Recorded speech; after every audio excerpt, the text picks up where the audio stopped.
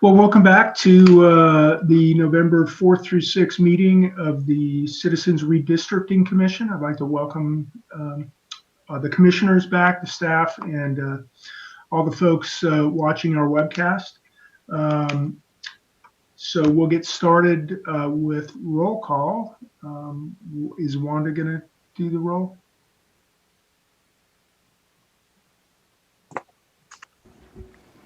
Good morning. Good morning. Commissioner Ahmed? No. Commissioner Akutagawa, excuse me. I can't hardly hear. Can't hear you. Yes. See you, but we don't hear you, Commissioner Akutagawa. Oh, we still can't hear you. She's Okay. here. Yes. Commissioner Anderson? Here. Okay. Commissioner Fernandez? Yeah. Commissioner Fornashari? Yes. Commissioner Kennedy? Here. Commissioner Lemons? Here. Commissioner Sadwani? She'll be joining us after lunch. Okay. Commissioner Sanai? Here. Okay. Commissioner Taylor? Present. Commissioner Toledo? Here. Commissioner Turner? No Commissioner Turner. She's in Arizona. I'm not sure. I thought she was going to join us this morning, but maybe not. Okay. Commissioner Vasquez? No. Commissioner Yee? Here. Okay. Who did? Who just came?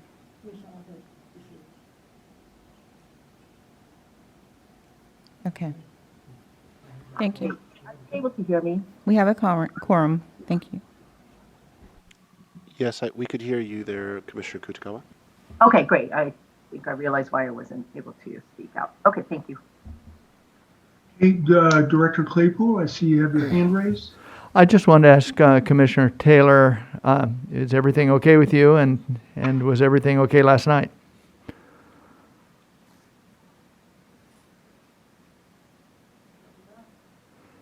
Yes. Okay. Everything's fine. Everything's still contingent on our election results, but we're on standby.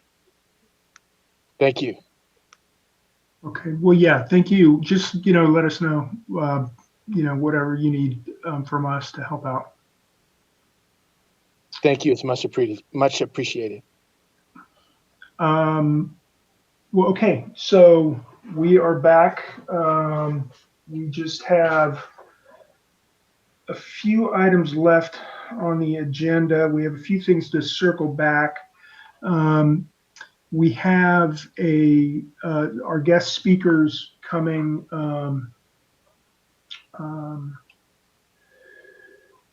at 1:30. And so I'm gonna make a hard stop for lunch at 12:15, so that we can have 15 minutes to get the meeting started again and have public comment after lunch, and then so we don't have to interrupt our speakers, our visitors. We were potentially going to have a speaker later in the afternoon from the Department of Technology. Unfortunately, they had to reschedule, so they'll be coming visiting with us the week of during our next meeting, which is the 16th through the 18th. So we'll we'll hear from them then. Okay. Let's see. We had a few things to circle back on. Um, um, Commissioner Fernandez sent out the revised policies that we had looked at last time, and we're gonna vote on. Well, she revised the per diem policy as per the suggestions that were made. She created the travel policy as per the suggestion, and then made the two revisions to the code of conduct for the commissioners, and we'd already voted to accept that. So we need to look at. I don't know if you guys want to check in, see if you all have had a chance to take a look at the two new policies, and if you're ready to go ahead and vote on those, or you have some changes you'd like to see. Commissioner Kennedy. On the personal expense policy in the third line of the first paragraph, I just think instead of pursuant to this act, because this isn't the act, this is our policy manual, we should just cite the act directly rather than saying this act. Thank you.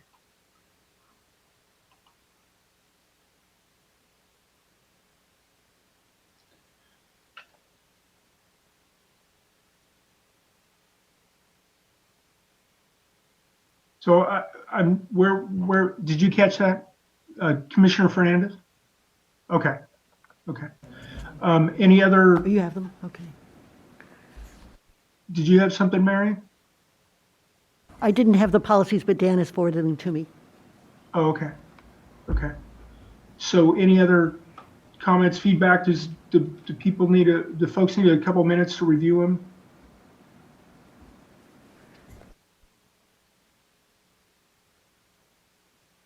Do you want to do public comment? Director Claypool?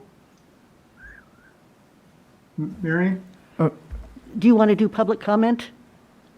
Well, I just want to make sure that all the commissioners have had adequate time to take a look, and if they have any feedback, and then we need a motion and a second, and then we'll take public comment. Oh, I'm sorry, you're right. I need to take public comment first thing in the meeting. Yeah, sorry, operator error. Yes, let's go ahead and take public comment.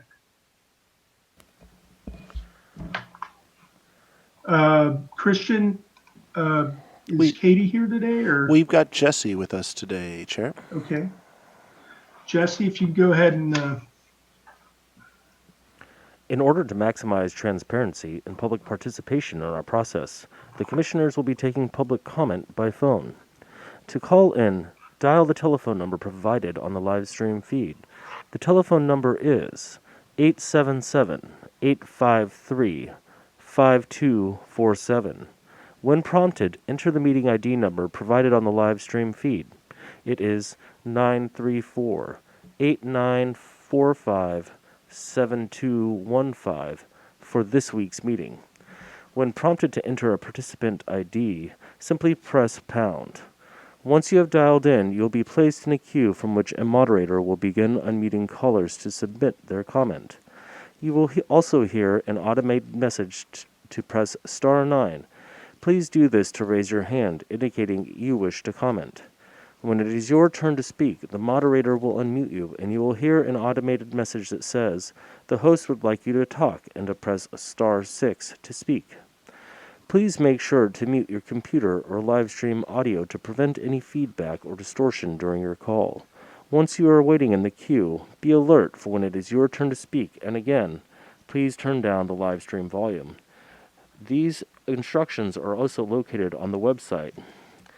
The committee is taking public comment at this time. So it looks like we have a caller in the queue at this point. Is that correct, Jesse? Yes, Chair.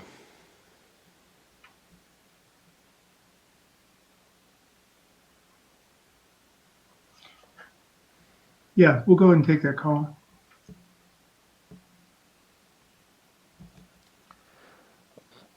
Callers, please press *6 to unmute yourself, please.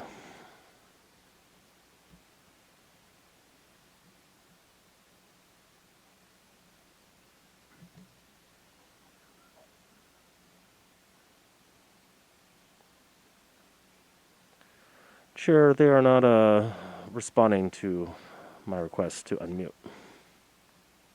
Okay. Caller from 916, if you could press *6 to unmute yourself and share your comment.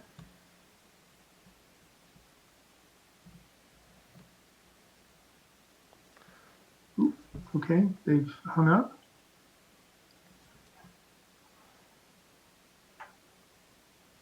There are currently no more callers in the queue, Chair.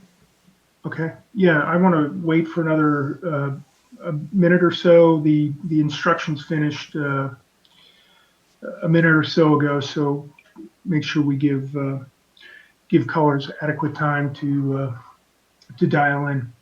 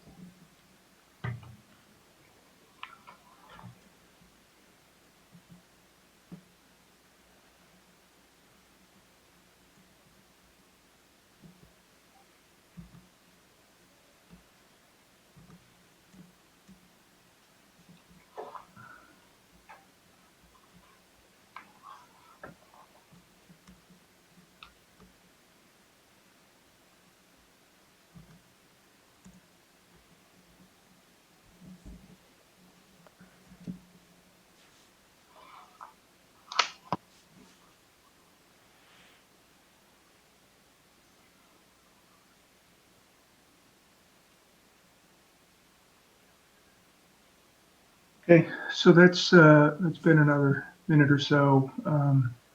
Doesn't look like anybody's in the queue, and we will be taking public comment again when we return from lunch. Okay, so sorry about that.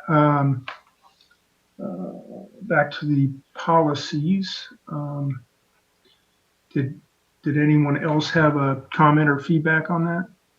Commissioner Maude, were you just going to remind me to take public comment? Is that why you raised your hand before? No, I think I figured it out. The highlighted sections are changes that were made, correct? Yeah. Got it. Okay. Well, if there's no other comments or corrections, excuse me, can I get a motion to accept in a second?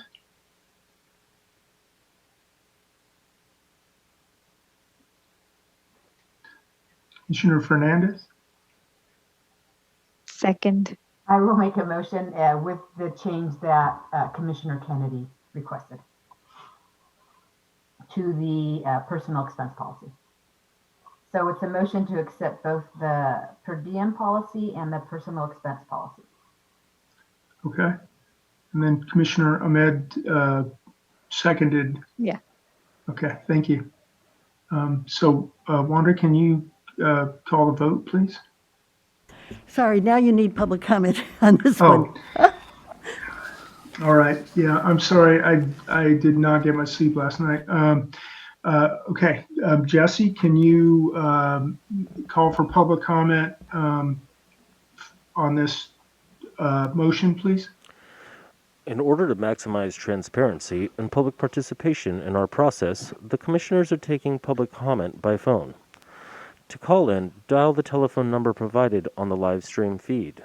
The telephone number is 877-853-5247.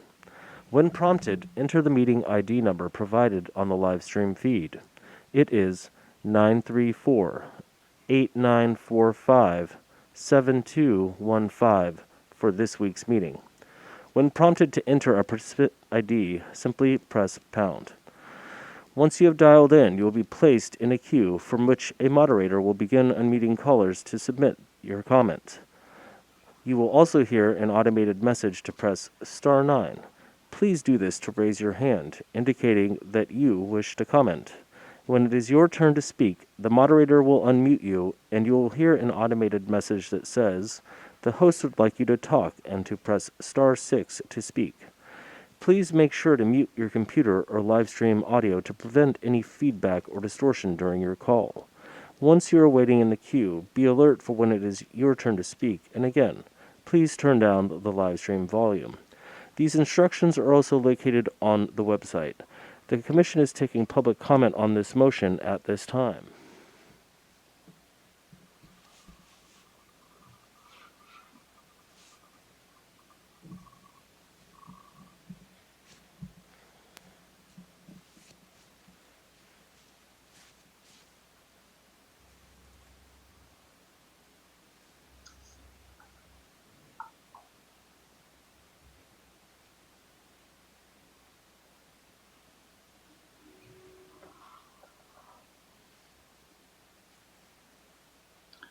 Okay, the live stream just caught up, so we'll hang on for a minute to see if anybody wants to make a public comment.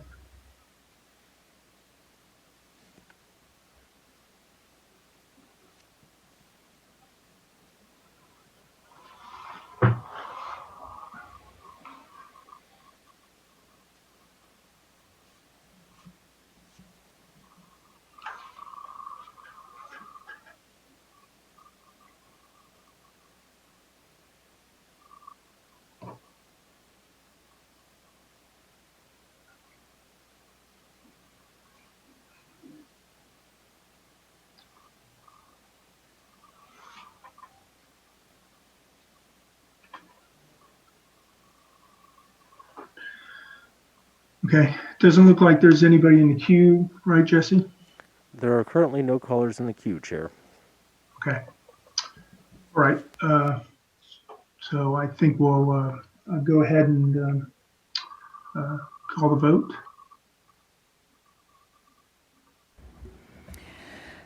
Commissioner Ahmed, Yes. Linda Akutagawa, Yes. Commissioner Anderson, Yes. Commissioner Fernandez, Yes. Commissioner Fornashari, Yes. Commissioner Kennedy, Yes. Commissioner Lemons, Yes. Commissioner Sadwani is not here, Commissioner Sanai, Yes. Commissioner Taylor, Yes. Commissioner Toledo, Yes. Commissioner Turner's not here, Commissioner Vasquez, Yes. and Commissioner Yee. Yes. Thank you. The motion passes. Okay, very good. Thank you all. More policies to come down the road. So I believe the next item that we needed to continue with was I want to check in with the hiring committee for the communications director. Are we ready to make that announcement?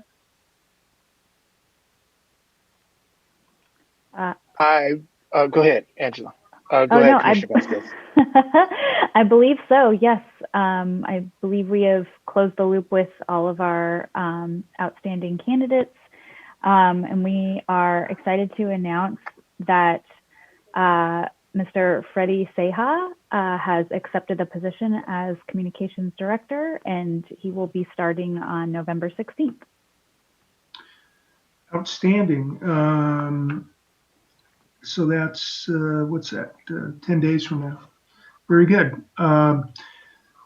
Well, we're very much looking forward to having Mr. Seha on board, and I do want to thank the subcommittee for their work in managing that hiring process, and the other the I believe there was a separate two commissioners who did the negotiations for that. No, it was Commissioner Taylor who took the lead. Oh, that's right, for that. Okay, right. Okay. On the offer and negotiation. So, and thank you to Commissioner Taylor. It was a pleasure working with you, sir. Yes, thank you, thank you both very much. We appreciate all your hard work, and we're all looking forward to having the communications director on board. We've already got a pile of work for him. All right, very good. So Dan, do you want to? Sorry, Director Claypool, do you want to talk about the press release for that announcement? Yes, and so I have the two drafts from Commissioner Ahmed. Thank you very much. So that I can actually write that draft. I'll be doing that at lunch today, and then we'll send it out by our SurveyMonkey list of 4,400 plus emails.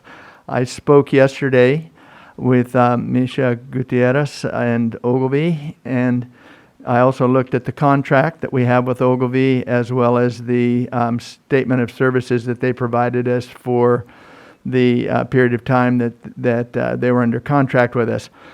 The contract, to start with, was for a period of time. It just was for services that we requested during that time. And the list of services that they gave us included two press releases, as well as a couple of public service announcements that were made, and a long list of other things that they provided. I can provide that to anyone who might wish to review it. But the net result was that the contract was for a period of time and not for specific services rendered. That was up to us. Towards the end, Ms. Gutierrez was constantly contacting us and asking us if there were other things that we needed to do. And we did add a couple of things under that, including the announcement for the New Mexico presentation that Commissioner Fonashari will be making. They did not have a request for a press release for our communications director, nor for our deputy executive director. So I'm going to work off the ones that we have and generate that one for review.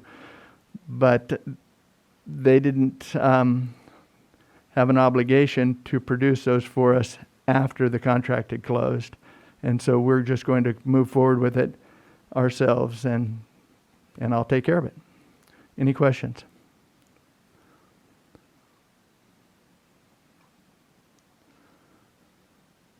No questions?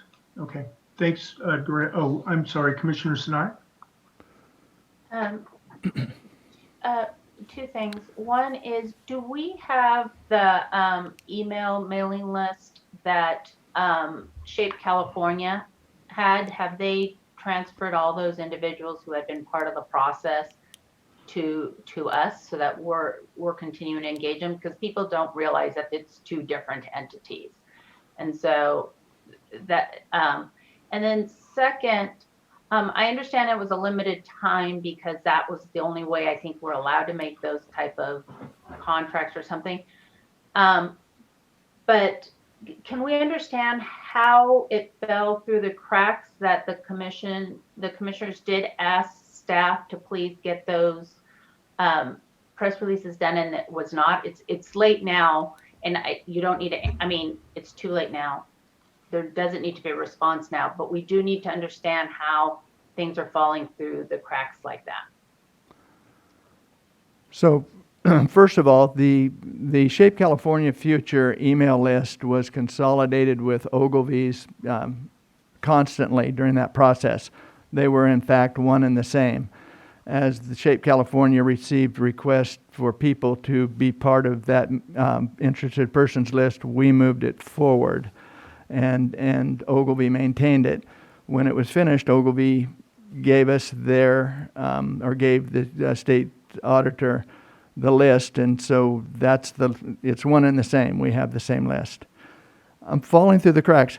I didn't see a request at any time that we put together a press release for the for the two positions that you're referring to, Commissioner Sinai. I don't believe that anything fell through the cracks. We weren't in a position to write those press releases early on, and when Ms. Gutierrez asked us for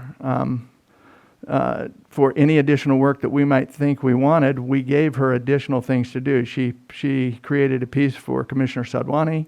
She, again, as I said, did the work for the New Mexico representation, and in fact approached us with it. So they were very proactive on asking us for these documents. I just don't believe we ever asked them to do those two press releases. And I don't believe that they would have known what to do to start with because we weren't releasing the information. So I think that it's not a matter of falling through the cracks. I just think we weren't prepared to ask for the work at that time, and we didn't ask for the work.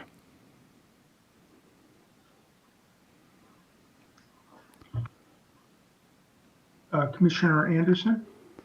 I thank you for that, Mr. Claypool, but unfortunately, that's not accurate. As Commissioner Sinai said, we did indeed request that a rough draft be written up. In our meeting, we did say, why don't we get them to write up a rough draft?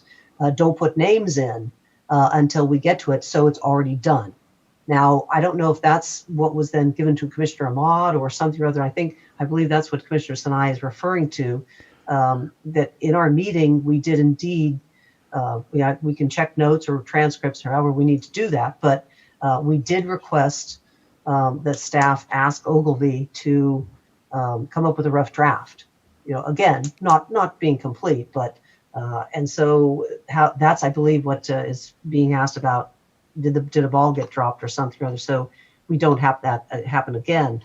Now I understand that said, it's just to clarify that, but I believe our by the time our next group comes around, we're gonna have a new communications person. So this is sort of a moot point, but just for clarification.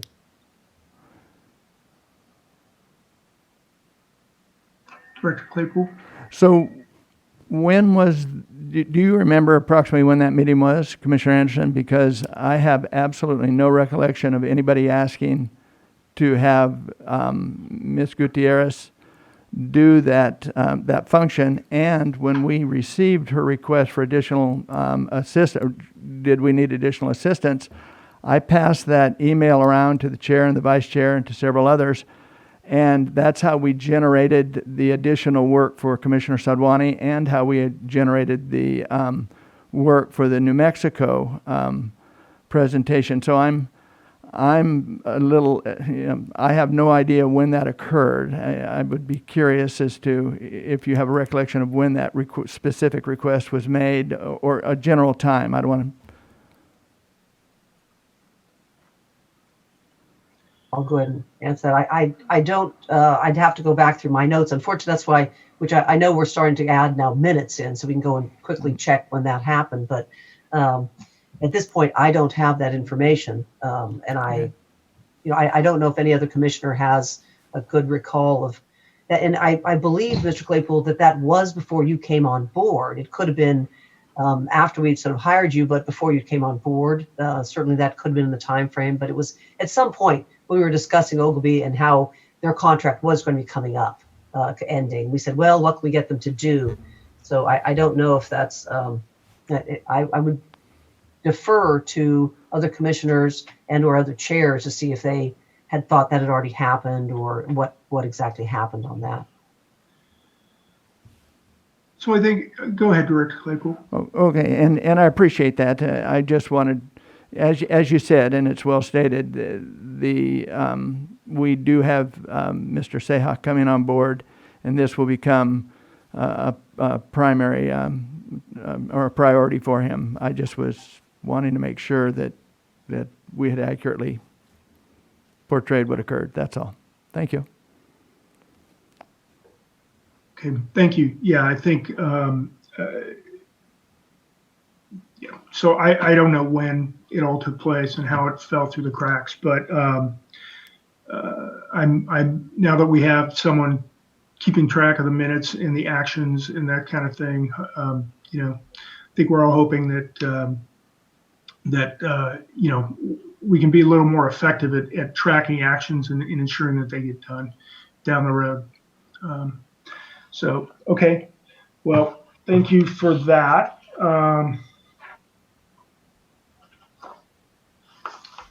So I think at this point we are on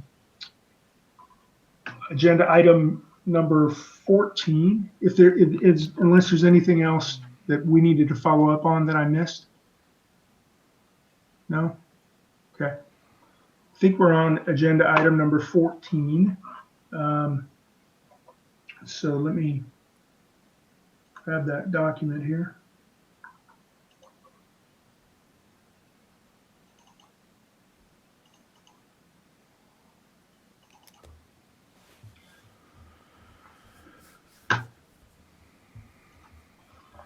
So let's see. So I'm going to ramble a little bit here. I'm going to try not to ramble too much, but I'm going to ramble a little bit here. And so I put this item on the agenda. I think that there had been it had come up a few times in prior meetings, and I think some of the commissioners had some ideas about ways we can manage the meetings kind of more effectively. And I tried to capture those in the list. The lists are just ideas. My ideas. I recognize other folks have other ideas, and I want to talk about those. And I think I have a way that we can facilitate this somewhat effectively. It's difficult, obviously, on Zoom. I might actually want to try to use. What's the tool called, Commissioner Sinai? Miro. Miro Like for the ground rules exercise, because they have voting in there, and we could do like those little sticky tab things, but they call it voting. Might be interesting way, more effective way to engage. But I want to step back a little bit because being chair has, given me a different perspective on being chair. And I think that, and so I'm struggling a bit. And, I said I didn't sleep much last night because I spent a lot of time thinking about this. And and I'm just a little bit of background on me. I've never been involved in any commission, any public thing, anything like this, right? No nonprofit work, nothing like that, right? It's all been, I've always worked in an organization where there was a clear leader who was responsible, and even on the grand jury, I was foreperson of the grand jury. So in that context, I was responsible. And when, issues came up amongst the group, I felt it was clear that it was my role to help facilitate the group working through those issues. And so when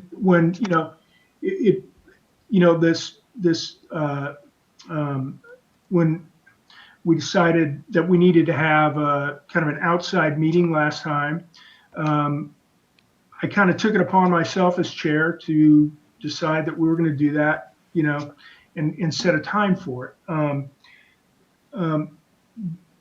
But it's not clear to me what the group's expectation of the chair is, and how we run this railroad with a rotating chair. I think we've set some chair roles. I tried to look through the documentation email if we've actually written down those roles for the chair, and I couldn't find anything. And so did we ever write those down anywhere? Or, I mean, no, I'm getting no's. So I've got the chair roles as we've created them now is to create the agenda, run the meetings, chair for at least 3 days, responsible for signatures and other approvals, acting as chair from the beginning of the meeting that they are chairing until the beginning of the next meeting when the vice chair takes over. That's my recollection of what we decided the responsibilities of the chair are. Is that everyone else's recollection? Okay. Okay. So I'm gonna capture that and write that up in a document so we all have it. We'll put it in the policies and procedures of wherever so we can find it. But so, you know, I mean, so we set up this meeting, you know, we feel we need to have some offline conversations, you know, in this meeting on Thursday. So because I'm chair, you know, I set that meeting up and I feel like, you know, because I'm chair now, it's my role to facilitate that. But that's just my feeling. I mean, is that your guys' thought? I mean, how are we going to manage this process down the road? I mean, we're in, you know, a COVID environment. We're working on Zoom. I mean, if this were to come up, you know, and we were all together, we would have gone to dinner or gone to have a glass of wine and talked it through. But you know, we're in an environment where, you know, it's more challenging. We have to, I think, be more deliberate to kind of work through, you know, the kinds of things that would be, you know, taken care of. I mean, you know, taken care of at, you know, some off time if we were all together. And so I just wanted to kind of throw that out there to you guys. I mean, I don't, you know, I have some ideas. I mean, you know, maybe we can be very deliberate about setting up an hour and a half of lunch for every meeting that is a private lunch, just us, so we can talk. I mean, maybe we can be very deliberate about, and then the chair for that meeting could be responsible for facilitating that conversation, whatever that conversation is, whether we just want to talk about our families or we have other things to talk about. I mean, but it seems to me that I think we need to be a little bit deliberate about how we manage and how we spend time outside of these commission meetings together, working through stuff, getting to know each other. But I don't know if that's just me who feels that way. You know, I don't know if it's just, you know, that I haven't done this kind of thing before. I don't know. Maybe this is how it goes on these things all the time. I got no idea. And so I'd like some help here and some guidance and where's everybody at? I mean, I don't know. I feel like this came up during my chairmanship and I kind of own it. And so I'm going to own it, you know, but, you know, I'm Commissioner Yee, what are your thoughts? Well, yeah, I'm going to put people on the spot because I want to have a conversation about this. I mean, if I'm off the rails here, tell me I'm off the rails and things are fine.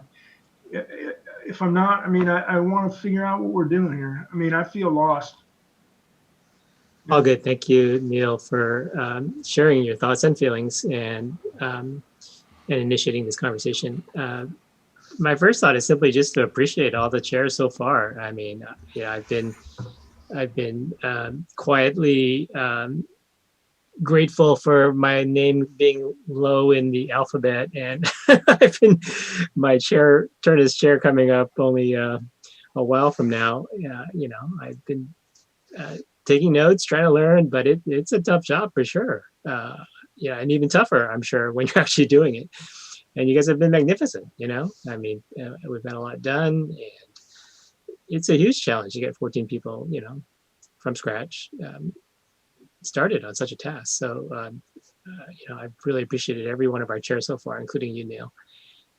For sure, we've been told, and we've all sensed, I think, that we need to gel more and bond more, not just getting business done, but at a personal level and relationally. And we just haven't had ways to do that very much. You know, a couple of social lunches. We've all interacted in different subcommittees, more individually. But yeah, we haven't been very intentional about that and systematic. So, you know, maybe we start saying, you know, at least one social lunch per multi-day meeting, you know, and just start there. Okay. Anyone want to raise their hand or just wait till I call on you? Commissioner Vasquez? Appreciating all of our chairs for sure, and also particularly you, Neil, for bringing this up in this way, because I think there's an ask to have a specific conversation on the table, and I think, you know, we're going to have that specific conversation or attempt to next Thursday. But I do think you're opening up space for a conversation that I think several of us, I'm remembering specifically Commissioner Sinai, have asked in some form or another to sort of get on the same page with each other about how we want these meetings to work, how we'd like them facilitated, or at least specific conversations facilitated, because I think there is a challenge with both facilitating a conversation and chairing a commission, and those goals aren't always in alignment, I feel like. And having been a facilitator and having some facilitation training, being a chair was a whole different ballgame than being a facilitator of a group that maybe you're not even a part of. So there's that. I'm not sure I had a specific point with that piece, but I also think this is also somewhat normal or to be expected. Some of you may have seen at some point sort of the stages of group development: forming, storming, norming, and performing. And so we're definitely in the second phase of group dynamics, which is storming. You know, people we're getting more comfortable with each other. We're getting more comfortable with, or we think we are starting to see people's personalities come out, and ways of interacting, and that necessarily sort of creates conflict, you know. And there's generative conflict, and I feel like my belief is that there's generative conflict and then there's destructive conflict. And so hopefully through this struggle and this back and forth, that we can make these moments generative conflicts, where we create and sort of become greater than the sum of our parts. But I think that does require some facilitation. And I also think there are often times where it feels really cheesy in other meetings that I've facilitated or have been part of. But I do think, because we have Robert's rules of order governing our structure to a particular purpose, we've skipped what I have found can be a really critical piece in group dynamics, which is setting up our ground rules. So in many organizing meetings, you know, one of the first things we do is put up the chart paper and have people put up suggestions for ground rules, and collectively as a body, we create a set of standards for each other. You know, it's often a working document. You know, you go back to them and refer. When you come up with areas of conflict, you go back to the ground rules and say, do these still work for us? Do we need to add? Do we need to amend? Or do we need to take some of these out?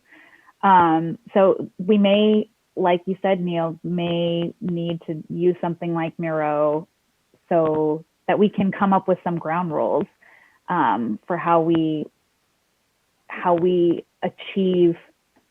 how we make sure everyone feels heard, how everyone has their ideas respected, and that we continue to move us forward toward our ultimate goal of redrawing district boundaries. So yeah, those are my thoughts. Okay, so let me ask you though a question, but so what,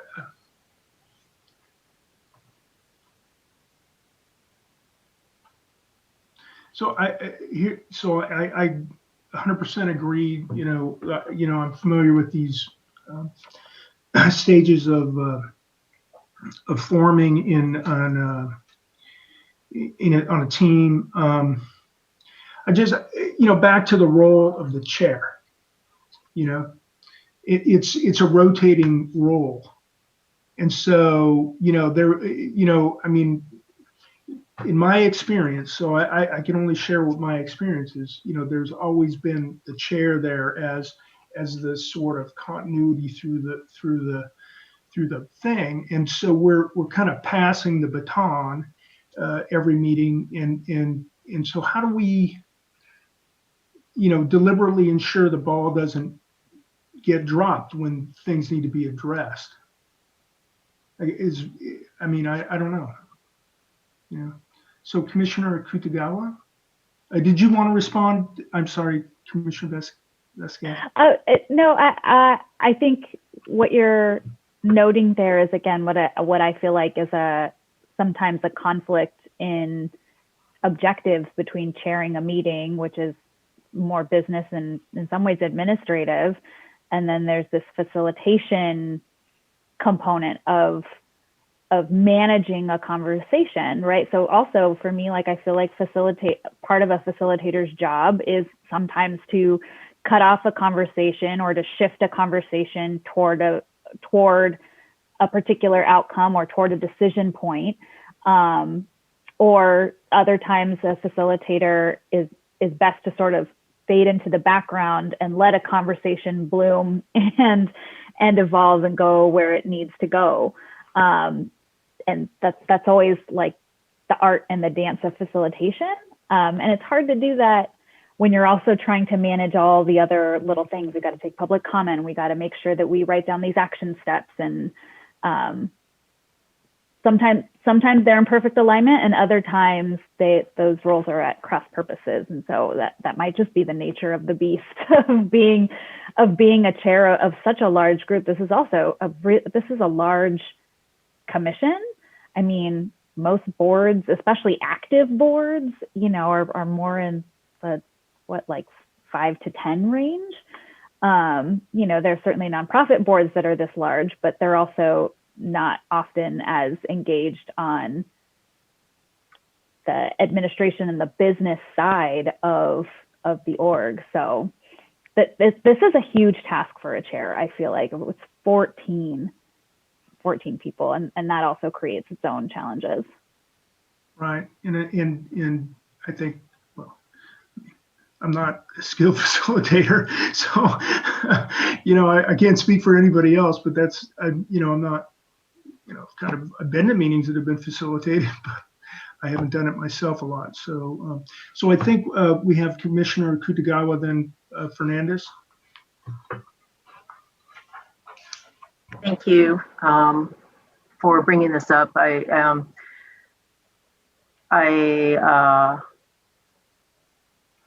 now I'm thinking, where do I start? Let's see.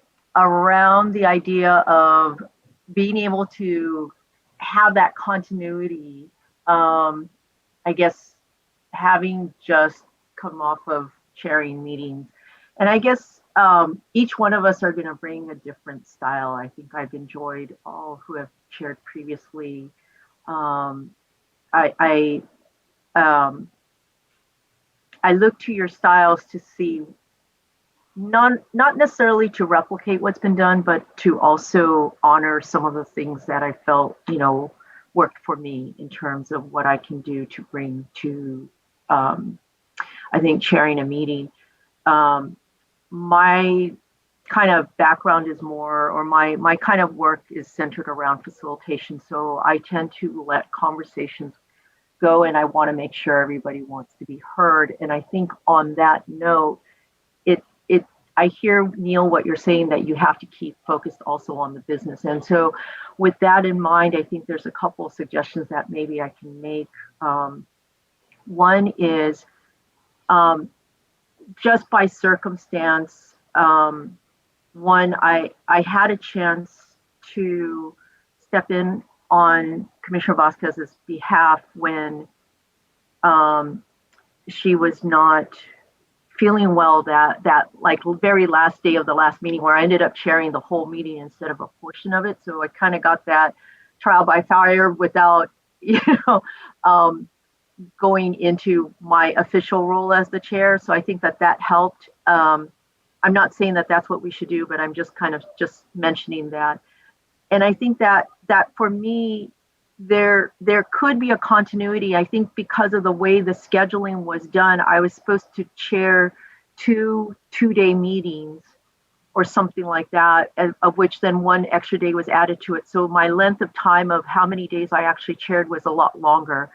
And I'm thinking that may be something, and for those of you who have yet to chair, you may be kind of wanting to kill me if I say this, but I'm thinking that it may be helpful from a continuity point of view to have each chair not by the number of days, but the number of meetings, regardless of if it's 2 days or 3 days. I felt like being able to chair 2 meetings in a row enabled me to think ahead in terms of what the agenda for the second meeting would be. Because if I knew I couldn't cover it all in the first one, it could be covered in the second one. And then working together with Neil as my vice chair, we were, because he had the 2 meetings to prepare to think about his meeting, I feel like there were things that he was able to then continue on, or at least that's the sense that I got. And I think that helps with some continuity as well too. So that's just, perhaps something to just think about in terms of creating that. And then therefore, then whoever the vice chair is going to be, then if they have at least 2 meetings to start preparing for thinking about their meeting, with this 2-week, we have to post 2 weeks in advance. It gives them that much longer time to be thinking out a little bit further, about what they need to be thinking about for their meetings. And the 2-week turnaround time can come really fast. So having those 2 meetings in a row, I thought was really helpful. The other suggestion that I would make, and because each one of us is going to be different, I will say that trying to keep track of who wants to talk is kind of a whole thing in itself, and then trying to pay attention to the discussion and then writing notes and everything like that. Maybe another, I'd say, practice that we could incorporate is, depending on the chair, everyone's going to be different. I'm always happy to take on the role of keeping track of who's next in terms of hands raised, and perhaps using the chat box in the Zoom to just keep a running list, so that then the chair, all they have to do is just look at that list to know who's next, and they could stay focused on keeping the business of, chairing the meeting going and keeping the conversation going, if that helps. That's another suggestion that I would give. And again, I think some of these other ground rules that are being suggested may help move some of the business of chairing the meeting along. And so the last thing, Neil, I'm going to go back to what you started with in terms of just your role and owning, the kind of conversations that need to go on. I would just say, in terms of Thursday, I don't know if the others would agree, but I would just say I don't think that that's something that you have to own alone. I think that that's a responsibility that we all as commissioners need to own, and that you shouldn't look at that this is something that you have to kind of, bear the weight of. I think we all equally need to bear that weight together, and I think that's part of the purpose of having these get to know each other and really work through, some of those things that we need to work through. I would also lastly suggest, and this is for the Lessons Learned Committee, that some of these conversations that we're having now would be something that we also put in place as a suggestion for the 2030 Commission. One of the things being, I think Commissioner Vasquez, I thought you brought up a really good point. Normally, you know, to avoid or minimize or to make it a little less stormy, when a group goes through its norming phases, going through the ground rules would be really important. And I feel like we were just given an agenda and told, okay, you're going to learn this, this, and this. And I think just for the 2030 Commission, I would just say that one of the first things that they should also do, in addition to all the kind of training or educations that we'll get, is, you know, take the time to really establish what those ground rules are. And you could suggest like the tools we know, and acknowledge that tools might be different in 2030. But I think, you know, one of the first things that a group should go through in 2030 is establishing the ground rules so that everybody is on the same page. That doesn't mean that we're going to avoid the storming phases. I think we won't, but maybe hopefully for 2030 it'll be a little less stormy. So that's kind of my litany of suggestions.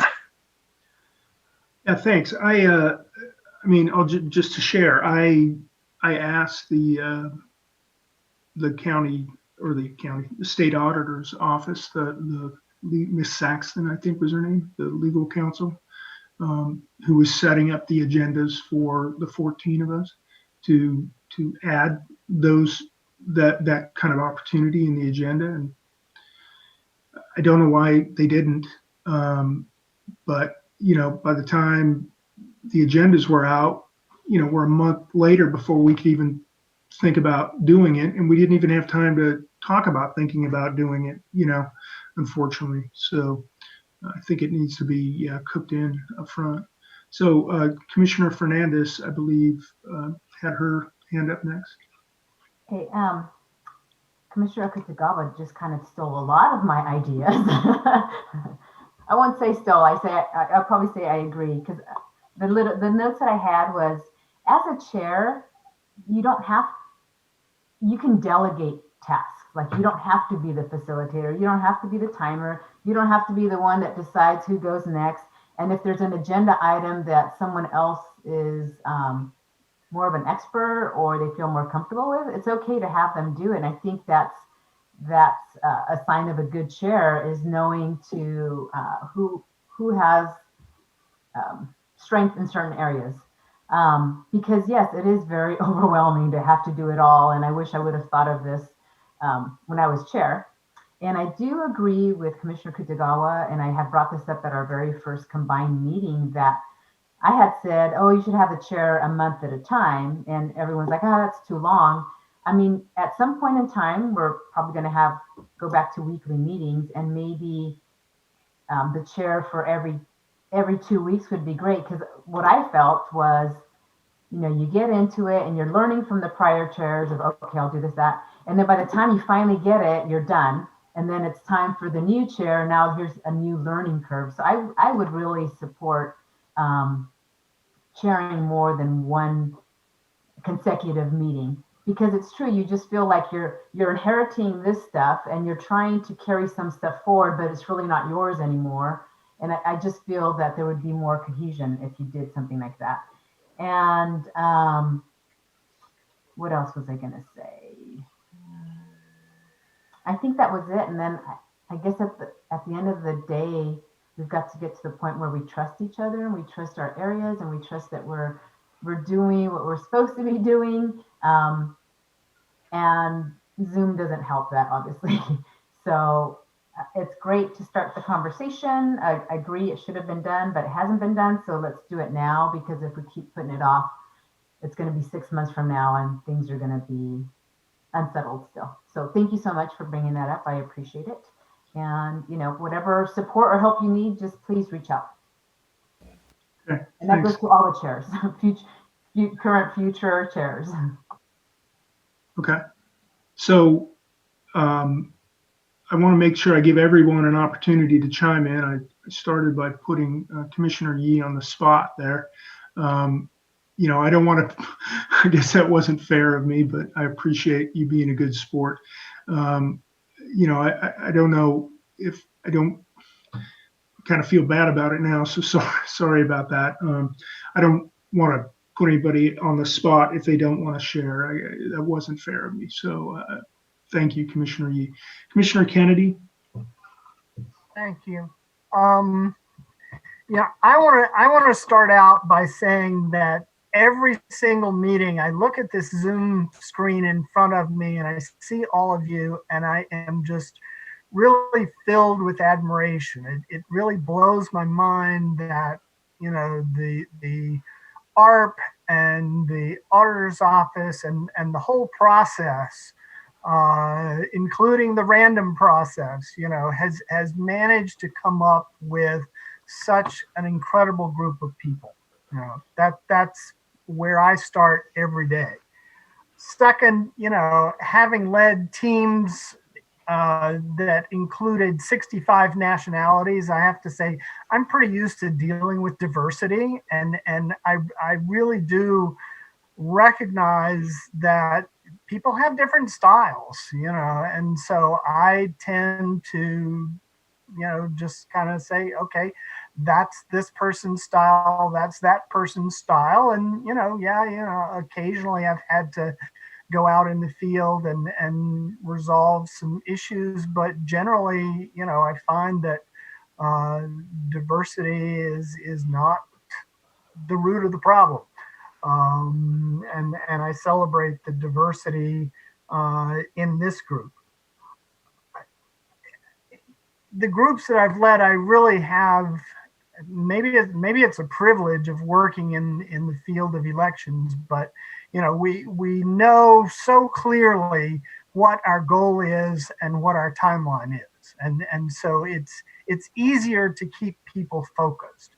But you know, leadership really, in my mind, in my experience, leadership is about helping maintain focus, establishing a culture of focus and cooperation across many diversities, setting a mood in order to get things done.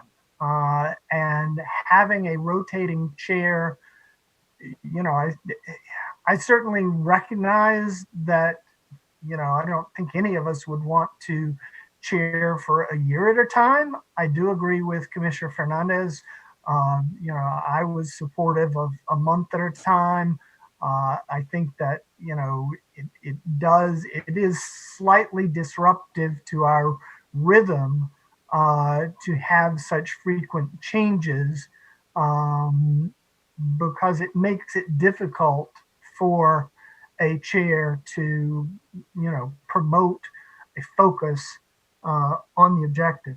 And finally, I'll say, you know, one of the great joys that I've experienced over the years in leading these groups, including 60 some nationalities, is going around and checking in. And so, yeah, you know, the Zoom format is a real barrier to effective check-ins. I mean, I found that my staff appreciated the fact that, you know, I was getting up out of my office and going around and physically checking in with them on a regular basis.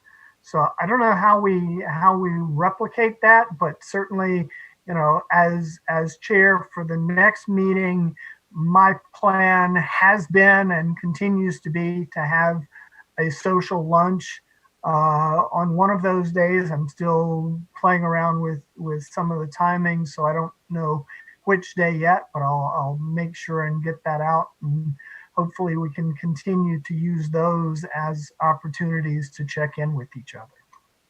Thanks.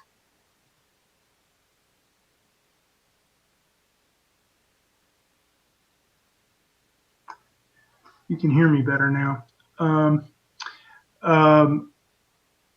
Susie, does anyone else have anything that they want to add to this part of the conversation at this point? Yeah, Commissioner Lawns.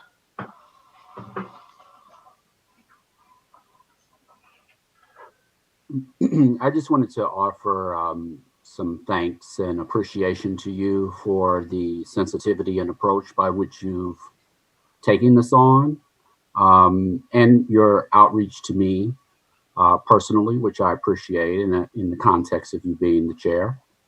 Um, I don't have anything to add. I think the comments made by the previous commissioners I support and agree with on both the challenges as well as what should have happened and kind of where we are. And I think that we've been having multiple conversations or alluding to or insinuating for a period of time now about this reality. And I think we're finally, as a group, tackling it. I agree that it's the group's responsibility and not the chair to foster this. And I've shared that with you before. And the same in terms of picking the time. Yesterday, when I said no, that I didn't want to, the day before yesterday, meet on Thursday, it was for that very reason that it wasn't up to me for when we should meet, that we as a group should have come to that. And we didn't. You took charge and did it, and that was fine too. But what I would have liked to have seen was more of an organic approach that, we got there as a group. So I think that just how we got there kind of tells us where we are as well, as someone who also has quite a bit of experience in the realm of facilitation and group dynamics. There are various approaches to getting there. And I'm one of those, everything is grist for the meal. So I'm comfortable with many roads to wherever it is that we're trying to go. But what I am always focused on is where we're trying to get to. And that's something that is really, really important to me, that we get there. So I'm very happy that you raised this. I appreciate it. And I just wanted to take a moment to lift you up in that way. I think it's whatever my observations of you are, I think what you've done today is consistent with that observation. So, and I say that to say this. I think we often think that people are one way and then suddenly there's somebody else. Nobody on this panel, for me, is different today, a month in, 6 weeks in, 8 weeks, 12 weeks in, than I think who they've always been. And I think we are maybe understanding each other better. And I think the more we engage, and I think these social gatherings will help us engage as well. And we're going to continue to do the good work. I still think that we're, one group, and I have nothing but confidence in our ability to do what we came here to do and to do it well. And I think we're going to be fine, as I said the other day. So again, Commissioner Fornashari, thank you. Thank you, Commissioner Mons. Thanks, I appreciate that.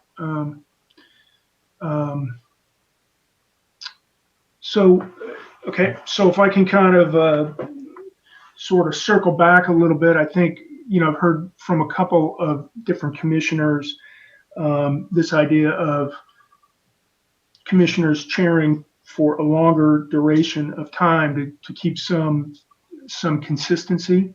I've heard 2 meetings, I've heard a month. Looks like in the outer months, 2 meetings in a month are the same thing. But I want to throw it out there. Do we want to have a specific proposal on that and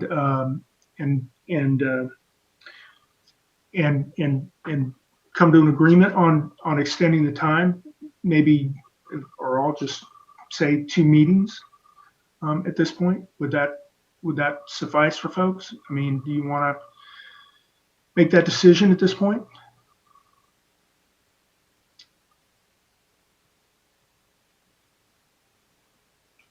Commissioner Kutagawa? Just for clarification, can I ask when you would propose this take effect? Like beginning after Commissioner Kennedy? Yeah, maybe after. I would. Or with Commissioner Kennedy. I would ask Commissioner. Maybe with Commissioner Kennedy. Look, I'm not trying to pass the buck here, but he's already put the agenda together for the next meeting at this point. And I know I only chaired for technically 2 days, but so anyway, Commissioner Lamont. Yeah, I support that. I do think that it would be up to Commissioner Kennedy, and since I'm his vice chair, it would affect, I guess, he and I the most immediately if we make this change. So I guess I'd defer to him and ask him, how does he feel about if we as a commission make the change to do 2 meetings in a row, or 2 meetings as the new standard, as opposed to 1 meeting, or move away from the 3-day. I think it's a 3-day right now. Yeah, Commissioner Kennedy. So, I mean, it just requires a little crank here to expand my thinking. I'm okay with it. I had not been thinking of that, and so I'm going to want to sit down, have a chat with Commissioner Lamont and with Director Claypool to kind of extend my horizon of my thinking as far as this. I'm okay with it. Another option is I was trying to pull up the rotation schedule and wasn't finding it. But we could wait until we get to the end of the rotation as it's currently set and then start. But either way, I'm fine. Yeah, so I have the rotation schedule. So we're on rotation 6 of 14. So I mean, it's a long way out by the time we get to circle back. So I mean, I would think we'd want to do something sooner. Commissioner Anderson? Yeah, I do have the list of the orders and stuff, and actually the way, and it even has some dates on it, and it actually does have it has Commissioner Kennedy doing the November 16 to 18 with Commissioner Lamont as the vice chair, and then it has, and I believe it's because there was a misprint, it has December 1 and 2, and then 14 and 16 as Commissioner Lamont as the chair and Commissioner Taylor as the vice chair. I would think it's almost like it's easier to keep the month together as opposed to dividing the month, because if we do this now, Commissioner Kennedy would be doing November and the first part of December, but then Commissioner Lamont would be doing the last part of December, and then waiting over the 2 weeks until the first part of January, and then because we have January set up sort of differently, I think it might be cleaner maybe to do. I don't know in terms of, but would Commissioner Kennedy just do the one, and then Commissioner Lamont do the both meetings in December? Kind of go to the, the 2, try to keep the 2 in a month. But then in January we have a day and then a week and then like 3 days and then a day and 3 days. We penciled it in just in case. So it's a little bit like, do we want to have 2 people, 1 person in January or 2 people in January? I think we need to kind of have a look and see how we're breaking it down. If we want to go, I agree with the idea of 2 meetings certainly helps. I like that. But I think we need to look at, do we need to do a 3 meeting and then a 2 meeting type of thing, just to keep it consistent, as opposed to how it breaks up and continuity over time. Because if there's a huge, my reason I'm saying that is if there's a big gap in between, that's clearly a good time for someone else to take over, as opposed to try to hang on to you ran 1 meeting and then your next meeting isn't until 3 weeks later. That's a bit tricky. And I think that would be an easier place for another chair to take over in. There's enough transition time, is what I'm trying to say. So I don't know if, that said, so I don't know if we want to do just Commissioner Kennedy and Commissioner Lamont, or I'd almost like those guys to kind of have a look at it with January and maybe come up with a plan, and maybe Commissioner Taylor, since they're the commissioners, the immediate commissioners involved. We don't have anything scheduled past January at this point. So, and those are the three commissioners involved in that. So that would be an idea. Okay, appreciate that. Thank you. I have Commissioner Yee and then Commissioner Fernandez. Yes, I think actually December is correct because the standard is 3 days or one meeting, whichever is longer. So the fact that December 1, 2 is only 2 days is why Lamons and Taylor, Commissioners Lamons and Taylor have those 2 meetings in December. I'm sorry, can I just say yes, except that we actually scheduled it 1 to 3. I have it down on my calendar as it was December 1, 2, 3, not 1 and 2. I believe you're correct, Commissioner Yee, in saying that's why it was added that way. I see. But They it added a was day. a happy coincidence. Oh, I see. Right. Okay. And just a reminder, Commissioner Sinai actually declined to serve as chair in the rotation for now. So it's not all 14 of us. So the balance seems to be, on one hand, having longer terms, is better for planning for the current chair, and kind of gives us each a chance to, once we're in the chair mode, to employ those skills, a little more fully. The flip side is it sounds exhausting, and you can't pay full attention, and that's a pretty big negative. So so I think only the ones who have served as chair so far can speak to that, and where they fall on that balance.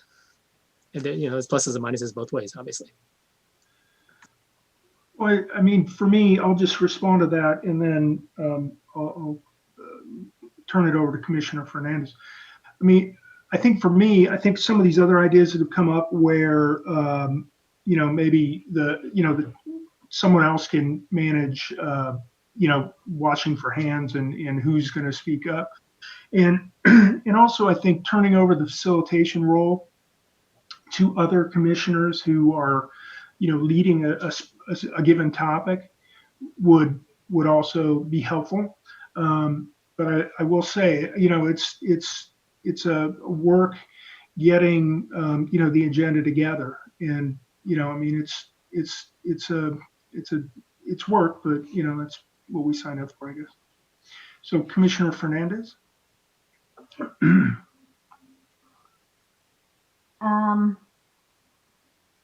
Gosh darn it, I lost my train of thought. Okay. In terms of the gap, so yeah, Commissioner Anderson was correct. We do have that gap in December, and we have to really think ahead, because at some point in time we're going to have no gaps. So it's going to be week after week after week after week. So that may work out better. We did, in our first meeting together, I believe it was Commissioners Yee and Toledo that put together a list. And I don't know, maybe an option would be to have them maybe go back and kind of take the information that we've talked about and then come up with another proposed rotation in terms of the meeting dates.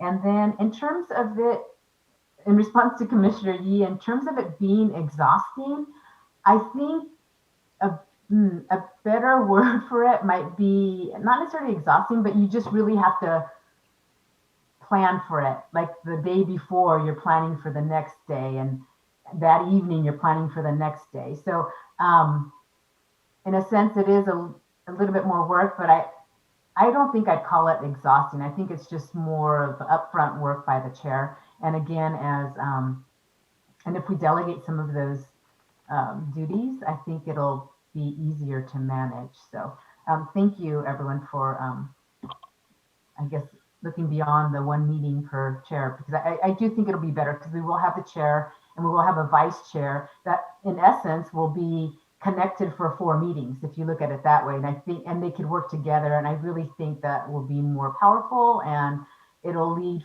to smoother transitions. Okay, I have Commissioner Kutagawa, then Commissioner Vasquez. Thank you. And I think what Commissioner Fernandez said is right. I want to, I'd like to weigh in on what Commissioner Anderson just said about, having it, each commissioner take on a month. I see the logic in terms of, yeah, I have this month, but at the same time, if you have 4 meetings, in a month, it's a lot of work. I mean, I think that's really what it is. I think for me, I mean, and I think um, everyone's going to be different, but I think to me, the chair's role is to make sure that we move the meeting along and that we accomplish all the kind of agenda items that we need to do. So part of that also means, as we're getting staff on, that your role as the chair also means working with the staff to make sure that we're all in alignment with the things that are going to be discussed, to understand what in this case Director Claypool is also going to be reporting on, so that then we know and we can anticipate what is going to be happening, for you as the chair to also be prepared in terms of how you want to set things up. I think those are all part of the pre-work that needs to be done. And I think I think right now, December and January is kind of a different kind of animal because of the holidays. We're going to have a little bit more of the gaps.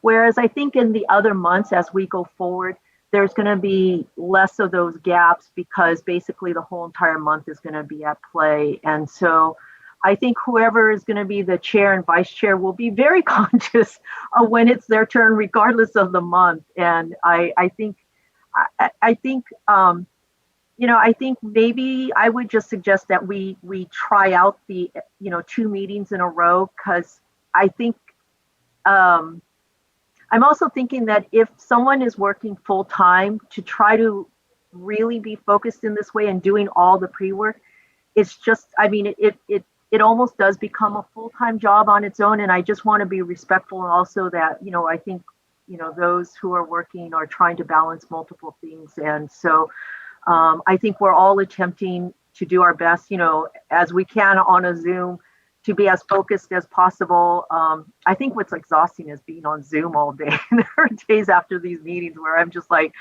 physically tired, because just like staring into the camera and into the screen and staying focused, it's a whole nother animal. I think that many people have talked about as well too. So I think I just want to weigh in for, just perhaps keeping to the every 2 meetings in a row. And I think whether or not it makes sense to then start with December as being the 2 meetings in a row, that means that would be Commissioner Lamons, or starting with Commissioner Kennedy. And then so he would take over the first meeting in December, and then Commissioner Lamons would take over the second meeting in December, and then chair the first meeting in January. I think that's really going to be up to them, whether or not, what they feel is how they might want to do it. So thank you. I have Vasquez and then Anderson. Yeah, I will say it is exhausting, because for a lot of reasons it was exhausting for me. I think a big part of it is Zoom, and so all of these meetings take a lot. Facilitation takes a lot. Managing the business side of it, chairing takes a lot, and a lot of planning. You don't just get to leave, especially as the chair, you don't just get to leave the meeting, as Commissioner Fernandez says, and sort of go back to the regularly scheduled programming. And particularly if a chair is on a subcommittee or more than one subcommittee, as I was, that is also, again, additional workload for chairs. So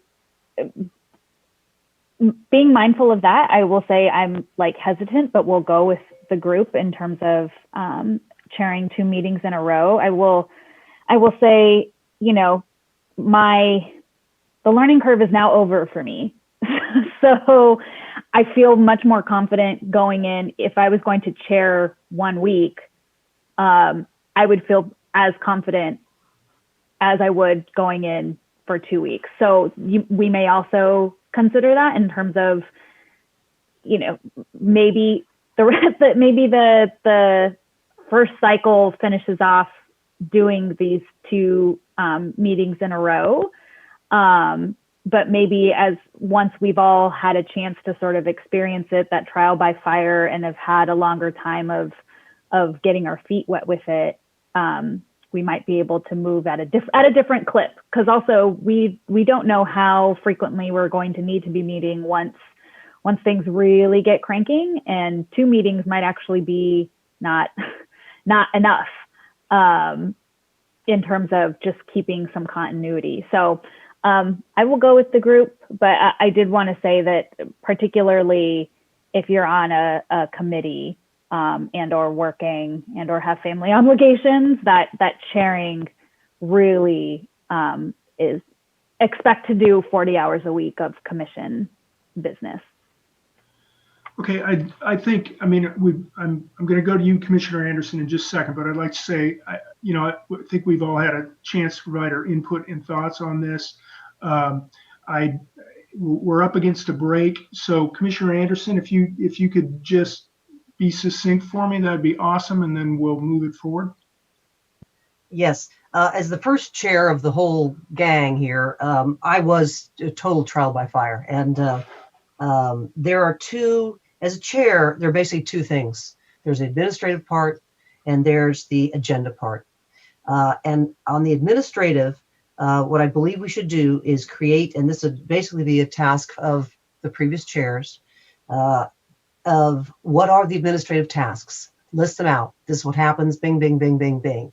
Assign several of those to the vice chair in terms of collecting it, who goes next, that sort of thing. There's certain delegation of tasks. And then as far as the agenda items, to keep these flowing all the way through and from one meeting to the next meeting to the next meeting, we need to be diligent about keeping going that agenda items list, which we have created on a shared document. That should be kept up to date. Therefore, you know what's coming, you can see it. We need to be diligent about adding to that because the chair then ultimately then can take that group and know what they need to do, because the chair does have to deal with the staffing, getting the things involved, as Commissioner Kutagawa said. But having a list of what the standards and procedures are per meeting in terms of the public comment, when the breaks are, the timing of all that stuff. If you start out with a list of that, it takes away the problems of the administrative and the headache part of that. So I think we should put this together in a process similar to how Commissioner Fornishari has said, let's try to write a few things down and have that standardized. So every chair comes in, does that. And then I like the 2 meeting. It was 2 meeting. I didn't mean like per month, because that is entirely too much. I meant by 2 meeting. It's just where we make the break. I think we need to have a look at. And then the only other item I would say is the one thing to move our meetings along is, as opposed to listing now who picked their hand up next and next and next, we need to come back to follow up, because that will eliminate So Commissioner Anderson, can I stop you there, because we're going to have that conversation after the break. Oh, okay, because that's the one thing I would add to the rest of it, and then I'm done. All right, thank you. And can you send me like a summary of what you just proposed? Sure. Thank you. Okay, I'll go to Commissioner Vasquez, and then I think we've got our answer. Yes, sorry, I was going to endorse Commissioner Anderson's plan and also offer we might want to think about having a a commission secretary who is third in line for chairing, and that person's sole job is tracking the agenda items, because they, 2 weeks out is their agenda. So again, in dividing some of the labor up, that a commission secretary on the commission could track those items. Okay, so it sounds like, I just want to get some kind of thumbs up kind of consensus, but it sounds like we're kind of thinking 2 meetings would be appropriate, kind of. Okay, nodding. And so Commissioner Kennedy, do you want to, about, I guess it would be on you if you want to start it, or if we want to start with Commissioner Lamons. Where are you at, Commissioner Kennedy?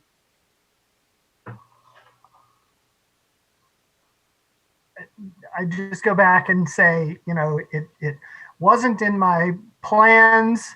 That in and of itself isn't a problem. It just means that I have to kind of reopen that part of my brain and start thinking, okay, what is that agenda for the 1st through the 3rd of December going to be? I don't know how far Commissioner Lamons might be in conceptualizing an agenda for that meeting. If he's already, making progress on conceptualizing what he would like to do with that meeting, I'm perfectly happy for him to proceed.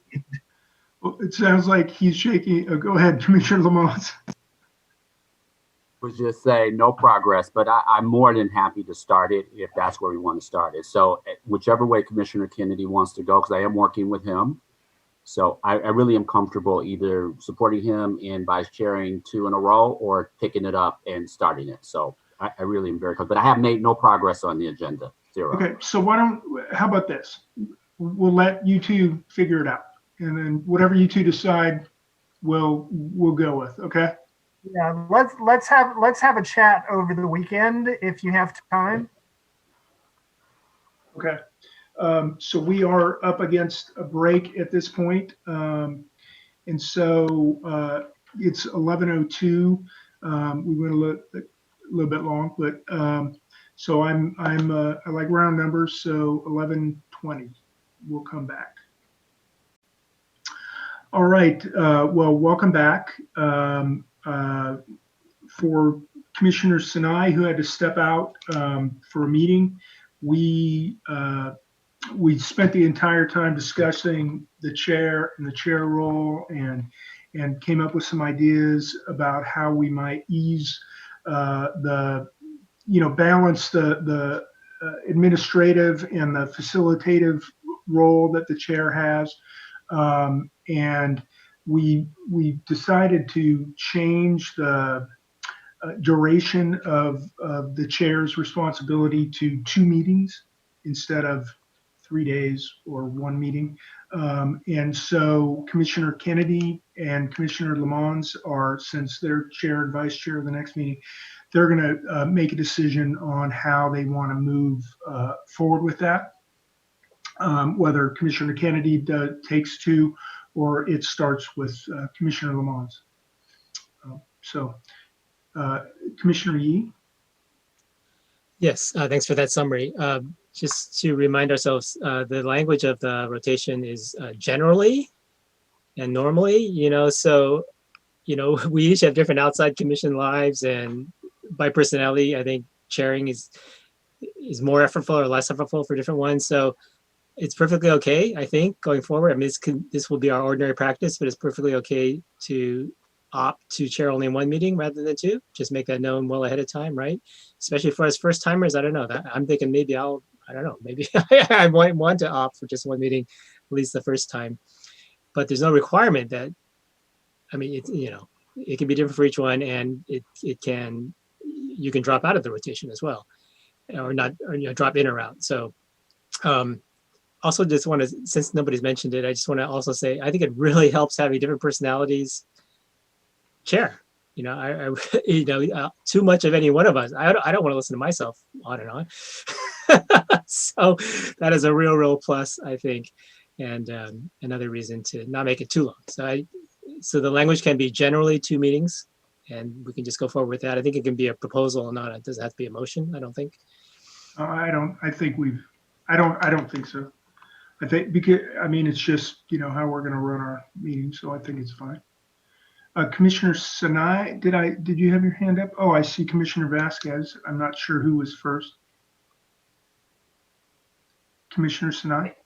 I know that Commissioner Akutagawa volunteered to, pay attention to who was next in line and use the chat. I thought that was a great idea. And since I did not step forward to be on the rotation, I'm willing to, help with that as well at any point. Just keeping track for who's ever chairing. Thank you. Commissioner Vasquez? I do think, Commissioner Yee, I appreciate the offer for flexibility for people wanting to drop out. I had asked to drop out in the middle of the rotation and was not allowed to by the commission. And it would have really helped me had I been able to sort of table my time for when I was feeling better. I was really sick last month. But I think if that option can be afforded to folks, especially looking at their schedules, especially health things come up, family things come up. I think officially being able to if you know ahead of time, being able to pull yourself out of the rotation and have folks knowing that they're going to be facilitating earlier. Because I think also what happened with Commissioner Kutagawa was that I just had to tap out after 3 days. And she was sort of shoved into facilitating a full day, which I think was a less than ideal outcome for both of us. So I think especially if we afford grace and do so sort of in the out weeks, I would appreciate that. And well, thank you for that. Thank you. And thank you for sharing when you weren't feeling well. Okay. The pre-read that I sent out for this action item was, did I pull it up yet? I have it here. Just some thoughts that I had, and the way I've organized it was just kind of around general meeting, around meeting procedures, a conversation around meeting procedures, and then a conversation around ground rules. And so I thought we go into the meeting procedure part of the conversation. We've already touched on that. And I just want to say, let's see, I recognize that all of us are different and have different ways of learning and taking in information. And, this might be kind of looked at as an approach to get to maximum efficiency, and that might sacrifice effectiveness, if you will. And that wasn't my intent, my intent, I want to make sure everyone's heard. I want to make sure we're all on the same page. I think, the last, or whatever it was, Wednesday afternoon, when we were having the discussion about the rules of the different teams, I feel like I kind of got the conversation off the rails because I wasn't getting it. I think I get it now. But I think it's important that we allow the space for people to be on the same page, but while we balance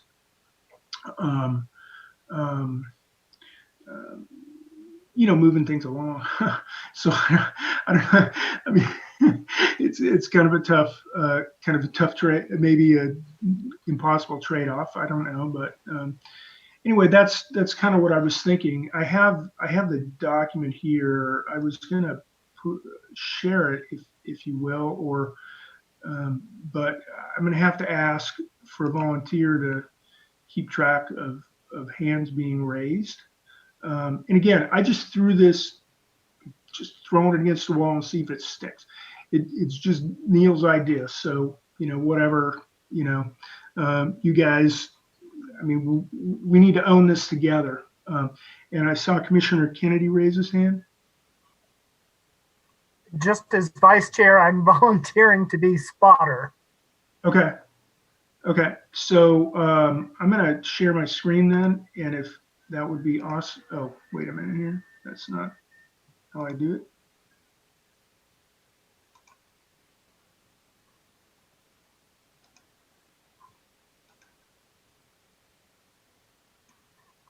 I think I can do this actually too.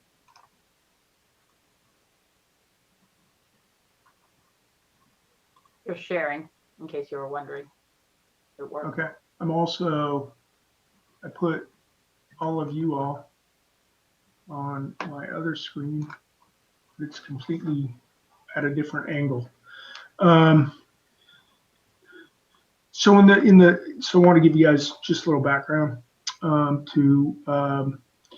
and so I kind of wanted to capture what I thought were sort of our general meeting procedures.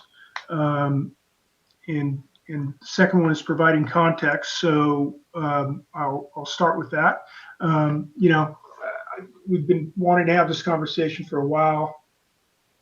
We didn't have the space for it for a lot of meetings. This was kind of the first meeting I thought that we could fit it in. We could fit it in the agenda, so I did. And again, so the conversation is going to be about meeting procedures and ground rules if we want to do that. And so I just kind of thought we'd go through, maybe section by section and have a little bit of a conversation. If there's things I'm missing, if there's, other stuff folks have in mind that they want to put in or throw out, or, if I caught the gist of what we have in mind here close enough, then, we can move to the next session or whatever. So, but I think this needs to be a real kind of dialogue here. Somehow, it's tough on Zoom, but, I just really encourage everyone to chime in as best we can. Or, it's such a brilliant document, we could just accept it as it is. Probably not. Does anyone want to break the ice and kind of chime in? Commissioner Fernandez. Oh, sorry, Commissioner Kennedy, that's your role. Before you called on me, and I figured I should raise my hand. I'm not sure if you're going to go over, I didn't really have issues with the general meeting procedures, but with the voting, and I don't know, with present versus abstain, is that like a common way to vote? Because I know when I was on the board, we would just say abstain instead of, because that's what you were doing was abstaining. And I'm trying to think of, common language, but maybe present is abstain. But I'm trying to think for the public out there.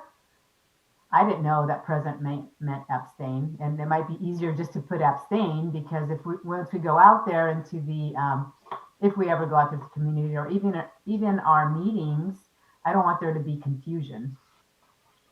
That was my just comment on that piece. You're in charge, Commissioner Kennedy, so you can call on yourself. Thank you, sir. Since I've been probably the one who's made most use of that, I will say that, this is something that I clarified with Amanda Saxton when she was our temporary counsel. Present is the verbiage in Robert's rules, which, we were under, and I always thought all of us were under. So that's why I've used it that way, and that may be why it appeared this way here. But we're okay with abstain. I think it's clear. I think it's a good point. I think it's clearer.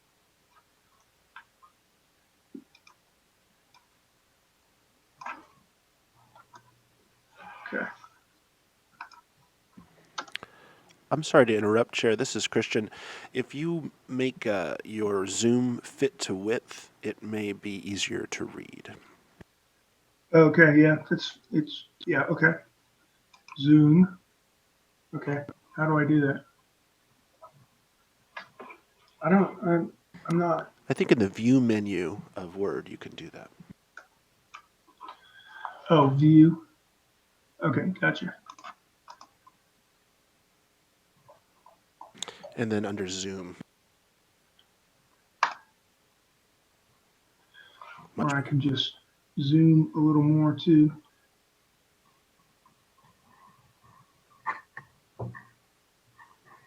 That's much better, Chair. Okay. Yeah, good. Sorry. It was good for me, but I appreciate the feedback. Commissioner Ahmed? Thank you. This is great. I love that you put this together for us as a starting point for our discussion. One thing, if we scroll back up to the general meeting procedures, something that I've noticed that could be helpful for us as a group is the way we communicate direction to staff. I've seen several times that, we tend to have a great idea and we want to get it to staff as soon as possible. And then we will just throw it out to staff rather than funneling it through the chair. And then following a recommendation or a direction, someone else will give an opposite recommendation or direction. So I think it might be confusing in terms of how we are delivering what we need to staff, and could be potentially a way to alleviate some of the miscommunication that happens. So my recommendation would be that us as a commission communicate what we would like from staff to one person, probably the chair, and the chair make that direction to staff.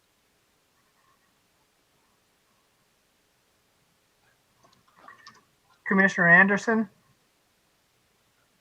I just have two items, but on clarification of that, is that just events that occur at a meeting that you're just saying this, Commissioner Ahmad?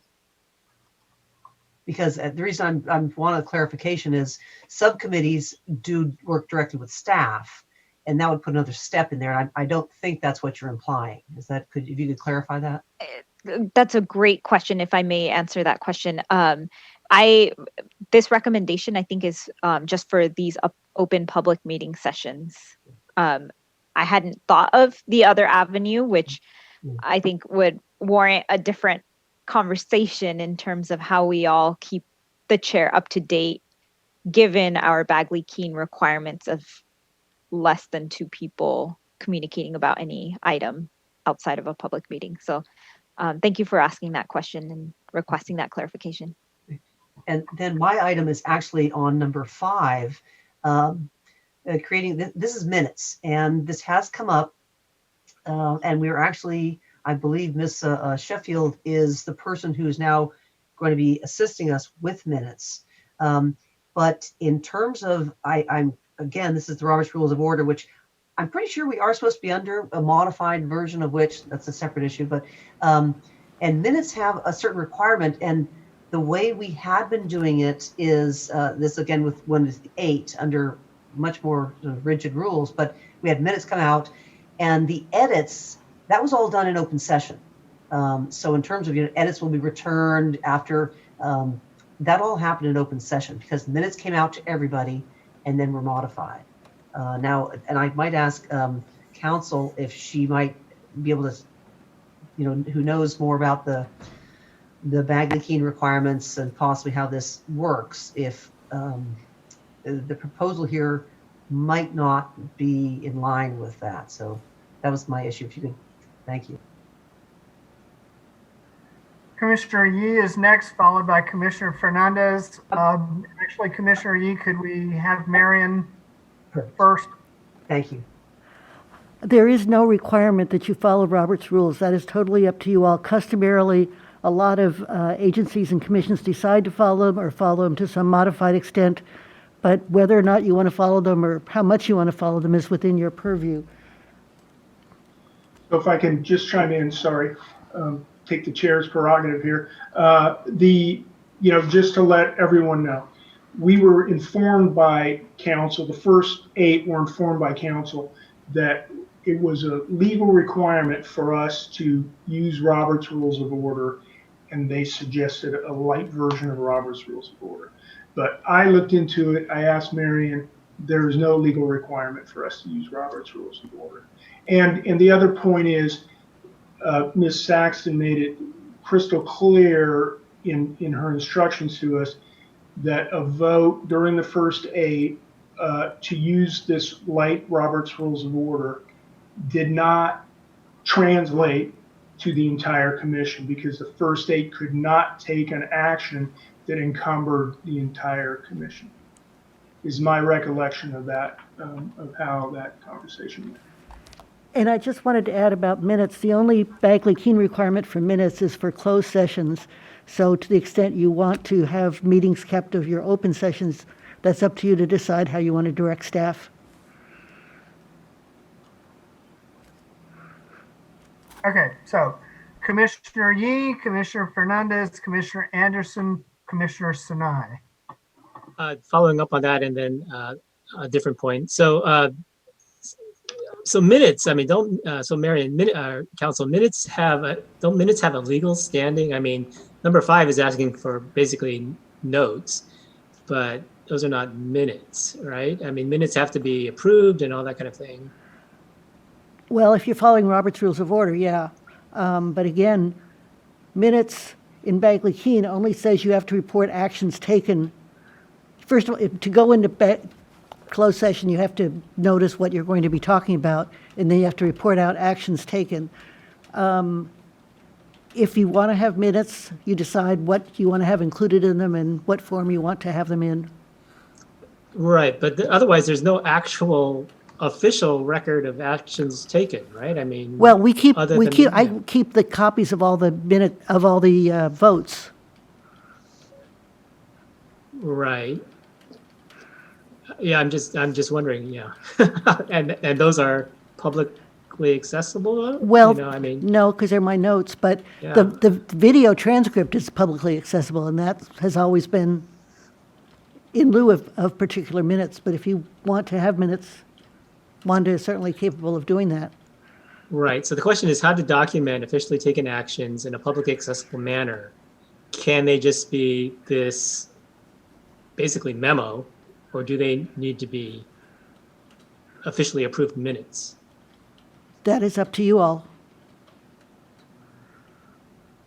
Okay, that probably bears further discussion, but quickly, can I also mention, so with numbers 1 and 3, can we insert the word generally or perhaps ordinarily, just so that we have a little more flexibility there?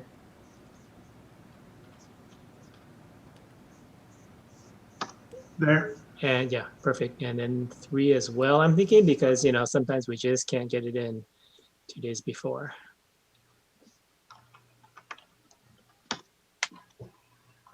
Thanks. Okay, Commissioner Fernandez. Thank you, Commissioner Yee, for that in terms of the number 1, because when we've been in closed session, we haven't adhered to that. So thank you for bringing that up. And then the other thing on the minutes. So I'm a school board for many years. The first board secretary just took detailed minutes. I mean, put everything out there. But then you I didn't agree with that, because it should really just be action items that were taken. So I think as a commission, if we want minutes, my recommendation would be that the minutes would only contain action items. I mean, and what we did is it was similar to how the agenda is. And then there weren't any comments on anything other than action items. And at that point, it was just like who made the motion and who seconded. So that's how we did it. I feel that's appropriate. If anyone wants additional detail, they can then go to the audio recording. And then could I also get some clarification on what would be the difference of following Robert's rules versus not following Robert's rules? That would be helpful in terms of deciding if we're going to move forward with the simple Robert's rules or whatever we're going to do. So I would just like some education on that piece of it. Thank you. Okay. Commissioner Anderson is next, but could I call on Marion first? Just in addition about what has to be required if you are reporting actions taken, when it's a special vote, you have to indicate who voted for which item, because that clarifies whether an action is legally taken or not, if a special vote is required. Okay, thank you. Commissioner Anderson? Commissioner Yee really sort of helped bring this to a line. I thought we did indeed say we would like some sort of minutes, and I think rather than I understand the need to put to work out a procedure. I am always extremely cautious about writing everything down because then we are hung by these. So I really like the adding generally. These are ideas and proposals. I don't want us to have to, like, you didn't do it this way, so therefore everything you've done is invalid. I'm a little concerned about that overall.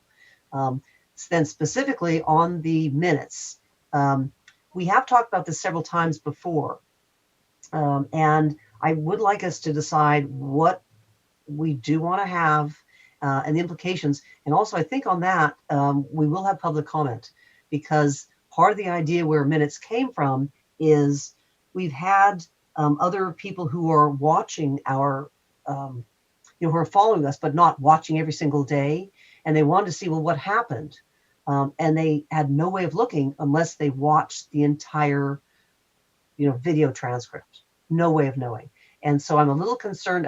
Yes, actions taken, but and I understand I think we need a little bit more. Like, we need either actions taken, general not topics are obviously in the agenda, but just a short summary of what was discussed.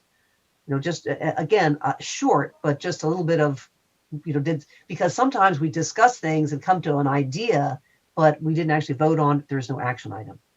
And the idea, so someone who was following us but doesn't have the time to watch all of it can, quickly kind of understand what we actually did, which is part of the purpose of the minutes, to document, all obviously actions taken, and as well as a general idea of what we actually did, as opposed to just the agenda. Okay, Commissioner Sinai. Thank you, Vice Chair. Minutes to me are pain for many different reasons, but I do believe in having a summary and an action item. Where things have gone, the evolution, just so that people understand, is it used to be you wrote down everything, and then we were able to do video, and the public demanded video, and that's how. And some school boards were like, we're not going to do it, and some city councils said we're not going to do it. But things moved on to video. What they didn't realize was they were going to have to watch 8 hours of 3 days of video when they demanded that. And so we need to be. The one thing I don't want is for us to have to review the minutes in the meeting and correct them in the meeting, and take that hour to debate everything again that took place last time, because that to me is that's my big enemy with minutes, is the amount of time you're supposed to if you're in follow, you're supposed to write minutes, send it out to everybody right away. Everybody sends their comments back, and by the time it's presented to the public, it's already gotten all those corrections, but no one does it that way. And I just don't want to spend our valuable time going through the minutes when we've got the video of it. I do see it would be helpful if we took the agenda and we were able to say put the agenda by time and date, just so say this item was discussed on Tuesday at 2:00, and people can find it in the video quicker, and maybe a summary. And that way you can go to the video to Tuesday at 2:00 or whatever it is, or at 0.1, whatever. But I would like us to get away from calling them minutes and maybe summary and action items. And so we stay away from that legal terminology of minutes.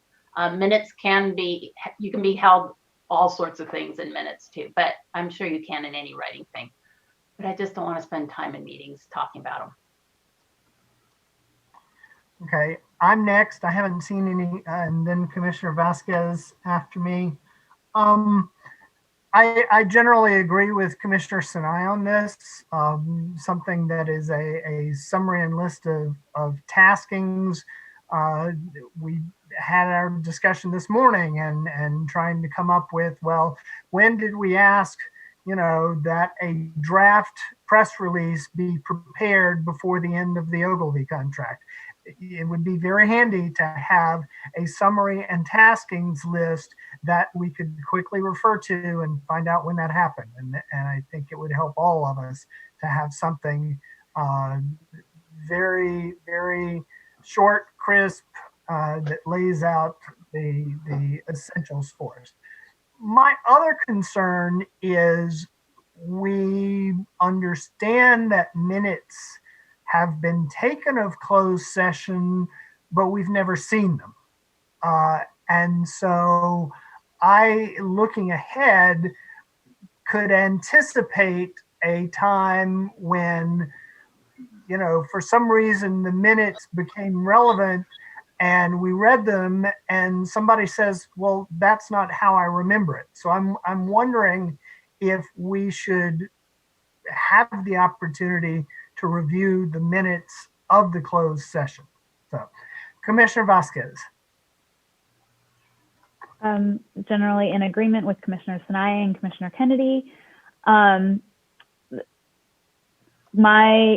feel like with a summary, I'm not really a fan of having a summary of discussions leading up to any next steps.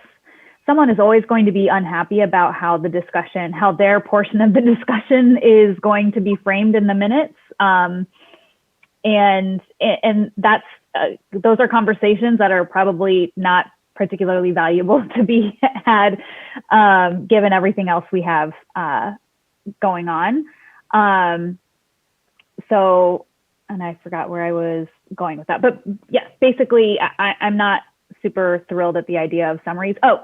I would say if for these discussions, I think it comes back on particularly the committees, the subcommittees, to have your board or your commission reports and materials thoroughly fleshed out. And so with each of these agenda items, we'll have people have handouts and materials, and then any next steps that follow from that. And I don't think summarizing the discussions and the back and forth is especially valuable, as long as we have appropriate meeting handouts and materials and then next steps.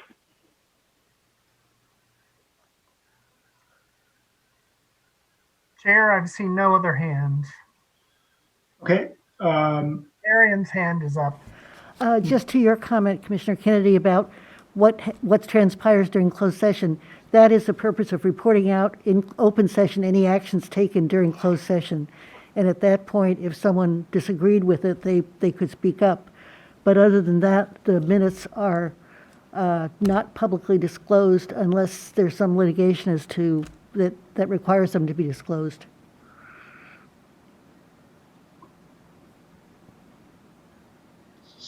So I just want to clarify that point. So minutes are being currently taken in closed session? That record actions taken, yes. Okay, so we're just recording actions taken in closed session. That's correct. Okay. So Zach, go ahead, Commissioner Kennedy. No, do you have something? Who, me? Yes. Oh, no, did you want to comment on that? Commissioner Yee has raised his hand. Oh, I'm sorry, I lost you. Go ahead. If I did, that was a mistake. But I mean, generally, we want publicly accessible records of actions taken and, just some accessibility to what we're doing, right? Without having to watch through hours and hours of video. I mean, that seems like a very desirable and obvious and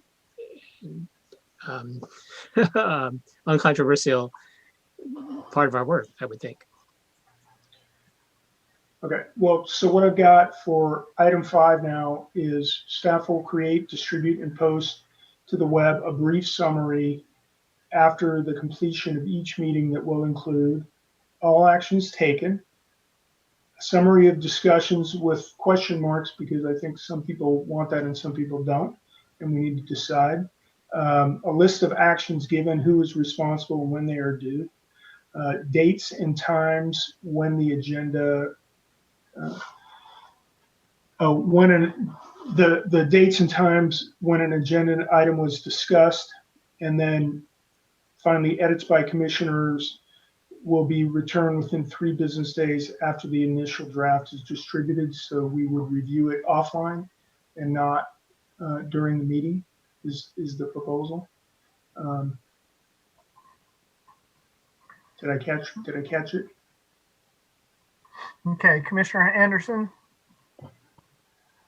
Just a quick, I hear what people are saying about just summary discussion, and I meant just a general summary, not a who did what, no, this was talked about and like it was tabled, because that would never even come up if it wasn't, only action items or, just a general kind of idea is what I was trying to put in there. And on item D, dates and times, I understand that would be very helpful, but that means someone has to go, the staff person has to go through the video and then log all that at the time. And I don't know if we want to do that. I'm not, that struck me as a lot. That's where I was kind of going at. The summary of discussion is a few lines is much easier than having someone go through the dates and times on the whole video. So that's what I was saying on that one. I mean, on that one, Wanda's in the room the whole time and she's got the agenda in front of her.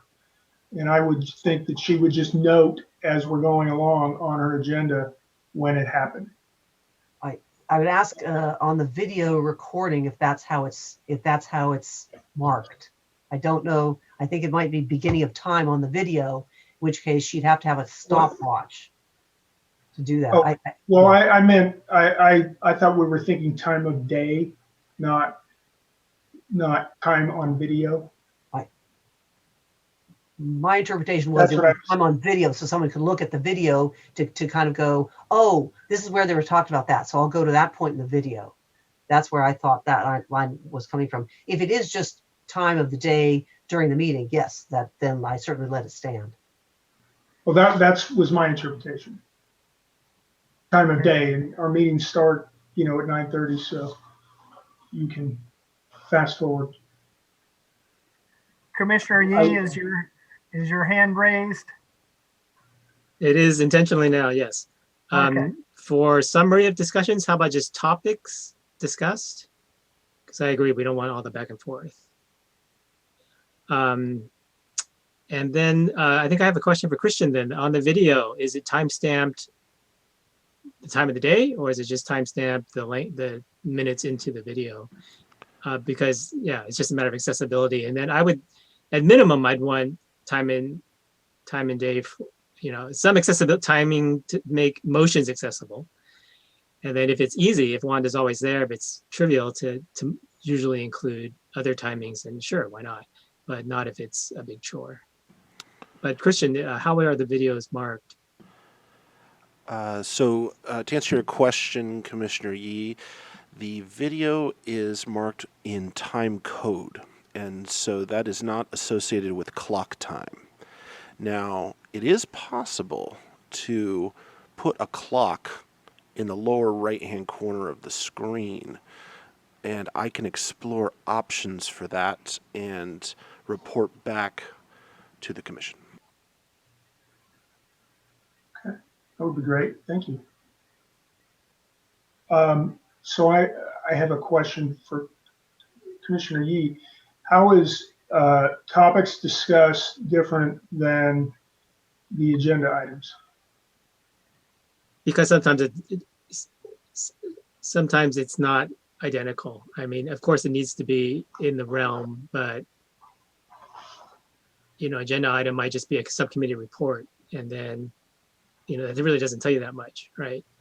When the topic ends up being a specific, well, it will end up being something specific that it just makes it easier to tell what actually, what we actually talked about.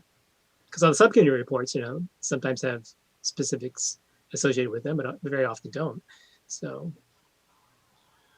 just trying to think what makes our meetings, more publicly accessible. If somebody wants to find out when we talked about this, how can we help them find it without making an onerous, amount of overhead for ourselves? Okay. Let's see. Commissioner Fernandez, did you have your hand up? I did, but Chair Fornashari asked the question in terms of what's the difference. I mean, I still would prefer to just have agenda items and not go into topics discussed or anything like that. Yeah. Thank you. Okay, Commissioner Kutagawa. I think I was just going to give an example. I think I'm of the school that, the simpler the better, to just give, like, for example, I'll just use the current one. So we're on agenda item number 14. Any summary could just say discussion and agreement on ground rules for working together and procedures for meeting management. And then perhaps there could be a bullet point underneath that part of this discussion was that commission discussed and agreed to have chair, preside over 2 meetings. And then second bullet point, commission discussed ground rules. To me, it seems like that's good enough. I don't know if we're talking about more detail. I mean, I think what's going to be hard is there's going to be different schools of thought. I'm sure there's people that are watching right now that are saying, I want more detail. And then there are other people who are like, yeah, I just need the summary and what action was taken. I think this is kind of like, it speaks to the different styles of how much information we want, what we prefer. I think what we're trying to do is make it as easy as possible. I think to Commissioner Yee's question to Christian, I think on the video recording versus time of day, I think what is going to be helpful, having looked back through sometimes video recordings of other things, whatever the video time marker on the video is, I think that's what's going to be most helpful, because then if anybody wanted to go to that place in the meeting, it could just say, go to video marker, 1 hour, 30 minutes into the meeting or something like that, or whatever it is. So then they just know how far to fast forward, and then at what point do they start the record, watch the recording. So I think time of day isn't going to necessarily be helpful. It's going to be what the video marker is. This is Christian again. Just to interject to that point, it's a common practice to provide time code the way that Commissioner Kutagawa is suggesting. We see a lot of commissions do that. The big question is, normally somebody is going to have to review that video and come up with those time code markers afterwards, and that's typically done by the commission's secretary or whoever is monitoring those different items. So I guess I just want to check in. Do we feel comfortable enough with where we're at on this item to just give it a try and then see how it works? And we could, so we'll try to just kind of very brief topics discussed, and is that okay to give it a try and see how it works? Commissioner Yee had his hand up. Oh, sorry, and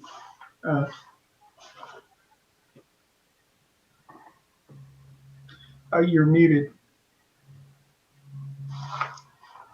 Thank you, Christian. So, right. And the other option would be, having someone start a timer at the beginning of each meeting to collect those timings, which, seems unworkable. I'm wondering if it's close enough, just to at least narrow it down, because of, so just say morning or afternoon, so forth. Because if somebody really wants to find something, we're just trying to be reasonably helpful. It doesn't have to. I can't imagine that we'd want someone to actually go through every single video and collect timestamps. So, what's a reasonable way to make our decisions and important discussions publicly accessible? Okay, I have Commissioner Ahmed, Commissioner Fernandez, Commissioner Sinai, Commissioner Lamont. Thank you. I can first of all volunteer myself to explore this, but I would like to offer a solution for this potential conversation. City of San Jose actually ties their agenda to video recording. So you can scroll through the agenda and click on whichever agenda item you want, and it will bump you to that section of the video. So that kind of solution is possible. It is not something that doesn't exist or is a novel idea. I'm sure there's other local, governing bodies who use similar technology or potentially even more advanced technology. And if that's something the commission would want more information on, I would volunteer myself to go explore that and come back with more information on that if the chair so wishes. Commissioner Fernandez?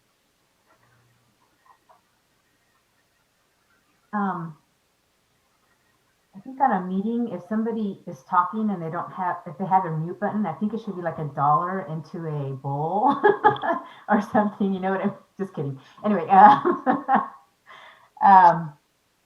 question for Christian. Christian, can you see the timestamp as it's going? The time code is generated in post-production. So the recording is taken and then basically it starts at 0, but 0 is relative. Like if we start exactly at 9:30, then 0 would be at exactly 9:30. But if we start at 9:36, then 0 is at 9:36. So hope that answers your question. Yes, I was trying to think of I don't know. I was trying to think of another way of doing it, but okay, thank you. Okay. Commissioner Sinai? Thank you. Building on what Commissioner Ahmad said, we have talked about this so many times, and now we have some of the administrative staff. So I'm wondering if we could please do something about our dockets so that they're better put together, they're more professional, they're easier to access, they're stored somewhere in the cloud where we can go back to them. And it would be great if we could also have it the way Commissioner Ahmad had mentioned.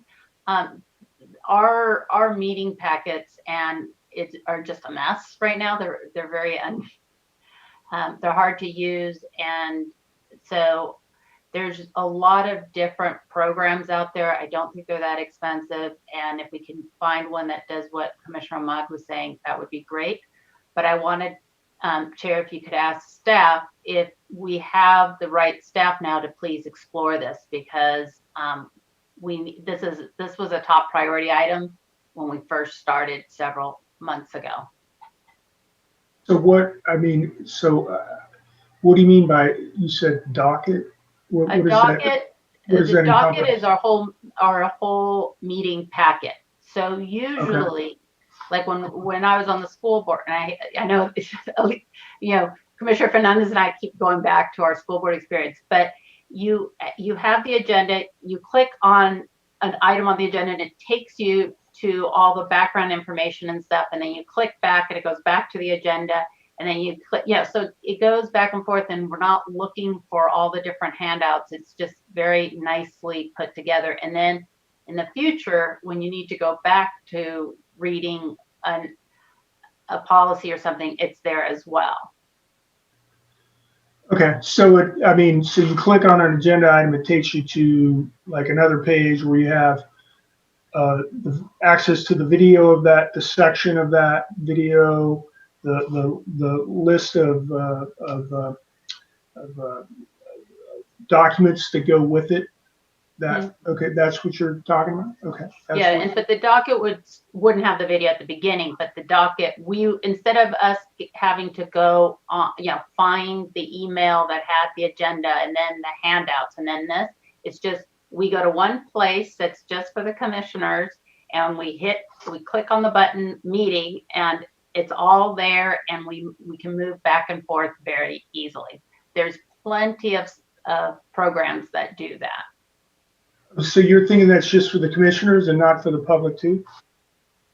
It could be used both, but my priority is we need a better docket for us, the commissioners, and we need a place where all our documents are and we can find them quickly versus this, we each have to have responsibility of where everything is.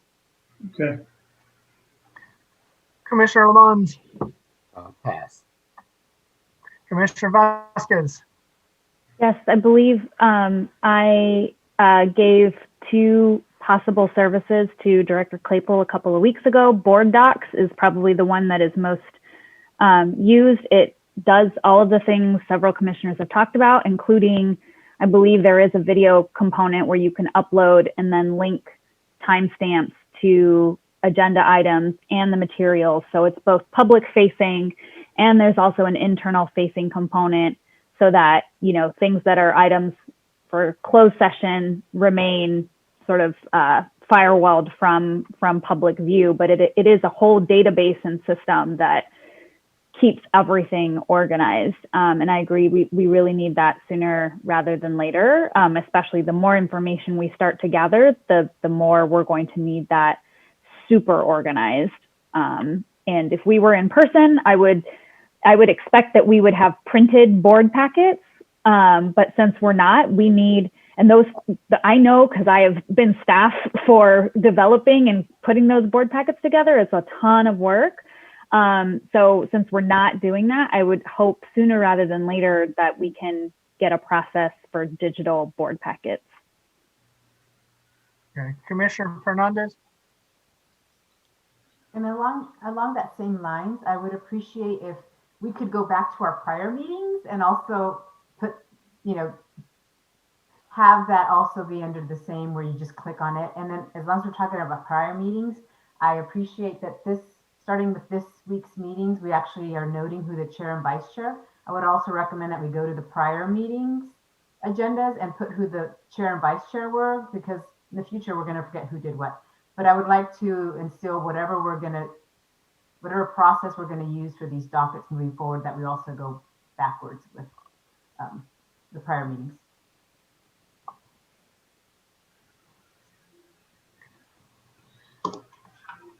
Just wanting to touch base and see if Commissioner Taylor has anything that he wants to add to the discussion at this point.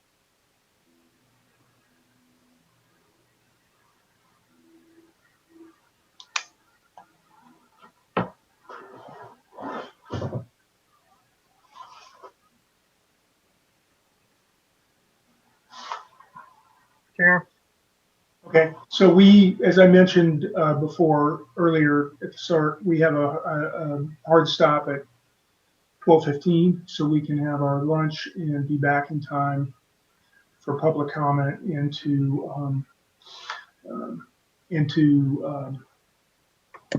then, you know, have time for our speakers. So I got three proposed actions. One to have Director Claypool look at and his team look at tools to do what we're talking about. That one of those items or one of those potential tools is Board Doc, and how we might incorporate that into our system. And once we get that type of system, to go back and do the dockets for the prior meetings as well as the ones moving forward, and then adjust or add to the prior agendas who was the chair and vice chair, because I think that captures the proposed actions that we would have the staff take care of. So I just want to go back and ask, does that change what we're looking at, whether we need a brief summary or not? If we have that, does that suffice? Do we need a written summary of the meetings, or does that suffice because it allows people to tie agenda items directly to documents and the video clip where that was discussed?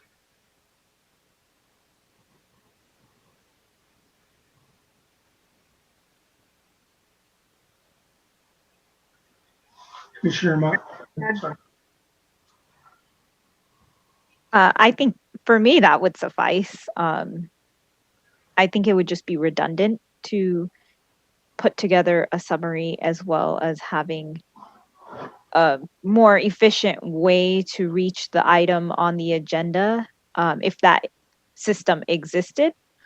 So I would propose, my recommendation would be to eliminate the writing of summaries from our meetings and just leave it as that tool in which folks, including ourselves, can go back and revisit the videos.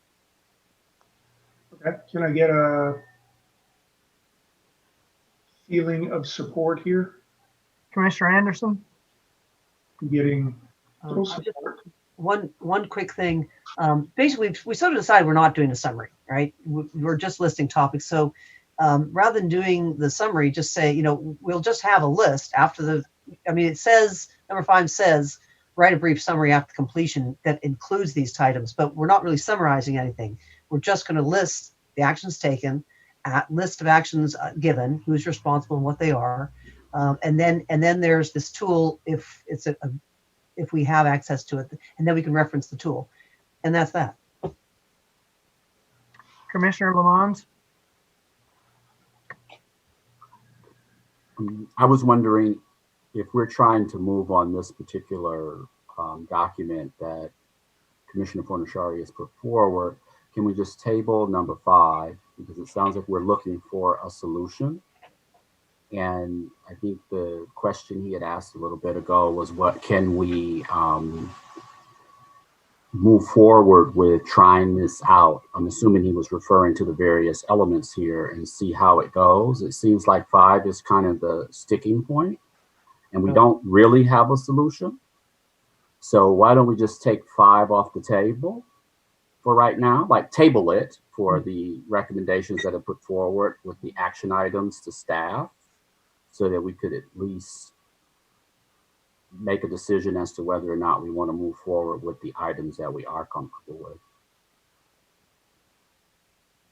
with. Or do the other. I don't care. I don't care. I don't care. Does it sound like a reasonable approach? Can I get some heads up? I'm not. I really want reactions. I want to know. Okay, thank you. Okay, we're going to take our lunch break at this point. And then we will take public comment and then have our guests join us. So, okay, well, welcome back to the after lunch portion of our meeting today. And as is our tradition, we are going to invite public comment, general public comment at this time.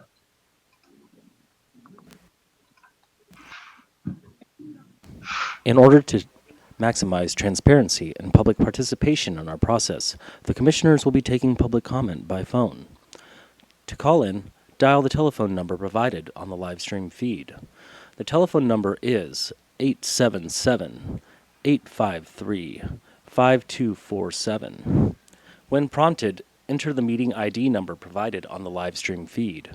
It is 934-8945-7215 for this week's meeting. When prompted to enter a participant ID, simply press pound. Once you have dialed in, you'll be placed in a queue from which a moderator will begin unmuting calls to submit your comments. You will also hear an automated message to press star 9. Please do this to raise your hand, indicating you wish to comment. When it is your turn to speak, the moderator will unmute you and you will hear an automated message that says, "The host would like you to talk," and to press star 6 to speak. Please make sure to mute your computer or live stream audio to prevent any feedback or distortion during your call. Once you're waiting in the queue, be alert for when it is your turn to speak, and again, please turn down the live stream volume. These instructions are also located on the website. The Commission is taking public comment at this time.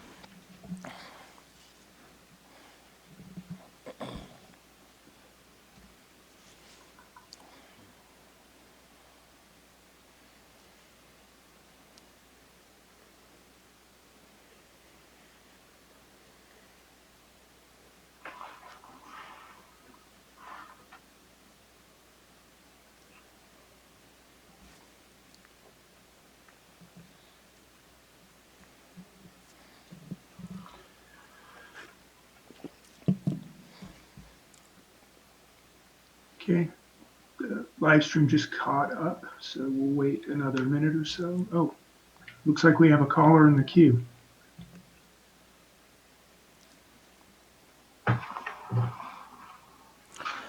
Good afternoon, caller. Please state and spell your name for the record, please. Good afternoon. This is Deborah Howard, DeborahHoward. Thank you, caller. Your time begins now. Thank you. Hi, commissioners. Good afternoon. I am Deborah Howard, and I am calling on behalf of the California Senior Advocates League. I have a couple of messages, 2 compliments, and one comment that actually may make your conversation slightly more challenging. I want to thank you again for stepping up, each of you, to tackle this humongous task of redistricting California.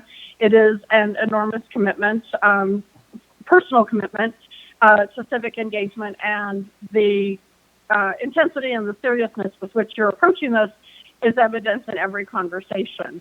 My second compliment is to you for the conversation that you are having just before you broke, before lunch, about how you're going to work together as a commission and approach some of these issues about relationship building.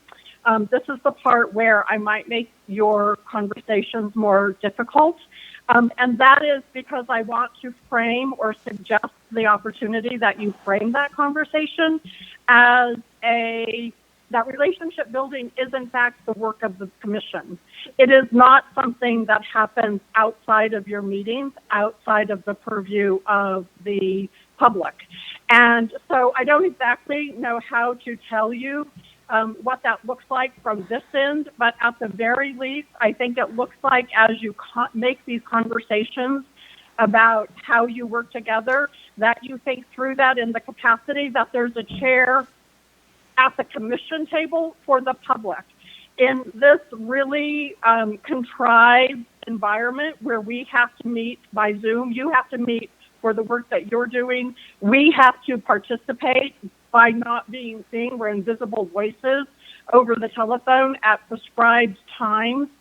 That, I think, can be improved. I noticed that you had already posted some of your videos from previous meetings online. I think getting those online faster, the conversation that you had just before you broke about having your agendas link back to the videos and be able to link to those handouts that you have, as much as that benefits you in your decision making, that also will benefit the public, and I mean the public with the big P and the small p, because there's a whole constellation of organizations that care about this as intently as you do and have made similar commitments, and we're looking for ways to participate as well. And so I want to leave that with you.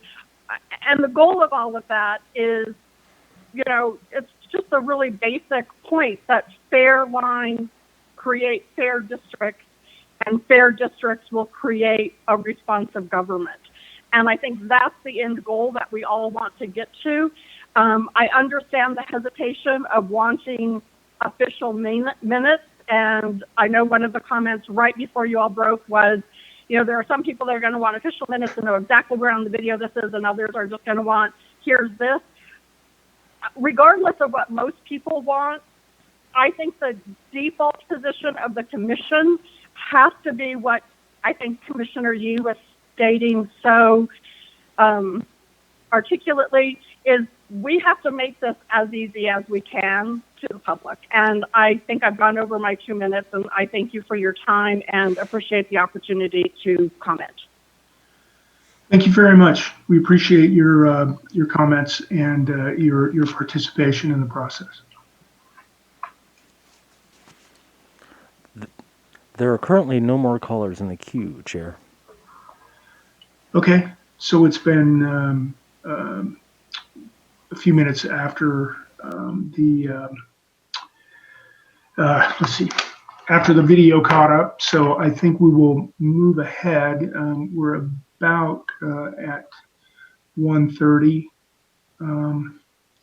And I don't see Commissioner Kutagawa.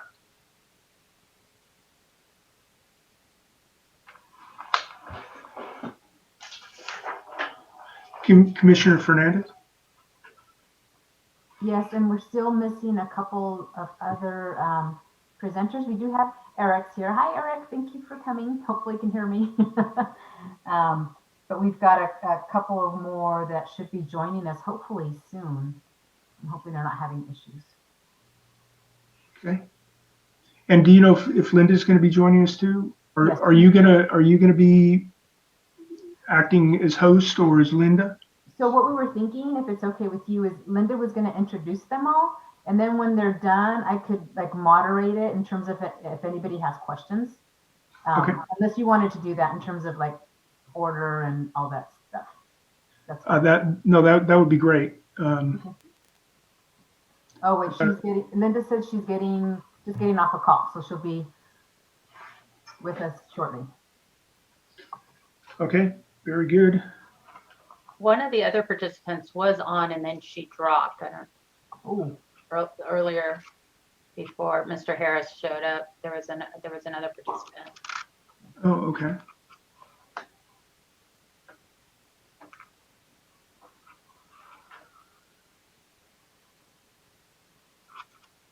Eric, because Russell and Sewing are still going to join us. Yes, I think so, right? Eric? Harris? I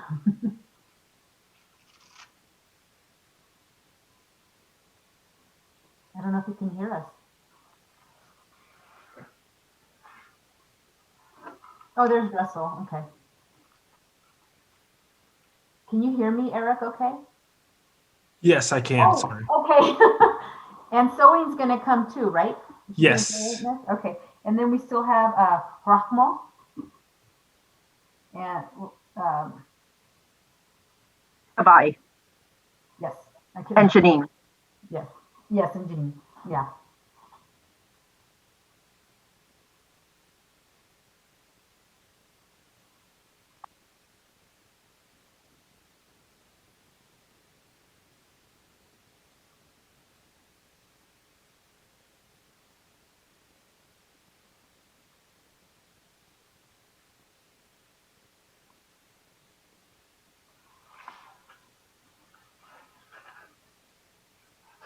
Hi, Janine. Hi, everyone. Good afternoon. Welcome. Thank you for joining us. Thank you for having us.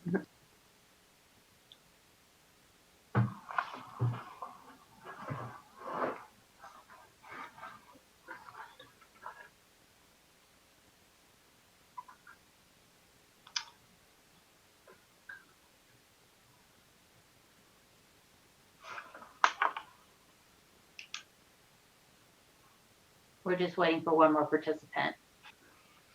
Could I just ask which presentation happens to be going first? Or if that's too early, that's okay. Thank you. Commissioner Anderson, I think we could go in the order that's on the agenda. So we'll go with Rahamo and Janine. We're waiting actually for two. We're waiting actually three. We're waiting for Rahamo and then also Tavai and Sylvan. But Sewing's getting on right now. There she is. Okay. Oh, there she is. Okay, great. Hi. Hello. Welcome. Thank you. Hope I'm not late. Nope, you are on time. We're just getting everyone on.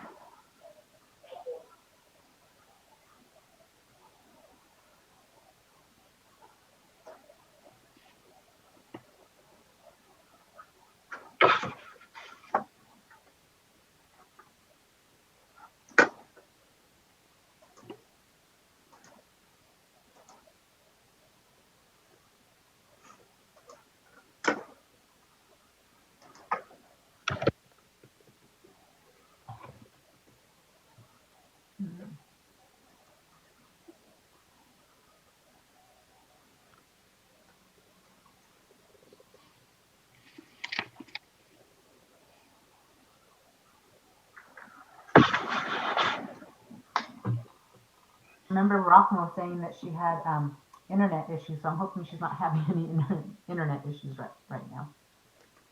No, she went to our office today, so we're on like an alternate schedule, and so she's just settling in. Okay.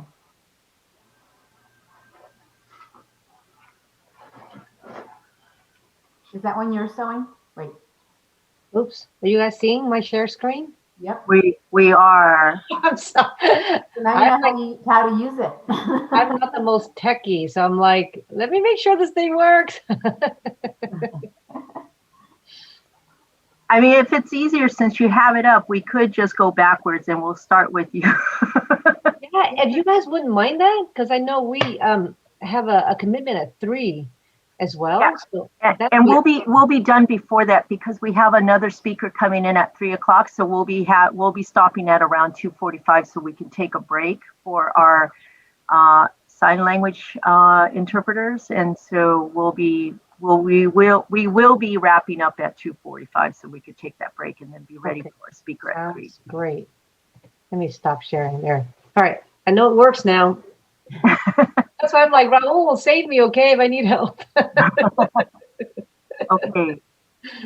Looks like we have Nahumo who's just coming on. So we have almost everybody here. Hello, everyone. Hi there. Okay. There we go. Okay, great. Looking good. And I did promise everybody 1:30, so we have one more minute. Hopefully Tavaya will be joining us right at that time. Perfect. Right on time. Hi, Tavai. Thanks for joining us. You're just perfect on time. Okay. Chair? Yes, welcome, and thank you all for joining us in sharing your knowledge and thoughts. We appreciate your time, and I'll turn it back over to Commissioner Kutagawa to kick things off. All right. Thank you very much, everyone. So just for everyone's just following along, we're on agenda item number 13, the General Access Panel. I'm pleased to be able to introduce our esteemed panelists. And just for the sake of our format, what we're going to do is we're going to ask each of the presenters to present first, and then we'll open up for Q&A, and that will be moderated by Commissioner Fernandez. Okay, so we're doing some tag teaming here. So let me first briefly introduce each of our panelists, and then I'll be asking our presenters from the Partnership for the Advancement of New Americans to start with their presentation first. From PANA, as their acronym is known, we have Rahomo Abdi, who is a community organizer, and Janine Ericat, who is a community organizer also at the Partnership for the Advancement of New Americans. We're then joined by Tavai Samuelu, who is the Executive Director of Empowering Pacific Islander Communities, or EPIC as they are also known. And then we're also joined by Sovin Ban, who is Special Counsel, Strategic Partnerships and Community Engagement for the Disability Rights California. And we're also joined by her colleague, Eric Harris, who is Special Advisor for Strategic Partnerships and Community Engagement with Disability Rights California. They are also joined by Russell Rawlings, who's the statewide community organizer for the California Foundation for Independent Living Centers. We're going to go ahead and we'll start with Rahomo and Janine with their presentation.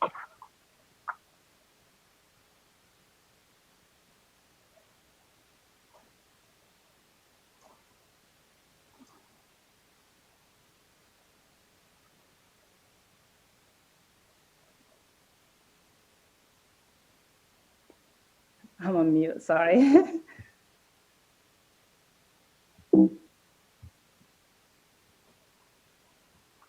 Okay, thank you all. Good afternoon, the Commissioner.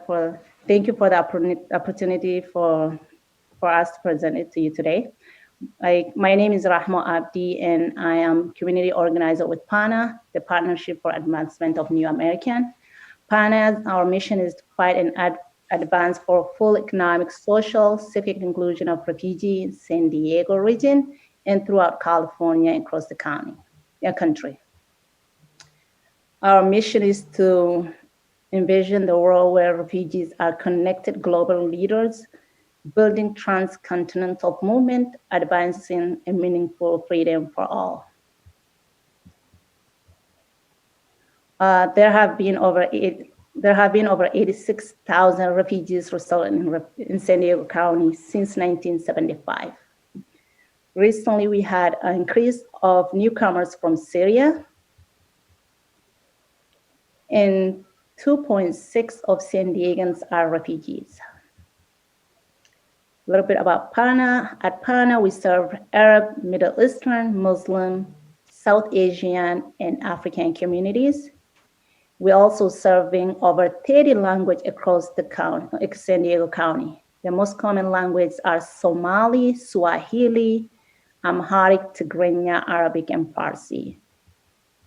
So under the Trump administration, we have seen the lowest number of refugees allowed in the United States, and still the largest population are coming from Africa with 43% of Democratic Republic of Congo.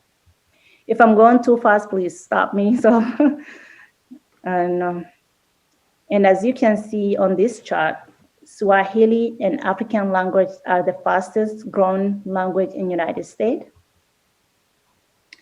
So as of 2019, 178,000 Black immigrants live in California.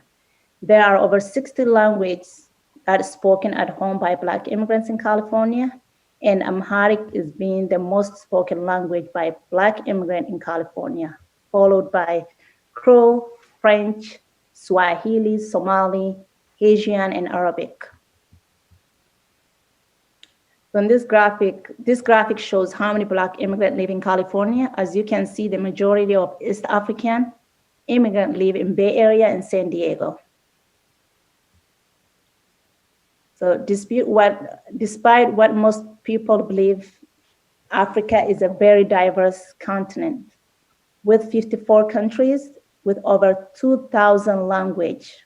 For example, there is over 80 languages and 200 dialects, in Ethiopia alone. Most of people in those countries speak multiple languages. For example, I speak four African languages. I speak Somali, Amharic, Oromo, and Swahili. And these languages are historical oral language. For example, Somali is known as an oral society and also the nation of poets. Like in Somalia, back in the days when they used to communicate through poetry. Like if you see most of Somali weddings, poet is #1 headline for their entertainment. So the Somali language was not adapted into Latin text until 1972, meaning Somali language was not written until 1972. And our culture is rooted to community trust. So as I mentioned earlier, majority of Black immigrants in California are East African and speak in different language. There are 20 countries make up of East Africa. As you can see on the map, these countries include Ethiopia, Sudan, South Sudan, Somalia, Kenya, and etc.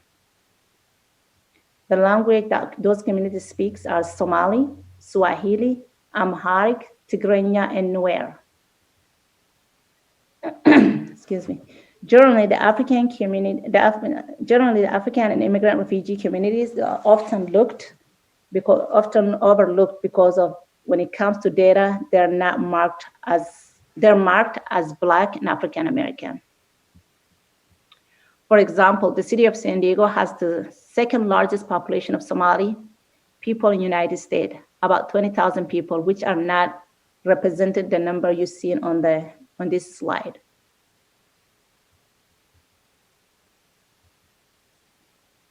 It is widely that the Census and American Community Survey significantly undercount the Somali-speaking population and African population.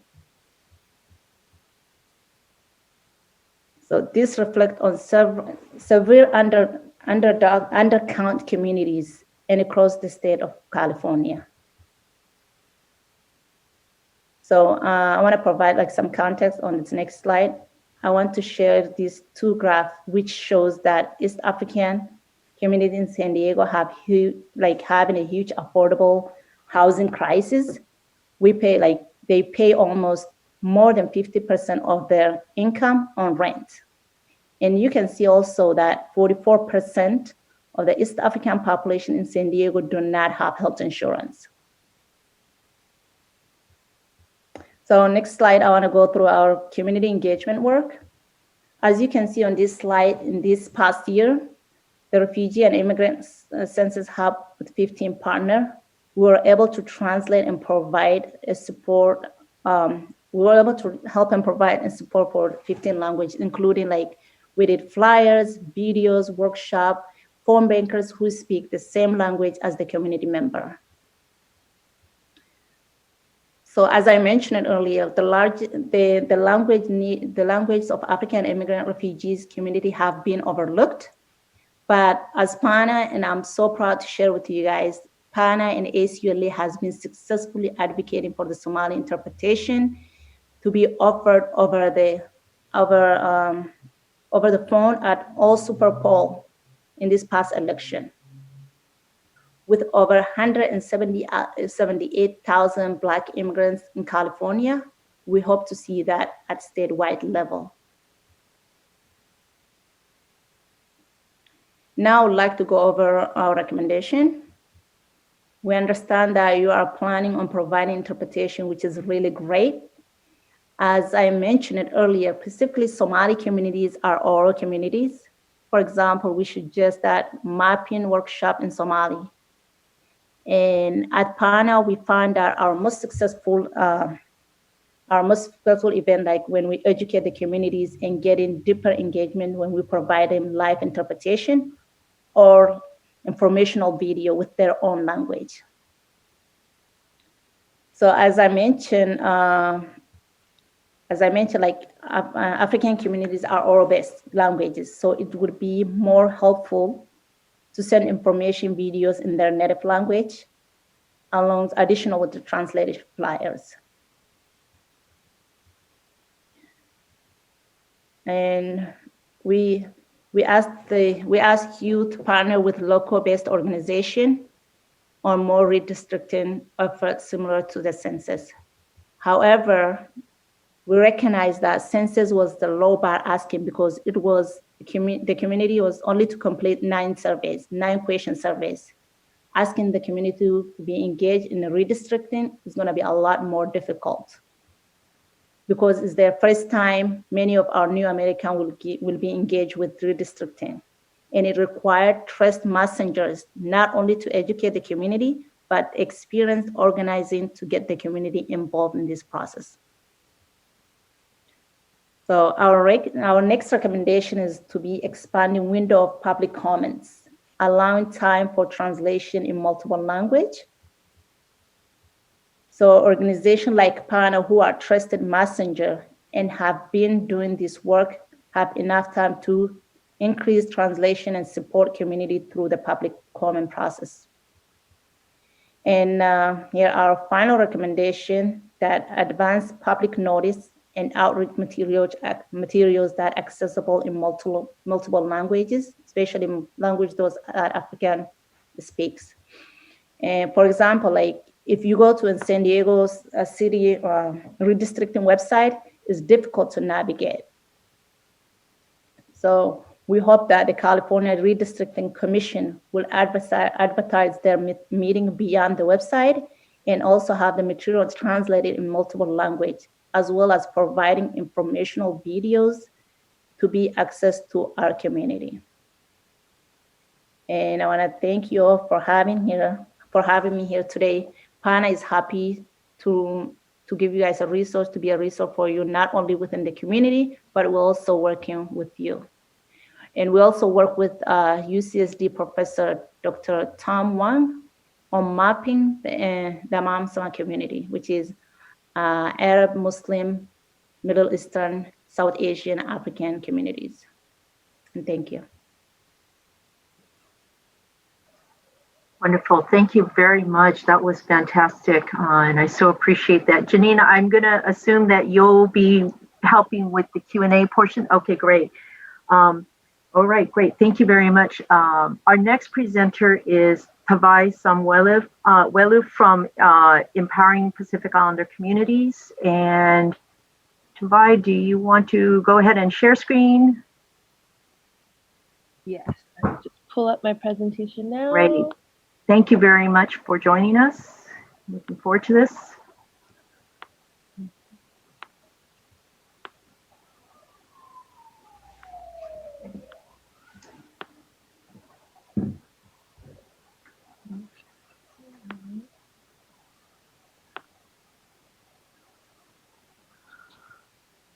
Okay. Hi, everyone. Thank you, Commissioner Kutagawa, for the invitation to speak and present to you all.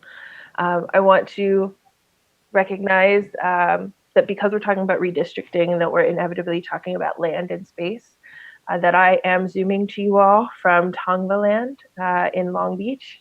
My parents originally migrated from the villages of Leulumoenga and Salemo in Samoa and settled here just over 30 years ago. So I lift up the names of Tongva land and Tongva Nation, recognizing that these are not an ancient people, that they continue to work alongside us, and with the full intention and belief that we should be giving these lands back. So I have here, sort of titled the presentation From Oceania to California. What I put forth here in this image, this is something that we use throughout many of our presentations in EPIC, but in particular why it's important to me is that what you see here is what's in Tongan referred to as ngatu, and underneath it is a Samoan iafala. So these are significant, one, because on the ngatu, they're created by groups and matriarchies of Tongan women, and on the ngatu you can see the stories of the villages that they come from and the families who create them. That there's literal DNA in these ngatu. In the storytelling. And so they're given as gifts, but they're also laid out as mats when people are going to participate in talanoa. So talanoa means a lot of different things: to talk story, to sort of untie a knot, or to open things up. But in particular, I really like the definition from Pacific Islander scholar Inoke Hafoka, who talks about talanoa as dialogue in order to reach equilibrium. So understanding that between two parties, there may be an imbalance, and so that we talk and share our stories so that we can better understand each other. I also offer this up because whatever I tell you is with the utmost humility and the knowledge that I share, and that it is both reflective of my own studying, the communities I come from, and my own lived expertise, but also welcome your knowledge and understand that we participate in this together. So thank you. So my organization, Empowering Pacific Islander Communities, EPIC, the origin stories really depend on who you ask and when you ask them, but generally speaking, we started in September 2009, so we're about 11 years old, and as an organization, we're really focused on advancing social justice by engaging Native Hawaiian Pacific Islanders in culture-centered advocacy, leadership development, and research. We want to make sure that things are culture-centered because we recognize that often in other spaces, our cultures are depicted as deficit, as an impediment to our own progress as a people. We do advocacy work because we specifically want to make sure that we are building political power for our communities in order to influence policies so that decisions about us aren't made without us. Our leadership development is recognizing that none of this work that we do as a community is sustainable unless we are developing the next generation of leaders, and that we do research. And you'll see some of the research that we've conducted in this presentation, but it's really about making sure that the knowledge that is disseminated about our communities is by and for us, knowing that much of what exists is actually not created by Pacific Islanders. And we see research is also part and parcel of storytelling. So I love this quote. It is from one of my good friends and also a scholar, activist, poet, Teresa Siangatonu, and it says, when people ask me where I'm from, they don't believe me when I say water. I think, and this could happen for many communities of color, but in particular for the Pacific Islander community, we're often faced with this very dehumanizing question of what are you? And then even in responding, that there is not enough knowledge, representation of our communities to even grapple with the answer, right? So that I could say that I'm Samoan and be, actually the first time I told somebody I was Samoan in a college classroom, that the response was like the cookie. So to be sitting and talking with you all is also much of my work is explaining who the Pacific Islander community is. So I want to offer up this quote as a grounding in when Pacific Islanders are faced with this notion of defining who our community is, that sometimes the definitions that we offer up are not honored or disseminated, or often the ones that are propped up most often. So because this is redistricting, because we're talking about land and place, I also show this map. This map is because when you ask Pacific Islanders where they're from, this is the geography that matters most. That although we are speaking specifically to California, that this is where folks are tracing their lineage back to. And this often is the driver of many of their decisions. I also offer up this map because in doing the work that we do, we believe and understand that race is a social construct. And so in thinking about the social construction of Native Hawaiians and Pacific Islanders as a category, we know it's deeply shaped by and formalized by relationships with the US. Things like militarization, interference. And so when I show you this, and colonization as well. I don't know why that was an O and not like the first thing that came out of my mouth. So I show you this map, right, that you'll also see what it marks is the relationships between our home islands and the US, where you have folks who are US citizens, right, because Hawaii is a state or because they're part of US territories. You've got the Compact of Free Association, which are also known as COFA migrants. So these three island nations each have their own compacts. And what is unique about the COFA nations is that their agreements allow them to live, work, study, and travel throughout the US without a visa and without any expiration.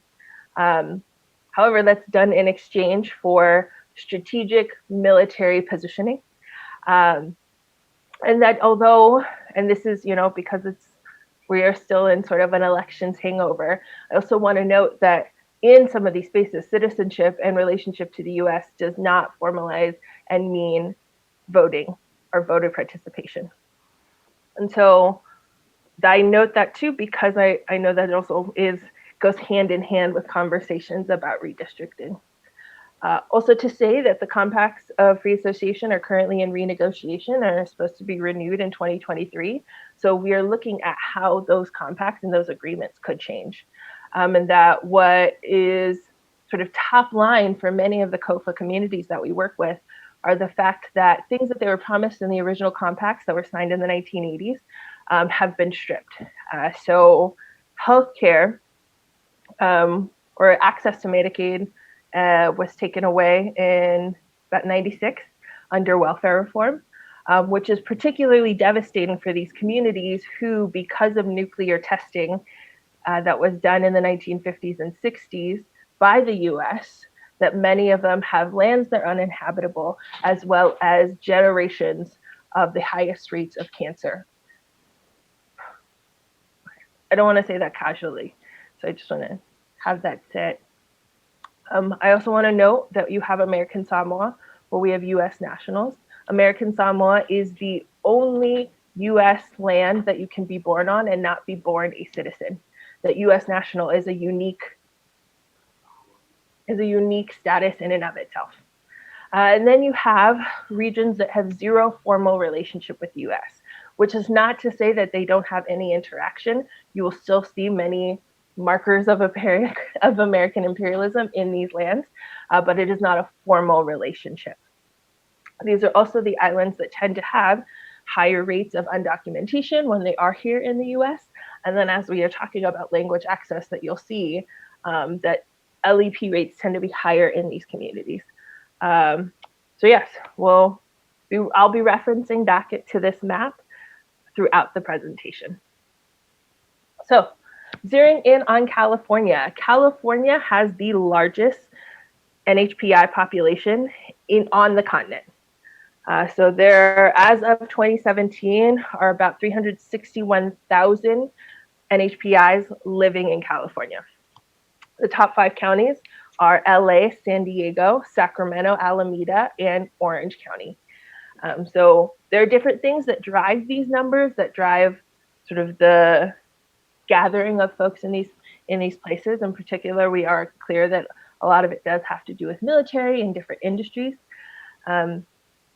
What is nuanced and should be marked, and I'll talk more as we talk about the ethnic breakdown of those populations, is that NHPIs are a majority mixed race population, where 69% of Native Hawaiians are mixed race and 55% of Pacific Islanders overall.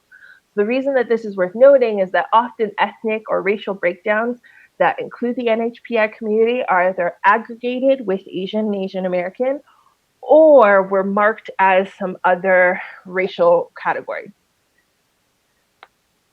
Okay. So I wanted to show, these are numbers from 2010. They are featured in the demographic profile that EPIC worked on and created in partnership with Asian Americans Advancing Justice LA.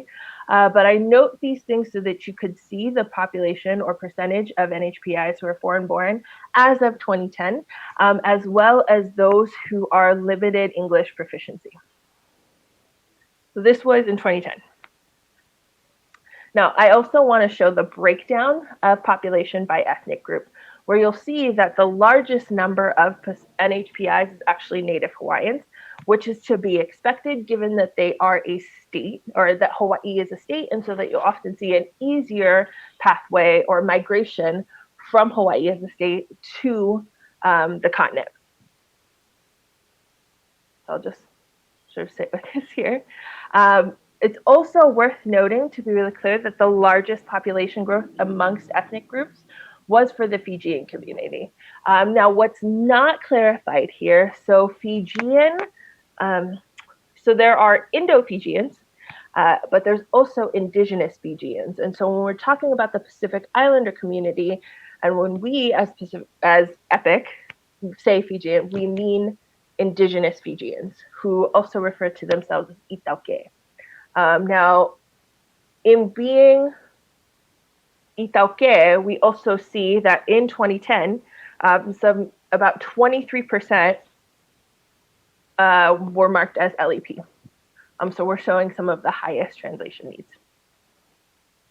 Now, this data is a little more recent. It shows that the population growth for foreign born between 2010 and 2017. So you'll see a marked growth. We are expecting to update some of this data once 2020 census data has been released, but it's worth noting that you'll see that the growth for Pacific Islanders overall is 12%. Now, what I also want to know is there is a distinction between when we talk about NHPI and when we talk about PI. That NHPI as a category was created in '96 with the passage of OMB 15, which is a federal policy out of the Office of Management and Budget. And so with OMB 15, Native Hawaiian or Pacific Islander is a category. Now, when we talk about foreign born, when we talk about immigration, we're clear that we are really marking Pacific Islanders in order to honor the indigeneity of Native Hawaiians. That is not to say that there aren't Native Hawaiians who are foreign born. It is just recognizing that Pacific Islander is a separate category from Native Hawaiian sometimes, although often aggregated as NHPI. But we can go into more depth about that later because that's complicated. Okay, so then here you'll see the foreign-born population broken down by ethnic group, where I've highlighted or sort of brought out the NHPI ethnic groups, where you'll see the largest are Samoan, Romanian and Chamorro, and Native Hawaiian. So some of this can be explained by militarization. We also want to note that although American Samoa and Guam are US territories, sometimes in self-reporting, people will still consider themselves foreign-born if born on these islands. Now, NHPI foreign-born population growth, where you see that the top states are California, Hawaii, and Washington, which is to be expected. You can ask questions about that later. So coming to, because this is a language access presentation, I want to make sure I hit this point that 45% of foreign-born Pacific Islanders show limited English language proficiency. So this is as of the latest data that we have. The top translation needs in California are Marshallese, Tongan, and Samoan. So this is a really important point because I think it sort of flies in the face of myths that people may have about the NHPI population. One, the notion that all NHPIs are in Hawaii, and two, that because they're in Hawaii, they must all speak English, which, as you can see, is not true, that nearly half of the population is actually LEP. Now, I wanted to talk about this distinction between language access and language justice. This is really important for the Pacific Islander community, in particular because, one, as colonized people, we're often super good and we are English language proficient, but only because so many of our languages were suppressed. And that when we talk about language justice in relationship to access, but also more than access, is about choosing the language that people are most comfortable speaking in, the language that actually communicates, right? That when we are interpreting things or translating, we don't translate words, we translate concepts. So one of the case studies that we have for this was our census work. So this most recent census, the Census Bureau decided not to translate any of the materials or provide any supports in NHPI languages. And their argument for not doing that is that we did not meet the threshold. What became very circular about that argument is that if you don't make the materials accessible, then fewer NHPI folks will be able to actually participate. So EPIC, in partnership with Asian Americans Advancing Justice, or AAJC, that's DC-based national organization, we were able to translate and provide materials in Chamorro, Chuukese, Marshallese, Native Hawaiian, Palauan, Tongan, Samoan, and Vakaviti. Vakaviti is the indigenous language of the Itauke, or the indigenous people of Fiji. So why so many languages? Why so many things? We recognize that when we are talking about or trying to figure out how or why or when to interpret or translate things, is that it is a matter of education, understanding, and motivation. That when you do translate something or have something in Samoan or in sort of in language for our people, that what it communicates is that that thing is for them, that it is culturally relevant, that it's not solely about understanding something or understanding it English, it's about them understanding that it's part of our culture, it's part of our community, that seeing something in Samoan tells Samoans that it is for them. Now, in saying that, I do recognize there is a priority for Tongan and Marshallese communities where there is a gap in understanding in LEP or English language proficiency.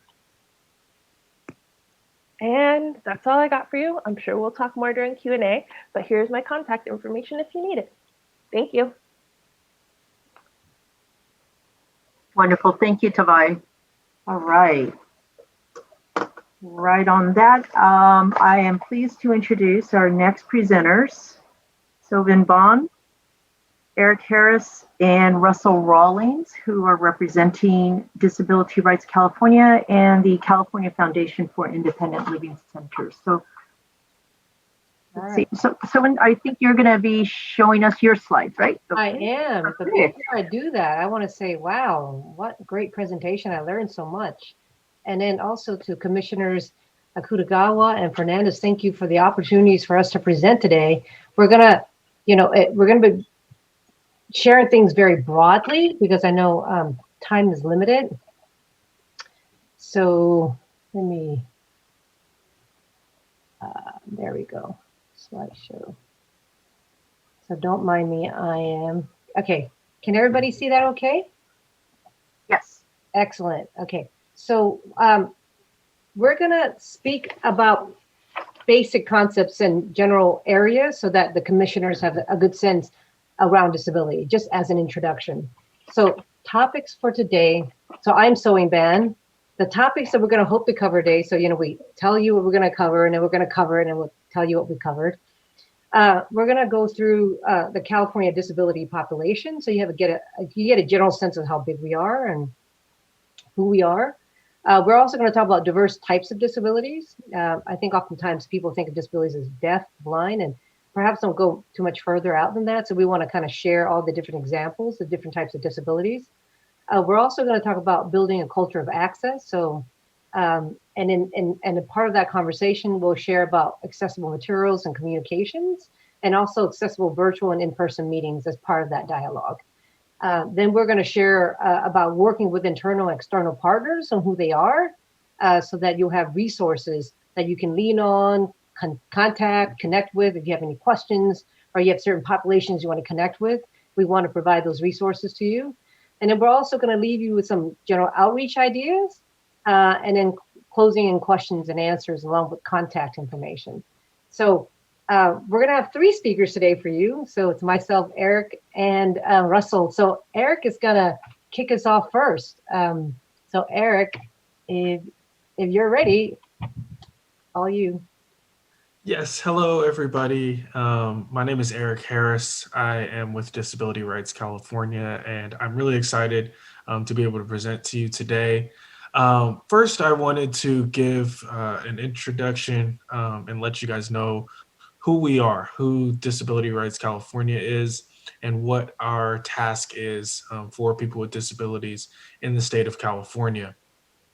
Every state and territory in the country has a protection and advocacy organization or protection and advocacy agency that advocates on behalf of people with disabilities. We advocate at several different levels in terms of with attorneys, we litigate, we have advocates who push for legislation on at the statewide level in the state capitol, and we also have individual advocates who communicate directly with patients at state hospitals and in other in regional centers as well. We have about 300 staff members and about 100 attorneys total. And we are located in different offices throughout the state. So we're a pretty big agency, pretty big nonprofit organization, and we are known and recognized as the largest disability rights organization in the world. We have, as I said, offices throughout the state, from Southern California and San Diego, Los Angeles, all the way up through the Central Valley, through the Bay Area, Oakland, as well as in Sacramento. One thing that I really, and Sewing mentioned it, and I really wanted to, and you'll see kind of throughout our presentation, the California disability population is very diverse, and it is very expansive. It is difficult to get an exact number, and we'll talk a little bit about that later, because people with disabilities do not necessarily have to disclose if they choose not to disclose that they have a disability. So one of the things that Disability Rights California has recognized, as well as other disability rights organizations throughout the country, is that people with disabilities, the numbers can range. There have been numbers given by the American Community Survey, which is a well-recognized organization, and they've given numbers as far as people with disabilities in the state of California being somewhere around 10% of the state's population. And that would be about 4 million people because of course the state of California has 40 million people. On the other hand, the Center for Disease Control and Prevention, the CDC, has given a much higher number, a number closer to 25% of the state's population, which would of course be closer to around 10 million people. So as you can see, the range is pretty big. And most of us, because there are so many different types of disabilities, we as advocates and disability rights advocates believe that the number is probably even higher. Just because, as I said earlier, many people might not disclose, many people might not have been diagnosed with their disability at an early age. So there are a lot of different factors. And just to give you a brief list of disabilities that people have, of course, you have their sensory disabilities like being deaf and blind, but you also have, mental health disabilities, you have learning disabilities, and just a wide range.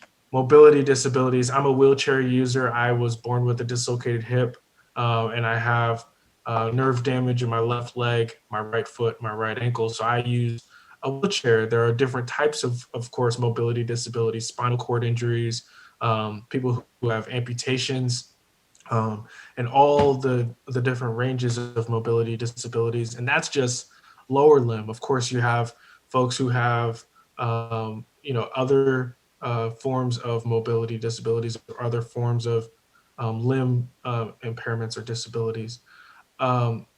Developmental disabilities is another category. Traumatic brain injury is an interesting one because it is included as far as a physical disability, but it can also impact a person's cognitive response. And we talk about it all the time, and I'm sure we'll talk about it later in our presentation. But most people with disabilities actually have multiple disabilities. People often do not just have one disability, but they develop more as they age. And it's especially true, and we can all speak to this. We all recognize this if we have older family members or as we age, developing more and more disabilities as we age, whether it's hearing loss or vision loss, and other forms of disability. And it's important to recognize that these forms of disabilities can impact people in a lot of different ways. All right. Thank you, Eric. So I'm gonna then speak a little bit about building a culture of access. So as the prior speaker, Tavaya, she spoke about language justice. So in some ways, this is about disability justice, right? So we don't want it just be a means of accommodating, a reasonable accommodations, which is, you're following the law when you do that. But we want the commissioners, and we want this commission to go beyond that, to think about including people with disabilities, because we are such a big part of the California population. By not including people with disabilities, you're leaving a big group of folks out of the process. So, I appreciate the commissioner's interest in being transparent, interest in reaching all these diverse communities, and inviting all these diverse communities to come speak. So for the disability community, I think what's going to be important is that understanding is not monolithic. As Eric was sharing, it's just a really broad community. So I think inquiring about access needs is going to be important. So each person, each communities may have different needs. So there's not an understanding or thinking that everybody needs the same thing. I think what else is going to be really important to build this culture of access for people with disabilities is identifying dedicated staff for access provisions. Identifying a dedicated staff that would know how to, would know the ins and outs of the technologies, would be the one that you would designate as a contact person if individuals with disabilities or other communities have issues trying to get in or trying to speak or needing more time to comment or accommodations that might be needed. So I think dedicating a staffer for that process is going to be very helpful. I think, of course, the commission is going to have an attorney that you guys will consult with. and to ensure that the attorney is aware of ADA, is aware of Section 504, is aware of civil right, the California Government Code of Section 11135, the Unruh Civil Rights Acts, Disabled Persons Act. So there's diverse federal and state laws that would apply to access. So we want to make sure the commission is at least aware of that, touching on that, and ensure that the attorneys that you consult with is aware of that and would, provide you with cogent advice around how to ensure to include people with disabilities in a way that's not discriminatory. And then, of course, we want to let you know that there are lots of disability agency, lots of disability oriented advocacy groups and organizations that have deep ties with different disability communities and would be more than willing and available to provide assistance and thoughts and ideas about how to reach certain communities and thoughts about and ideas about ensuring that these types of meetings and these types of processes are inviting and inclusive. So with that, I can speak about accessible materials and communications. So you'll hear some of this echoed in other organizations that have shared the same. Plain language, different Asian American Advanced Justice, I'm sure, shares this dynamic. So does NALEA and the Latino community. So plain language is going to come up over and over again, and how it helps and how it's more accessible for people with disabilities. That we have individuals with intellectual disabilities, individuals with mental health disabilities, individuals with cognitive disabilities, where I think I think all of us generally, the American public in general, I think the reading level is like, I think 6th to 9th grade, right? So I think it's helpful for materials that are printed, spoken materials, any materials that you put out, have it start be plain language. Have it start be plain language before you translate them. Have it start be plain language before you create other formats for them, so that you're starting at a good point already.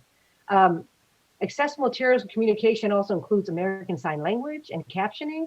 And I know when I provided the input last time, when I came on and spoke very briefly, American Sign Language is the sign language that's used in the U.S., but there are also essentially Mexican Sign Language, Chinese Sign Language, Japanese Sign Language.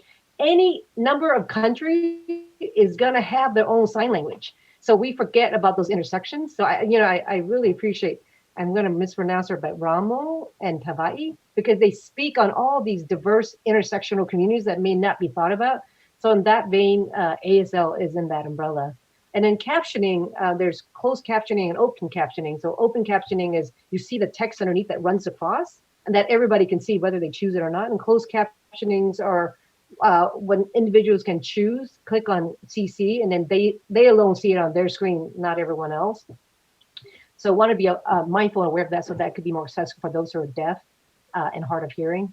Acceptable document formats. So just being mindful of certain formats are more accessible than others. So just plainly speaking today, Word format tends to be more accessible. PDF, if they're screen reader accessible also is okay. And there's these things called RTFs, text documents that are very simple, that are easier to read with screen reader technologies that helps people who are blind or who are low vision. We would advise, generally get printed materials to have it in 14 point. And Arial is a type of font that is a sans serif. So serifs are those squiggly thing that goes on top of the letters, on the side of the letters. So sans serif just means without all those squiggly things. So it's easier to see for those who have visual impairments, or who are blind or low visions. The screen reader have easier opportunities to read it, and also those who are visually impaired can actually read it more easily. And then, font materials, as you can see, our materials tend to be pretty large font. So printed presentation materials, we would recommend them to be 28 font, so that folks with visual impairments can see it more readily. And then not to forget that if their individuals are asking for other Braille is another way of providing information for those who are blind. So just to be mindful of these different types of ways to ensure that different communities with disabilities can feel welcome and feel like they're invited to this conversation and to these meetings. Image descriptions. So if images shows up, just ensure that there's text of it, so it describes it and what the image shows up, so that, because sometimes screen readers won't read images.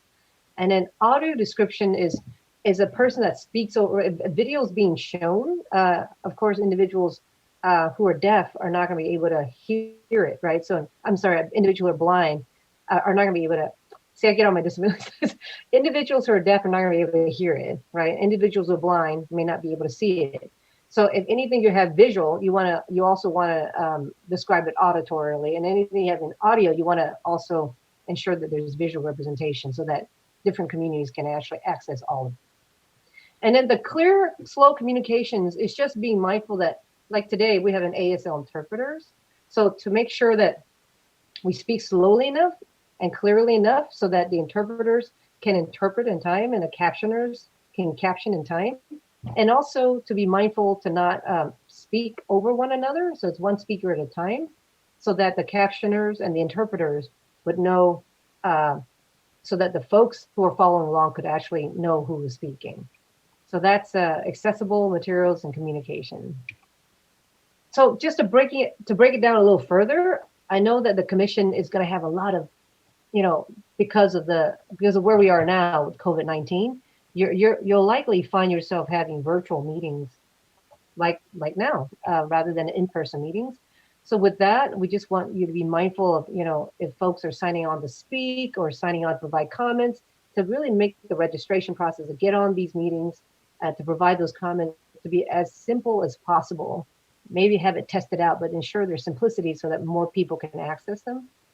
Accessible platform, there's no platform that's accessible in all realm and arena, but we find that Zoom generally is relatively more accessible than other web platforms. We spoke about ASL and captioning, obviously, to provide it so that folks with different disabilities can access it. And we would recommend that when you have these meetings and you have, and there are individuals with disabilities who are attending, really to take a little bit of time to explain all the accessible features. So on the bottom, if you want closed captioning, please click on the CC. If you're using ASL, so please pin the ASL interpreter so that you can see the ASL interpreter more bigger than other speakers. Provide them with copies of shortcuts so that if they aren't using the mouse and they're using the keys, they can shortcut to go to comments, go to chat, go to different functions. Meeting agenda and time is just so that folks have a chance to know where the breaks are, know when they can provide comments and so forth, if they're not able to sit for long periods of time or their disability prevents them from being in one space for a long period of time. And then, plain language we cover already, that includes not using jargon if possible, not using acronyms as possible. So we've talked about describing visual content. And then the thing that I want to really pay some attention to, and I think this also was brought up by other groups, is the phone-in options. So just like with other populations, people with disabilities, there may be some who may not have Wi-Fi. There may be individuals who may not be able to pay for Wi-Fi, may not have computers, may not have access. So a phone-in option may be their only means to get in to provide comments. So please to always have that option available. And again, stressing the staff available to access support when it's needed. And then the in-person meetings, so I'll just share some of the pieces that might be different than the virtual meetings. So really make sure before you pick a location to ensure that they're not only ADA accessible, but really, that it accommodates for folks who you're hoping to attend to come, right? So you want to make sure that people with disabilities feel welcome. So making sure the navigational spaces within the structure is clear, that folks who uses wheelchair, folks who uses scooters are able to navigate through all the different places, including the bathrooms, the entrance, the hallway, and so forth. Being really mindful of parking, ensuring that there's accessible parking so that those who use accessible cars, accessible vans, and who need accessible parking spots have them available. Public transportation, so some individuals with disabilities would need to use public transportation. So finding locations that are close to public transportation would help encourage more folks to be able to come. Same with the meeting agenda. The thing that might be different also is developing process to request to speak. So if there are individuals who are attending the meeting, please explain how they would engage to provide comments, to really explain that.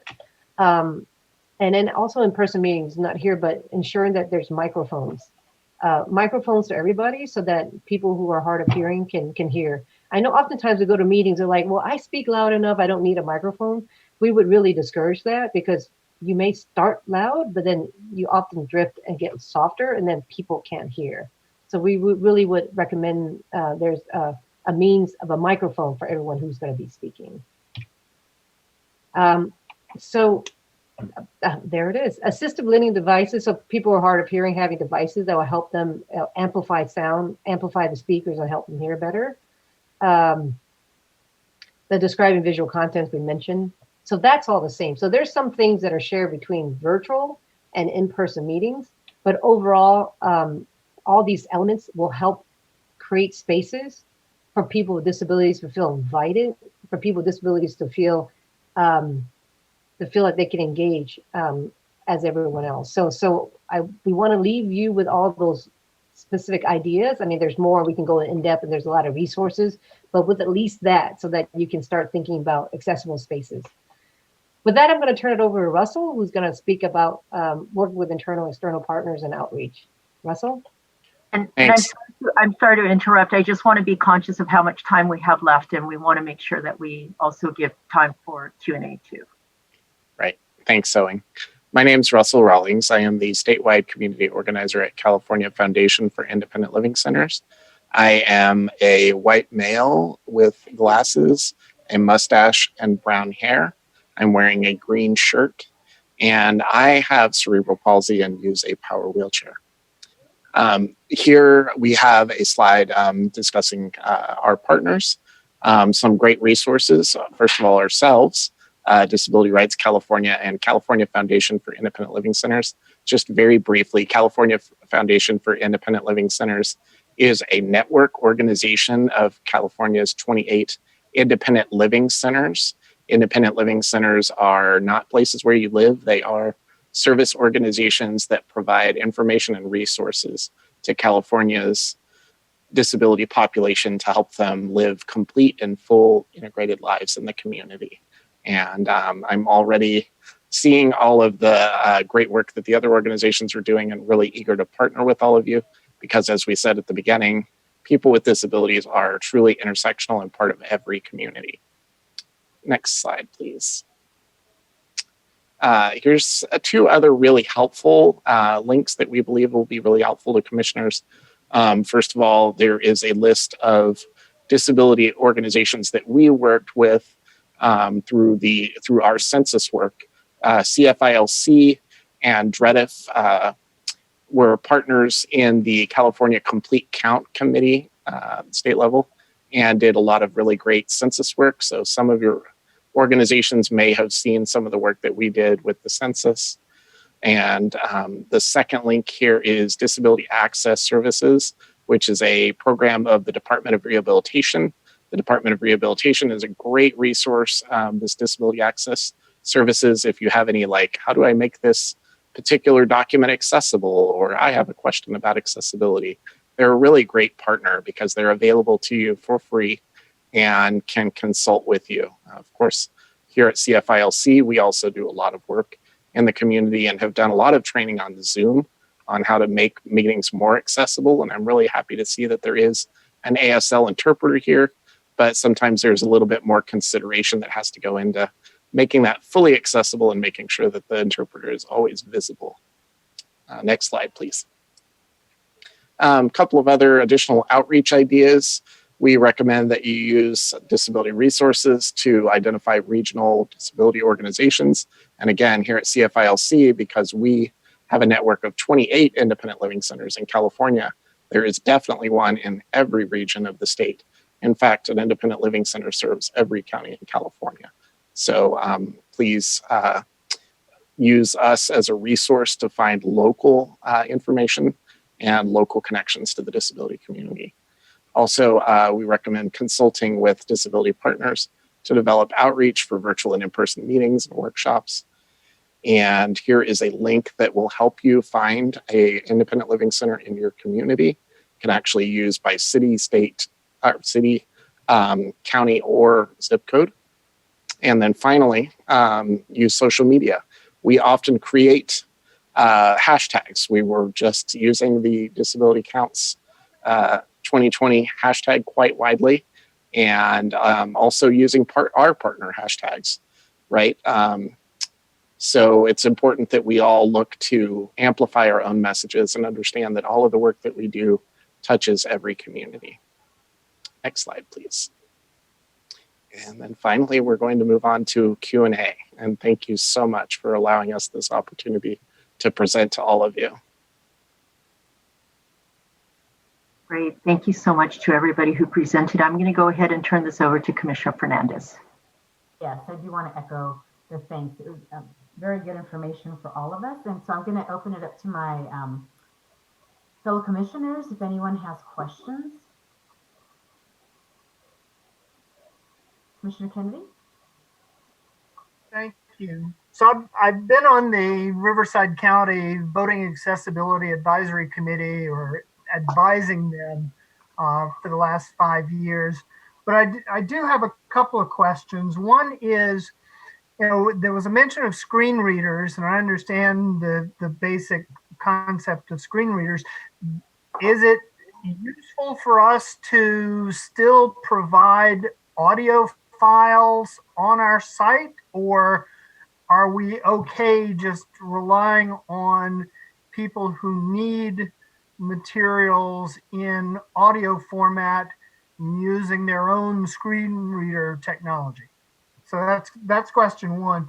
Second is, I'm used to working overseas where Braille literacy tends to be very low. So, we can invest in Braille materials, but it'd be good to have an idea of how high the Braille literacy level is. And third, I think we would really appreciate your advice on where we can obtain plain language services. I reached out to one organization in the state. I haven't gotten an answer yet on who they would advise, but we can make something as simple as we think it can be, but I think it's good for us to send it out, particularly some of our core public information resources. I really want to send them out to someone who specializes in putting them in simple English or plain reading, those sorts of formats before we start getting into the translation part of it. So thanks. Thank you, Commissioner.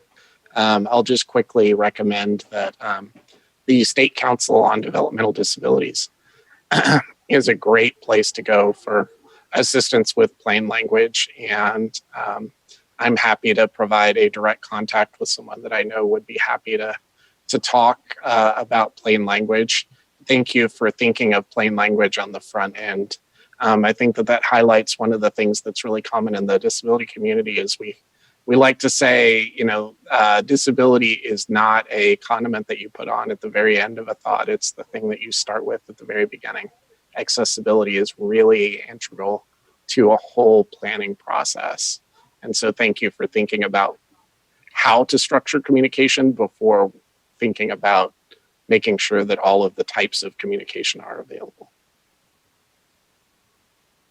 I'd like to add is we may not know the answer to everything, but we know where to go to get the answers for almost anything. So we want to be that resource for you. So in terms of the screen reader, I at least have materials that are in Word or that are screen reader accessible. So at least there's that option in the things that are in PDFs and things that may not be accessible in screen reader. And I think that's why designating a person is going to be so important, so that because everybody, the needs may be different, right? So that there's a person that has those needs, that there's someone that they can go to and say, hey, this is my need. And then their needs can be met, right? So I think thinking ahead and having that person, so that, because you can't think the universe of things that can come up, right? I think it's great that we're having this conversation initially, right? But I think having that person is going to be helpful. And then Braille, same thing with Braille. If there's at least knowing that there's going to be some individuals that may need the materials in Braille, right? And being cognizant of it, so that if there's a request for it, there's a means that the commission has already thought of a means to provide it to them in that format. So I think thinking ahead of all these things and these concepts and maybe identifying a good person that can learn it up, or that we can then partner with, or that you as a commission think through all these different aspects so we can help out. But the resources, Commissioner Kennedy, the resources that's on the list that we shared is broken down by all the different disability groups, the deaf and hard of hearing communities, the blind communities, the intellectual and developmental disabilities communities. So you'll find a wealth of organizations that can then provide even more in-depth information and answers and responses to the questions that the commission may have. But we're there to help you all along the way. Thank you. Commissioner Sinai? I think when it comes to accessibility, we've started there, and we want to make everything as accessible as possible. And I really appreciate how you've all defined accessibility, be it cultural, language. You know, are we an oral society or a visual? All those things are really critical.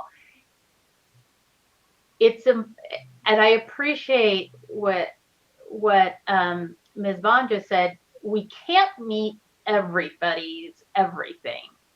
And so I wanted to check if I heard correctly and hear, you know, from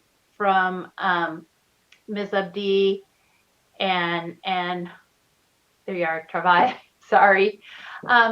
If it's not necessarily that we have everything at our fingertips right now in completely accessible, but that we are able to make it accessible if it is asked of us. Now, having said that, there is certain languages and things that we should be doing, you know, but with all the different,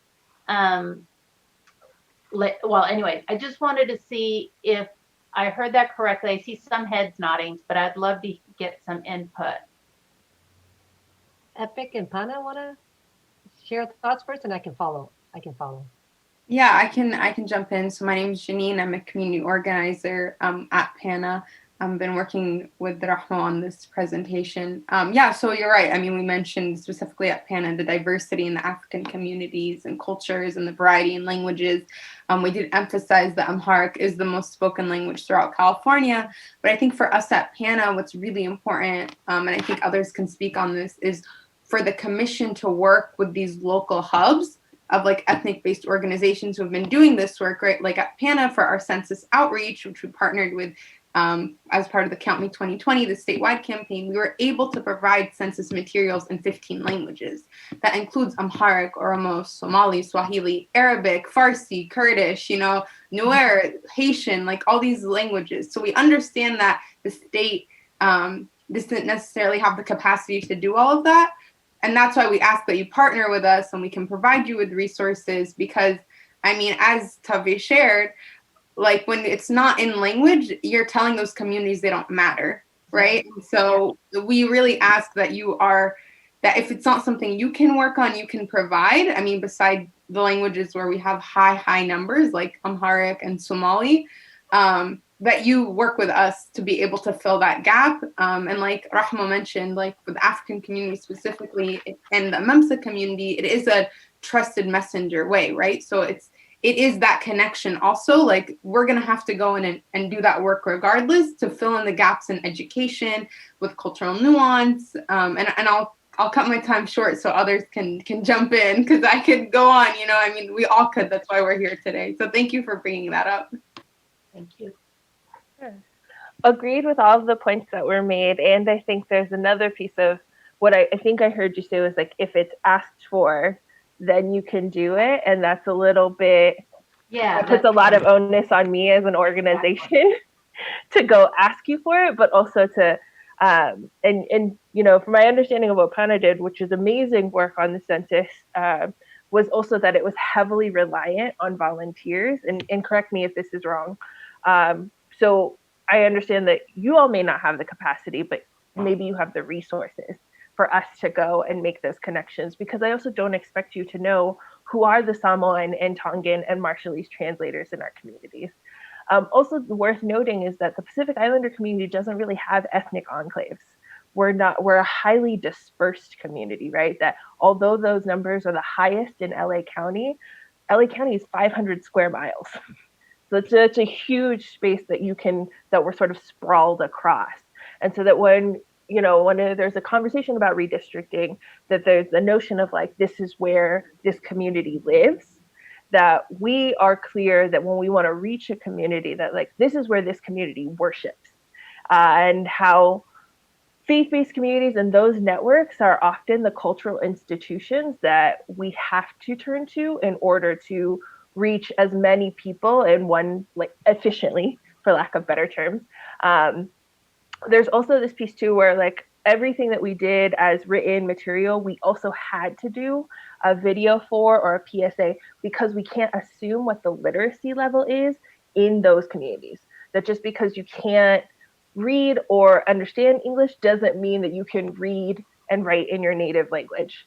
And so that pairing was also to make sure that in addition to plain language, that you weren't making any assumptions about how people consume their information. And then, echoing the trusted messengers piece, but in knowing too, like, if this is a statewide redistricting commission, that the languages that would be needed for different regions varies, right? So I say we prioritize Tongan, Samoan, and Marshallese, but that's also because of LA County, that if I'm looking at Sonoma and Sacramento, where the largest populations are Fijian, that I would have prioritized Vakaviti. That if I'm mostly in the Bay Area, I prioritize Tongan. And so that's the other nuance, that you actually may not even have data sources that show you that those are things that we know because we're on the ground and in the community. Right. Yeah. And that's interesting that you bring that up, because Commissioner Akutagawa and I were talking about that yesterday, because we were reviewing various reports, and it actually does show, because we're going to come up with a recommendation, and our recommendation will vary on what area we're in terms of what language we need, because it was very apparent that I think it was Armenian was very heavy in the Los Angeles area, but throughout the rest of the state it wasn't. So maybe we just need it for that area. So I really appreciate you sharing with us and kind of just reinforcing that information. So thank you. Do we have any other questions? If I could respond sorry, related to the disability, yeah, no worries. So for Commissioner Sinai, I think we have to be careful with that also, because if you're waiting for someone to say, I need the meeting space to be accessible, then you're in violation of the law, because really when you're picking out the space, so that can only, that can work within certain contexts, but I think, and also you may not know who's going to call in. So having an ASL interpreter, for example, and I think it's broadly thinking about language justice, disability justice in that mind frame. And we're so glad we're here today, so we can share thoughts. You may not know what you don't know, just so you can start thinking about all these different populations, so that we can share with you all the different ways that could create a more inviting, more inclusive, space for Californians. For Commissioner Fernandez. Thank you. Commissioner Sazwani, and then Sinai. Oh, did Commissioner Sinai just have a follow-up? Oh, it's something separate. Okay. So mine is to some extent a follow-up of the previous question. But first, I just want to say thank you so much to all of the speakers who came today. I really appreciate you all being here and sharing all of this expertise. And it definitely gives us a lot to think about in terms of how to really create this access of culture. And I kind of love that terminology, because I think it covers so many different kinds of access that we want to ensure. And I definitely love the idea of having a dedicated staff person who's kind of a point person for access issues. On the piece around working with you all and other organizations also in terms of our outreach, this is actually more of a comment / question. I think one of my concerns is that we're on a very tight timeline. And so I wonder, and I guess this is a question, how nimble are your organizations to be able to kind of turn around some of our requests? I think as we move forward, things are going to start moving very quickly on our side. That's just the nature of our timelines, I think. And you know, I mean, a typical RFP process might last a couple months. There's time to respond. And, you know, I think that we do have subcommittees and definitely looking at how can we get resources to partners on the ground to help us with these kinds of outreach components. So it's definitely something we want to do, but I think that the turnaround time is going to be fairly fast and quick. And so as a question or comment, you know, how able will many of your organizations be, you know, to what extent will your organizations be able to kind of work on those kind of tight timelines that we very well might end up having?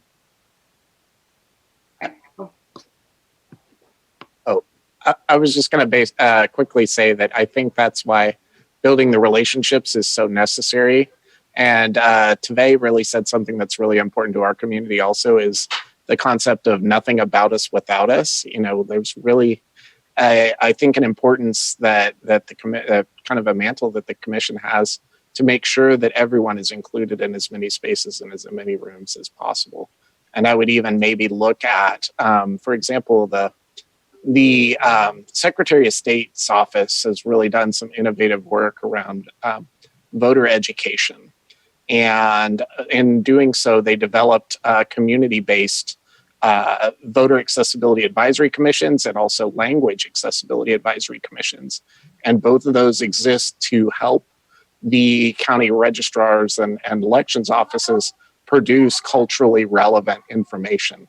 And they're really highly effective bodies because they get to review every piece of communication that the county elections office puts together and think about strategically their own communities and how to reach them. So I'm just, you know, I think I understand what you're saying. And yes, it would be very difficult if we just became, I think, seen as dumping grounds for access. And I'm sure our partners that presented in front of us would also be difficult. It would be difficult if we were seen as just translation services, which we don't want to be. So I think maybe the answer to your question is build relationships now early. Make sure that you're inviting those partners, us and others, you know, as it's appropriate. I would really, again, lean on the disability access services at Department of Rehabilitation, maybe identify someone that could serve as a partner to you all. But those are my recommendations. I forgot to share that I'm a governor appointee on the California Complete Census 2020 as well. And I would say, oh my gosh, do not start anything from scratch, right? Like reserve your resources, really tap, because they got a whole structure. A lot of us have worked on the census. So there's a whole structure that we just got built, that we built up with the committee that you can tap into and find out from them, you know, how certain things were done, which communities they reached out to, what materials they may have ready, who do they consult to get the materials. So don't start anything from scratch. A lot of what you do has very similarly structure has been done by. Yeah, if I could add one thing really quick, I think what Russell and Sal said really uplift what they said, not to reinvent the wheel, but also just adding the piece of funding, right? Like our organizations do have limited, like there is a capacity thing, but if we're able to have funding, and that's why I think why our census work was so great, is we were able to partner with 15 other organizations and have PANA lead this refugee and immigrant census hub.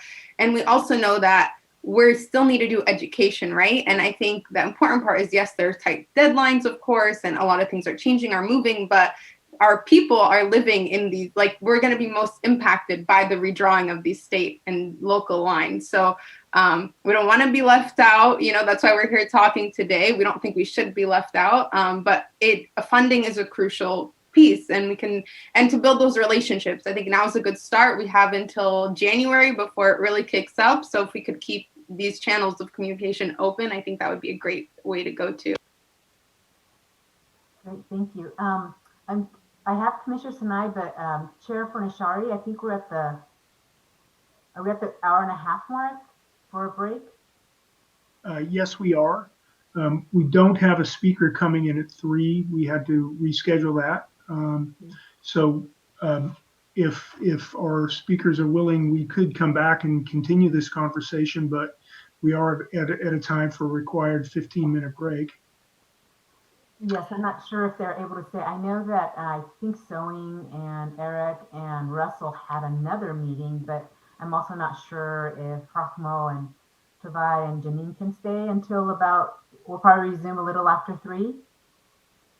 Is it possible to keep going longer? Are we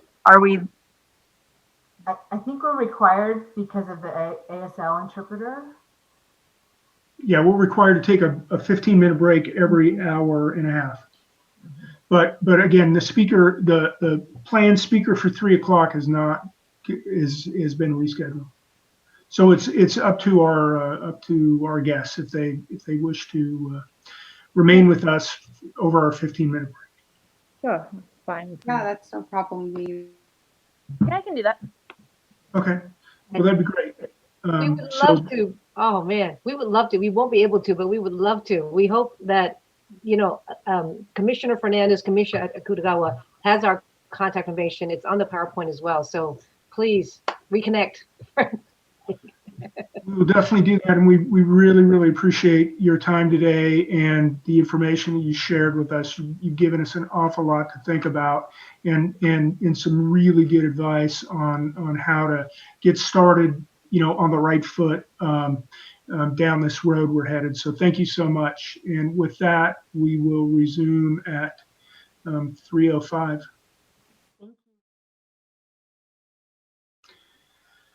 Well, welcome back. Thanks again to our presenters for sticking with us over the break. Just to provide some clarification, the breaks are for the captioners because the captioners work alone, so they work for an hour and a half straight and need a break. But we want to express our appreciation for all the folks who help us out, the ASL interpreters, the captioners, the video team, and thank you all. And I think all of us need a break after about an hour and a half. But anyway, I will turn it back to Commissioner Fernandez to continue to moderate the discussion. So thank you, Commissioner. Thank you. Yes, I think the next one was Okay, you got really quiet all of a sudden. Oh, did I? Commissioner Smythe? Maybe I should have closed. Commissioner Sadwani basically asked my question, which is, what do you all need to be successful in engaging in the redistricting? And I think we heard from everyone except for you, Tavai, and I apologize if I've said that wrong again.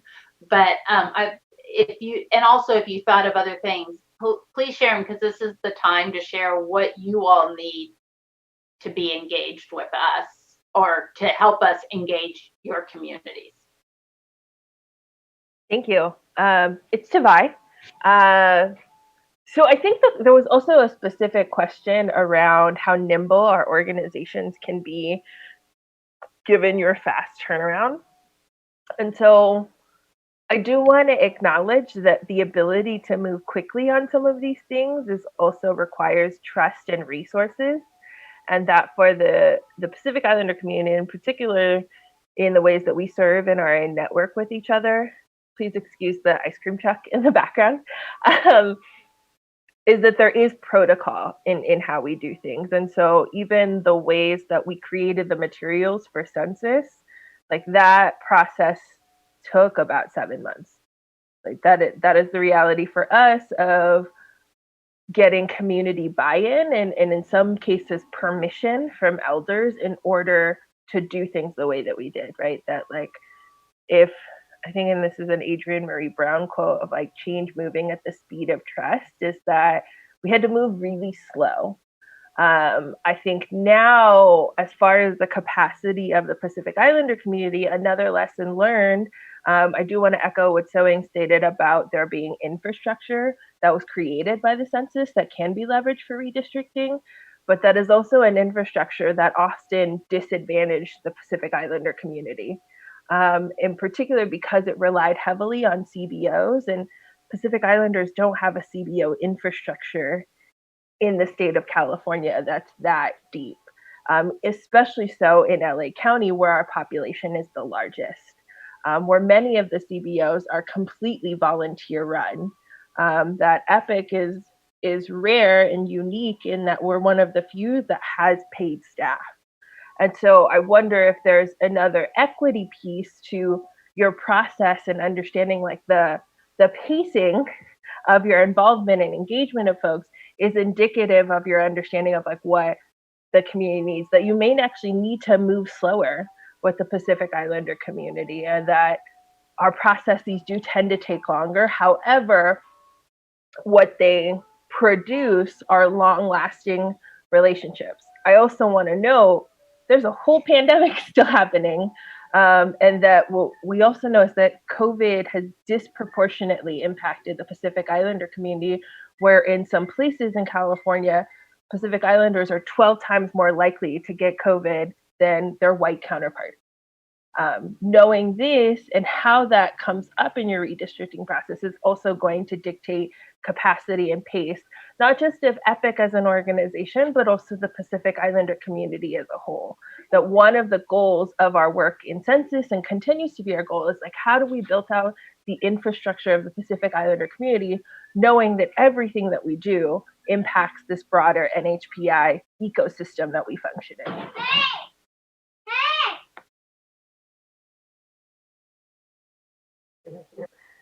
I love that background. I think they wanted to go to ice cream truck is what happened. Commissioner Kennedy. Thank you. I mean, having lived in Fiji and the essentially the North Solomons, Bougainville, and PNG, I certainly have a good understanding of the pace of things. The issue is that we have statutory deadlines. So, I have, as a member of the Lessons Learned subcommittee, I've already taken note that the 2030 Commission should probably be formed even earlier so that there is more time to develop relationships and develop materials for education and so forth, so that it doesn't run headlong into this wall of deadlines that we have to meet. And I appreciate Commissioner Vasquez's enthusiastic support. Thank you. Okay, I don't see any hands, so I'm going to ask my question. I was hoping that both you. Commissioner Fernandez? Yes. It's very hard to hear you. Oh, there we go. It's like the way your mic doesn't seem to quite pick up your voice unless you're speaking directly at the computer. Oh, yep, there we go. Okay, thank you. If you could both address. So what I was curious about, because I know that Devai has brought up the census work, and I'm hoping Rahmo and Janine have also.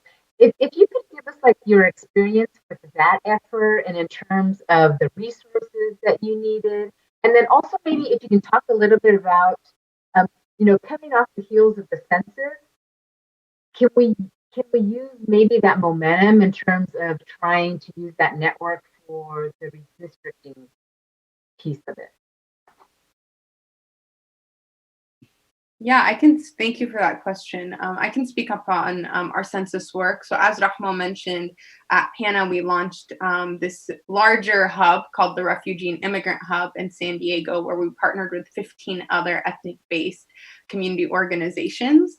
And so that worked. And for most of I'd like to say most of the communities that we're working with, this is the first time they've engaged with the census. It was the first time they've heard of the census. It was a completely new process to them. So that required for us to do a lot of background and education on what is the census, what does it mean, why are we doing it? And we feel that, yes, there's going to be a lot of momentum with leading into redistricting. But again, like Rahmo mentioned, a lot of our communities, this is the first time that they've been experiencing that process, and it's a longer process, right? And so we're anticipating that we're going to need more education materials. And that's where support from the state comes in, right? Is that we have access to these resources. It's in plain language. It's something that we can easily translate. It's things we can redirect to help our community, show them how does the COI tool work, the app, and everything like that. what worked really well was that we were able to, like Rahma mentioned, we had workshops in language, right? It was directly, there wasn't like someone was coming and they had to wait for an interpreter. They got that information, they're able to answer their questions right at the moment. It was with people that they trusted, people that they knew, and that we were really able to support the other organizations that we worked with financially to be able to have staff who could carry this on, right? Because it was a very long effort. At PANA, we were able to pay for our 20-team phone banker of youth who were calling community in language, explaining the census, helping them fill out the census right there on the phone with them, walking through them steps. It was creating informational videos in a variety of languages. And it was really building that trust and letting community know that that they can ask us in a language that they feel comfortable in. We can explain it to them, you know, walk them through that process, explain to them why it's so important. And that's why, I mean, I said, not to keep going it, but I think funding would be a really huge way to get other communities involved. Because all of our ethnic-based like CBOs are really impacted. We're doing direct services with the pandemic, right? Some of our organizations are working on immigration cases. We're working on just housing crisis, right? Like Rahma mentioned, East African community, specifically in San Diego, is spending upwards of 50% of their income on rent.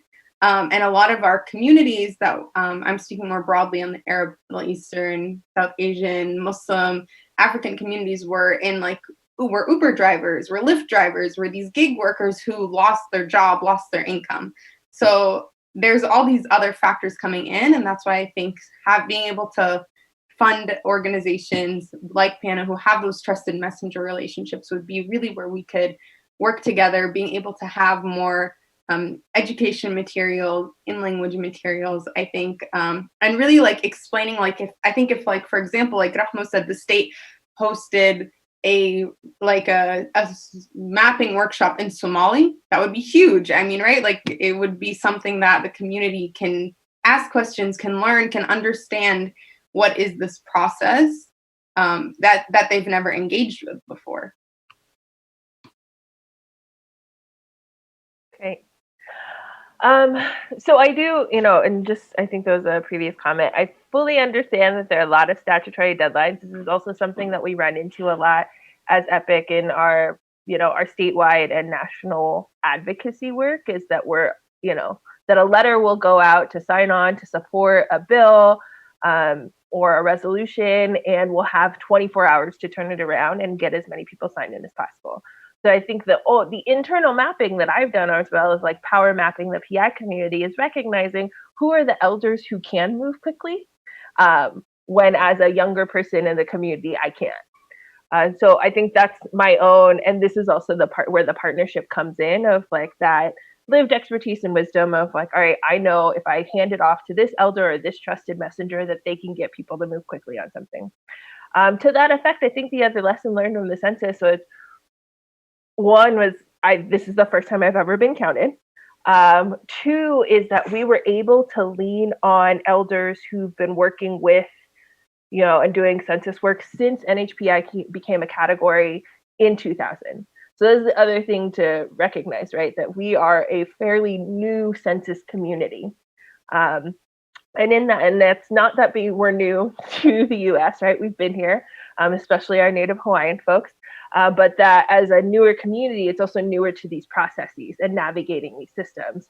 So whereas for the census, we were able to lean on elders who had long been in relationship to the Bureau, were, you know, partnership specialists, that's not true for redistricting. And in some ways, we would be starting from scratch with this information, with understanding and translating that. The census makes sense because there's this notion of resources needing to count everyone. Redistricting is a little bit harder. I think what was also difficult is that many NHPIs who wanted to apply sort of in Long Beach City or in LA had been disqualified or ineligible because they worked for the city in the last 5 years, or they worked for the county, which in a community as small as the Pacific Islander community, it's those who work in those positions who are the most civically engaged and are the most adept at those systems, right? And so that if you If those folks are those that are ineligible, you just disqualified the most engaged and the most equipped to participate in these processes. And that's the difficulty, that for the Pacific Islander community, being as small as we are, those sort of ineligibilities are felt far more acutely and severely.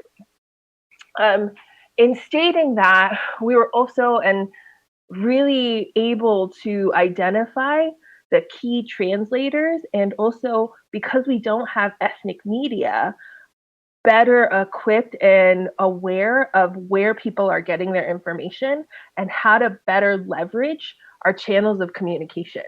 That with the census and COVID and everything being shut down, our initial plans relied heavily on in-person outreach, leveraging annual cultural festivals. And when all of those were canceled, we were forced to move to a completely digital strategy, which was hard to navigate.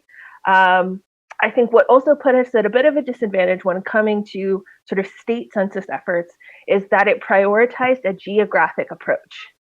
Now, why that was an issue for the Pacific Islander community is because 70% of Pacific Islanders do not live in what are considered low response areas. So what needs to be had and understood about the Pacific Islander community is the intersection of both race and place when trying to reach out to and speak to our communities.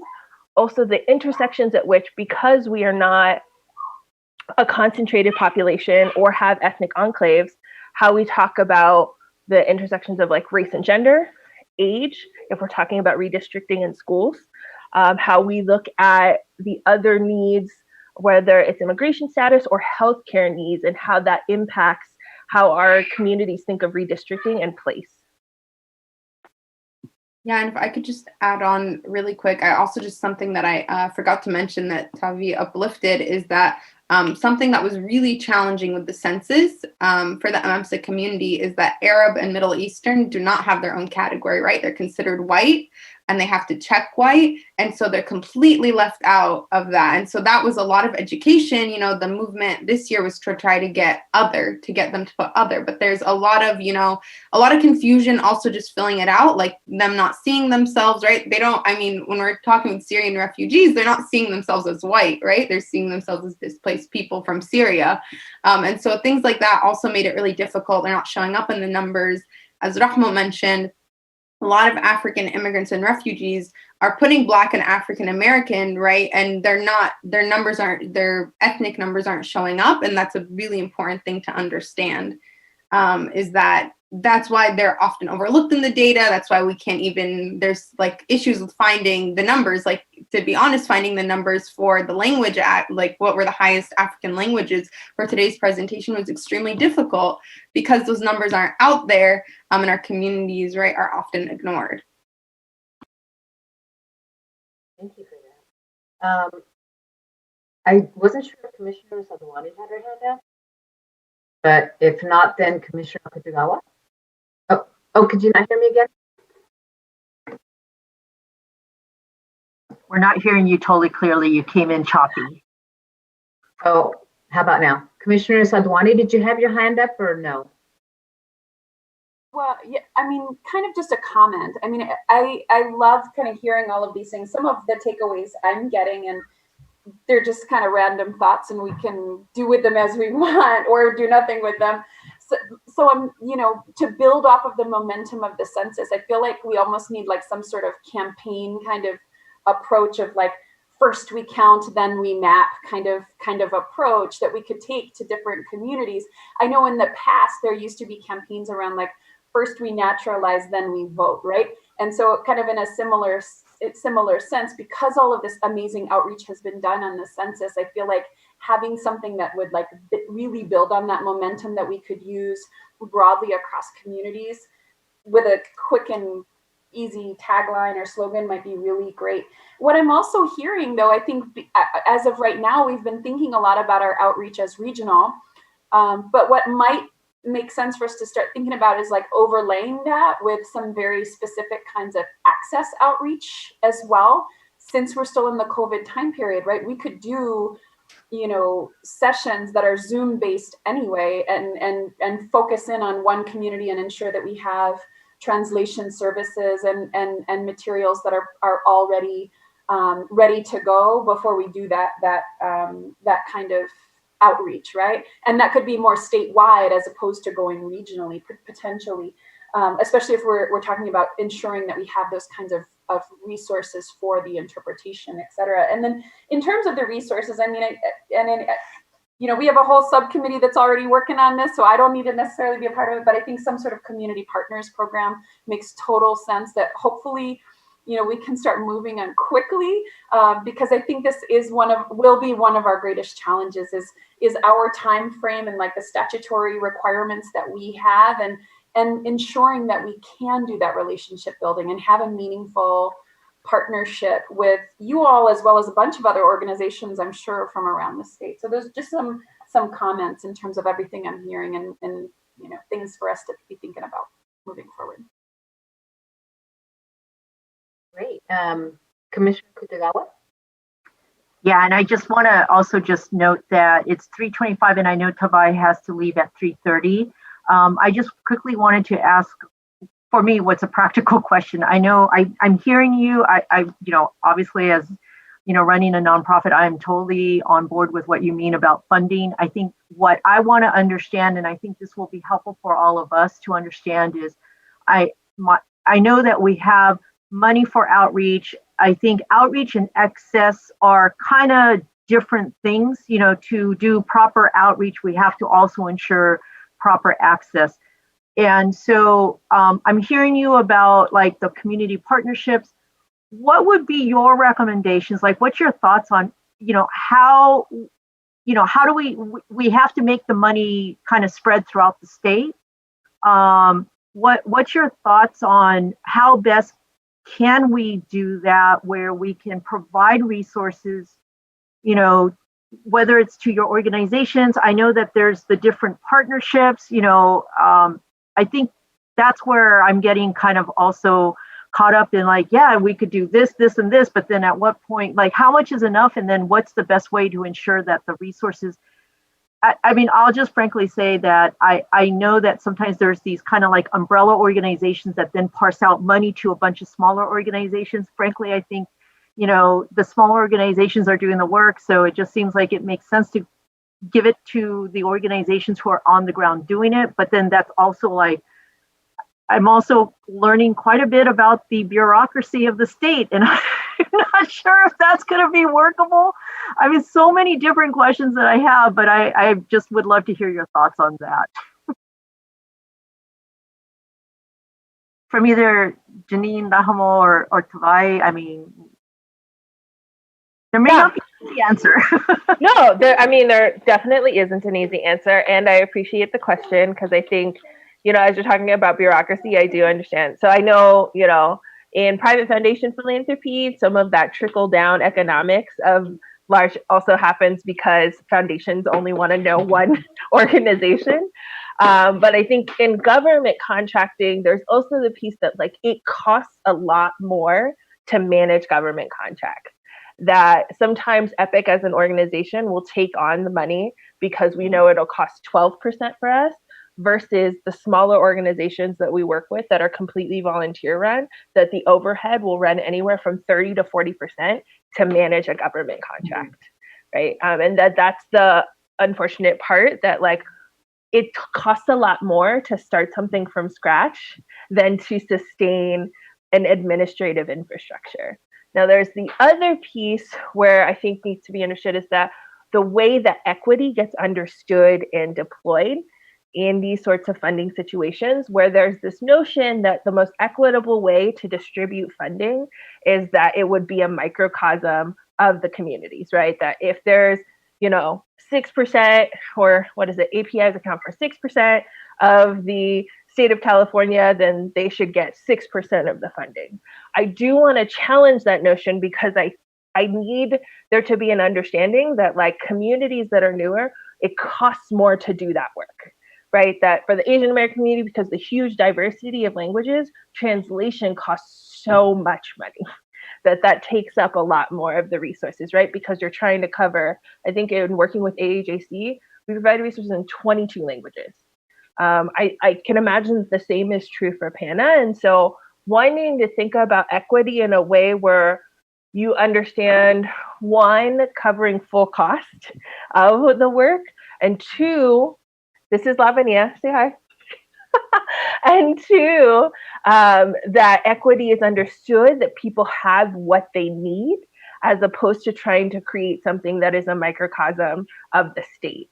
Because frankly, those are also the things that leave our communities out, as well as understanding that what are the requirements for some of these funding sources. So that is my cue that I need to go, but thank you all so much. I really appreciate having this time with you. Please take care. Thank you. Thank you. Thank you for joining us. We really appreciated it. Yeah, I can answer that. I mean, really, I really just hit the nail on that. And I think I just want to echo that, right? That our communities take and require more investment, right? Like Rahma mentioned earlier, at PANA, we serve over 30 languages. We had to translate census material in 15 languages, and 15 languages being the minimum, to be quite honest. So just even thinking like at the most basic level of translation, which I think with redistricting, translation is the basic level, right? It's not even talking more about the outreach and the education part, all of that we need. That's where funding needs to come in, is that we need more funding to translate it in multiple languages to make sure everyone's engaged. And I think Tavaira had a really good point about the overhead costs. I mean, that's why we took a approach with census of PANA was, we got the money from the state got it from the county, we got it from the county, and we gave it out to 15 partner organizations, right? And so I don't know if I have anything new to add. I know you all have a very long day, long meeting, so I'll leave it at that. Thank you. Thank you. Commissioner Lamont? Thanks to everyone who presented. Wonderful presentation. I guess my question is, and I don't know how comfortable any of you will feel with answering this question, but we understand the funding flows and options and challenges. We also understand that we have a limited amount of resources. And so when we start talking about dollar amounts, and certainly we wouldn't hold any of you to these dollar amounts, but what kind of price tags are we talking? Because that really is going to make the difference. Like, so to do a certain range or scope of work to say 15 languages, are we talking about $10,000, $50,000, $500,000? I mean, I think us having some kind of sense of that kind of helps us do our planning as it relates to our budgeting.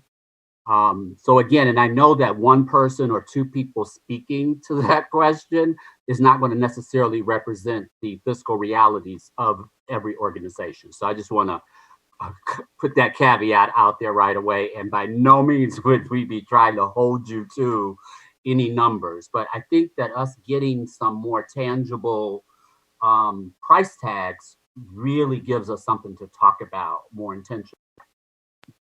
Yeah, thank you for that question, Commissioner. And to be quite honest, I don't have an answer for you in this moment, but I actually think that what you're bringing is so important, and I understand how crucial it is to your work and our work, and actually encourage you all to set up an additional meeting where, we can come back, like PANA and other organizations who presented, and I know you've had multiple presentations, can come back and give you more tangible and realistic numbers, because I feel like it'll be a disservice right now for me to throw out a number and it be way off point, either too low or too high.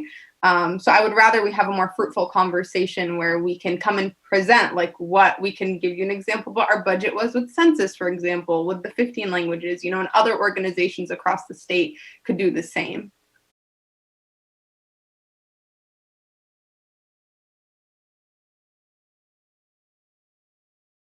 Marian?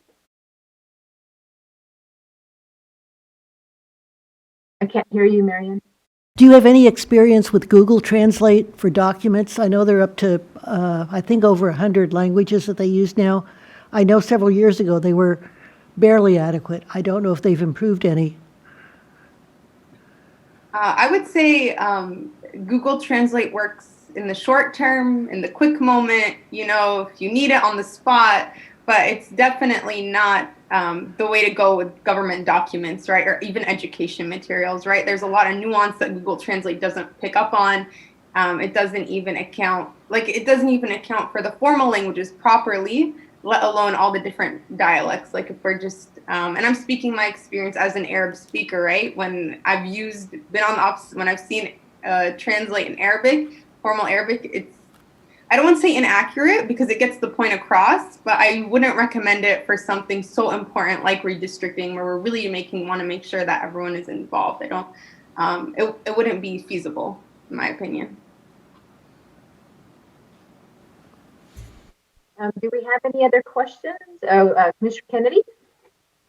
Yeah, I mean, my experience, and I've worked in Jordan and elsewhere and seen materials that have been produced through Google Translate. And sometimes not only does it not convey the nuance, sometimes it conveys exactly the opposite meaning of what you're trying to get across. So,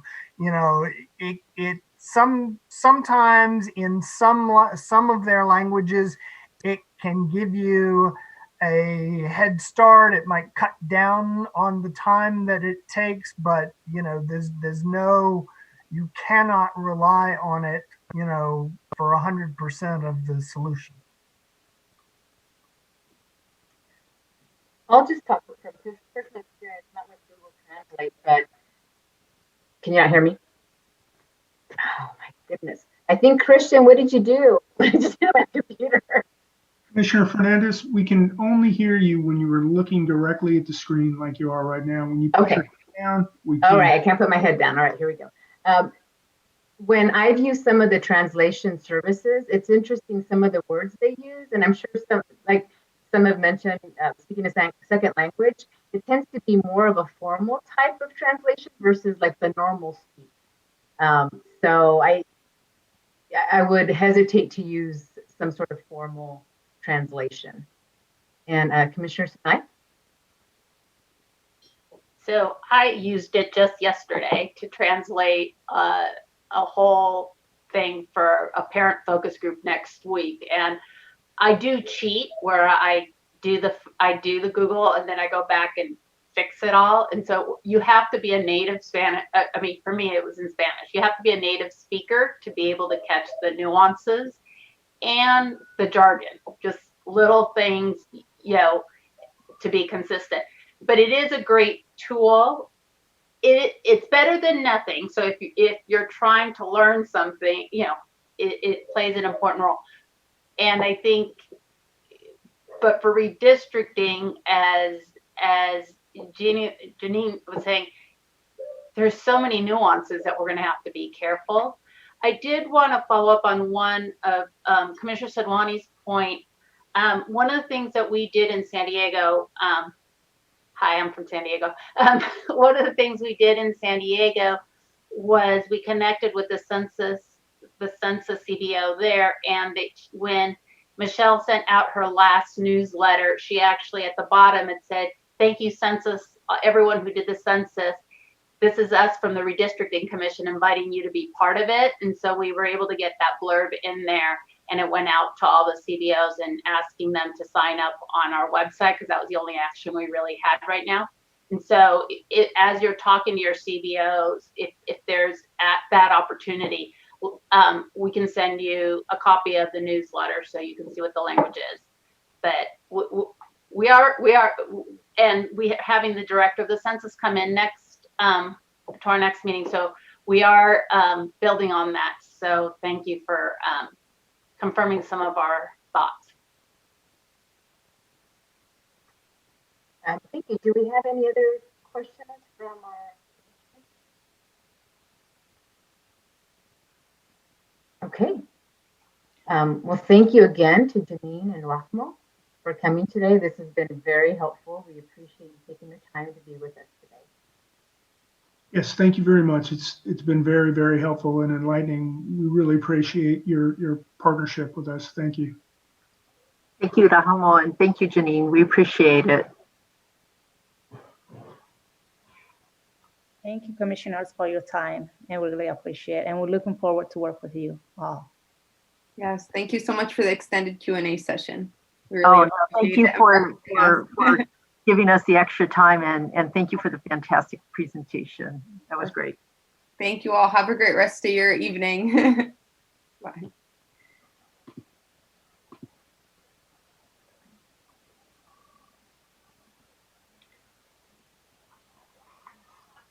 Well, thank you, Commissioners Akutagawa and Fernandez, for putting that together for us and for all the presentations that we've had. Really, really helpful and lots of great information.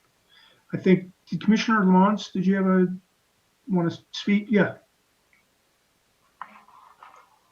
Yeah, what I wanted to say is I wanted to share some of my experience in terms of tackling this issue of trying to get messages and materials and information out to the community. When I was the deputy director of the California AIDS Clearinghouse, which was back in the 90s, actually, before we had a lot of the technology we have today, but we were the state repository of all HIV AIDS related prevention materials for the entire state. And so just a quick little history. When the AIDS epidemic first started, there were no organized government agencies, groups, etc. Everything was really done at the community level. And as it became a systemized operation, government intervention, funding, etc., all of that kind of shifted. And what happened in that process is when you created something like the California AIDS Clearinghouse, who our primary customer were the health departments and community-based organizations in every county in the state, including Pasadena and Long Beach. And so what happened is you can only have so many different materials. You could only have them be, they got so watered down because it had to serve 40 million people, right? So by the time you try to create something that potentially does that, it becomes ultimately ineffective for the majority of people. And that was even securing materials from commercial producers like Channing Beats and places like that, who have enormous budgets to do R&D and all of these different things, but they still go for that sort of neutral, in the middle, vanilla, for lack of a better term, outcome. And so actually one of the things that I recommended, and we wouldn't probably need this piece, was first, I created a pilot program where we taught local organizations how to, a very, fly by one-on-one, how to develop materials.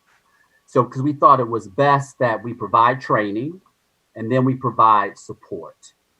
And so rather than flipping it, my idea was to flip it. And rather than us approach it from how do we find a product or suite of products that can pass the scrutiny of all of these different counties who have very, very different needs, et cetera, let's flip it and let's teach local communities how to develop materials. And those were both video product, print product, et cetera.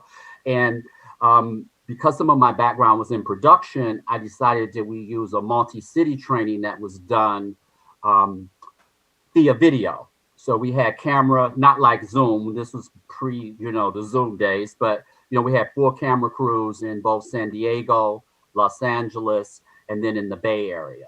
And then that way, people who lived close to some of those communities could go to those particular hubs. And then those hubs were also broadcasting out to some of their neighboring communities for the training. The key piece was the supporting it with resources, because you can give training all day long, and then if people can't really develop or have the resources to develop, and what we used was a mini grant model. And I think we should explore that. So it's not a contract. We're giving them a grant and calling it a day. And it really changes the game and all of the contract management that's required. Certainly they couldn't be huge amounts, which was sort of why I was kind of trying to get a sense of price tags, if you will, because that's a very different model than we're talking about contracts for larger amounts of money. I believe that at that time, those mini grants were around $10,000, $15,000 a pop, but we were able to give out a lot of them. And then the flip part that I was talking about, at that point, we allowed them to be developed on the ground in service of the communities themselves. And then we had part of our agreement was they submitted to us their final product.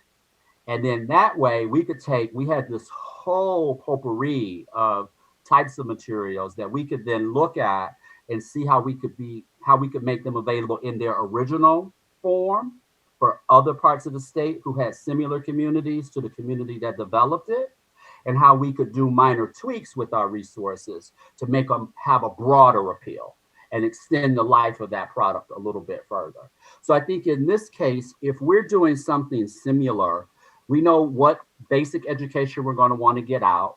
We can come up with those prongs of what information we want distributed across the state, and then work with these local organizations to be able to use the method that they want to use to communicate it as well. So they would have the freedom to say, this is the best way to take this information that the commission wants to communicate to our community. They may decide to do a drum circle and communicate it. They may decide to do a piece of material, but whatever the case may be, is that we would support the best mechanism for transferring the information, as opposed to trying to come up with a model that everybody has to figure out. So I'm sharing this story primarily from a philosophical perspective in how we might be creative and look at how we do this. And I'm happy to say that the state of California, based on the pilot, year 2, they were very impressed with our outcomes. And as a result, gave us $1.2 million that second year to support another round of just going to the community. All that money went directly to the community. Whereas in the past, that money would have sat with us to do the work. So I just wanted to put that out there. And that wasn't, hopefully that was just, flyby, but detailed enough to give you a sense of where I'm coming from on that. And I think the critical piece here would be for us to be able to explore whether there are other mechanisms for us to distribute this money outside of these big contract models or RFP models. So that's what I wanted to share. Thanks, Commissioner Lamont. You know what? And I apologize. I don't want to interrupt, but I did forget to ask for public comment after speakers. Do we want to do that now? And then, so I'll ask for public comment for from Jesse for public comment on our presenters that we just had.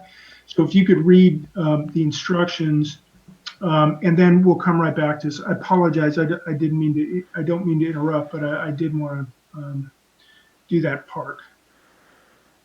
In order to maximize transparency and public participation in our process, the commissioners will be taking public comment by phone. To call in, dial the telephone number provided on the live stream feed. The telephone number is 877-853-5247. When prompted, enter the meeting ID number provided on the live stream feed. It is 934-8945-7215 for this week's meeting. When prompted to enter a participant ID, simply press pound. Once you have dialed in, you will be placed in a queue from which a moderator will begin unmuting callers to submit their comments. You will also hear an automated message to press star 9. Please do this to raise your hand, indicating you wish to comment.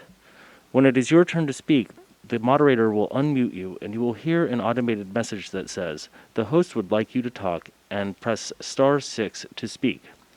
Please make sure to mute your computer or live stream audio to prevent any feedback or distortion during your call. Once you are waiting in the queue, be alert when it is your turn to speak, and again, please turn down the live stream volume. These instructions are also located on the website. The Commission is taking public comment on the presenters at this time.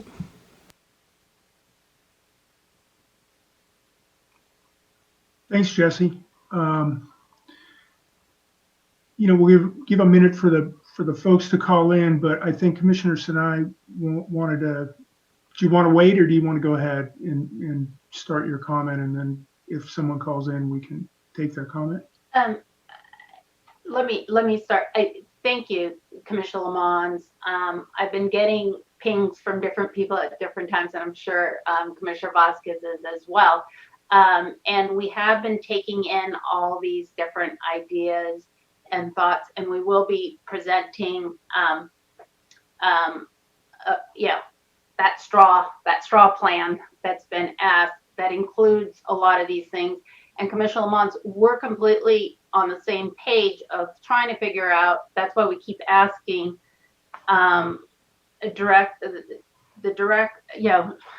Claypool, what does he mean by grants, and what is that? And we've been trying to explore that option with him, but we've also been talking with Philanthropy California and others to see how do we create the most simple, I don't know if simple is the right word, so you all can provide better one, but the best way to reach the most vulnerable communities.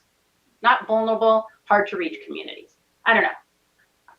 Excuse the words, the exact words, but the theme is the same. So keep sending us your ideas and thoughts, and even during the presentation, I was putting in things.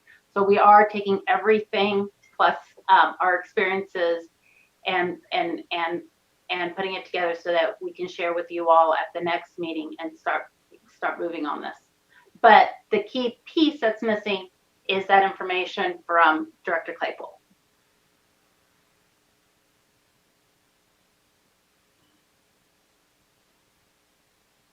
Any other thoughts, comments?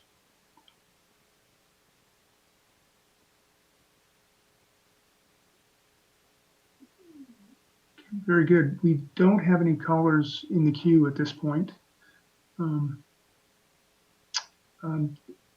But any other Commissioner Anderson?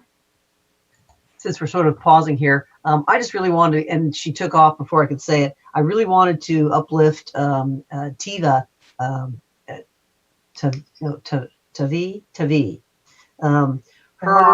Tavai, thank you, Tavai. Her bringing up, it's Samoa.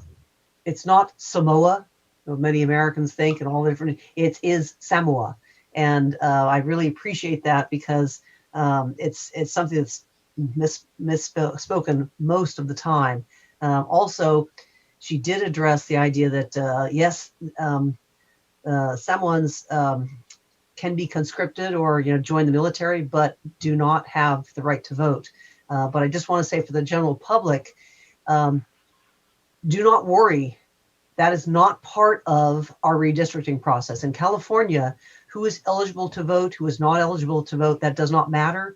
We must count and redistrict all Californians. So that is something to bring up in terms of justice, particularly language justice. But in terms of our redistricting, not only are we listening to people, but we're looking for people. So I just wanted to really appreciate all the speakers, and I really appreciate the language access to bring in these different groups of people who often, in terms of the general public, don't know about or don't necessarily quite even understand how to pronounce the name. So yeah, great job. Thank you. Thank you, Commissioner Anderson.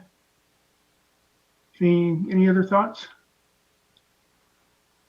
Okay. So let's see, we left off on item number 14. We didn't get too far along on the list. Just want to kind of take everybody sort of a pulse of the commission. I mean, we have to spend some time talking about future agenda items. That's also on the list, and then take final public comment. So, it's 4 o'clock. I just want to check in with everyone. Do we want to jump back in and work on item 14 for another half hour or so, and then follow up with then go on to discussion of future agenda items? Although I think at this point, Commissioner Kennedy, your agenda is out. It is out, but it has a couple of flexible elements, and particularly given the discussion with the presenters just now, if we wanted to have some of them back to have this discussion of what sort of financing would they need to carry out what sort of scope of work, the global access topic says, to be updated as speakers are confirmed. I'm happy to entertain bringing some folks back and having that conversation, because I think it is a conversation that we need to have, and one that we need to have sooner rather than later. So I'm certainly amenable to making some adjustments and using times flexibly and intelligently. So, Okay, so I would appreciate a good discussion on future agenda items, because Okay. I Well, want to be responsive. Let's do that now. We've got to make sure we get that done. And so I saw Commissioner Fernandez and then Commissioner Sinai.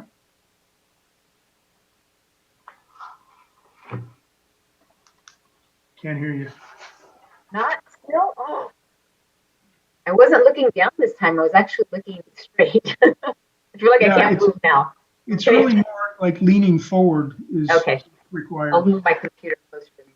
For the global access, Commissioner Kitagawa and I we have at least, I think, 2 speakers. We're trying to get 4 total, because that'll be our last, I think, presentation. And then we also want to discuss some of our recommendations. So based on how long we went today, if we try to fit something else in, it might make us go over. So I was just trying to give you a little forewarning right now.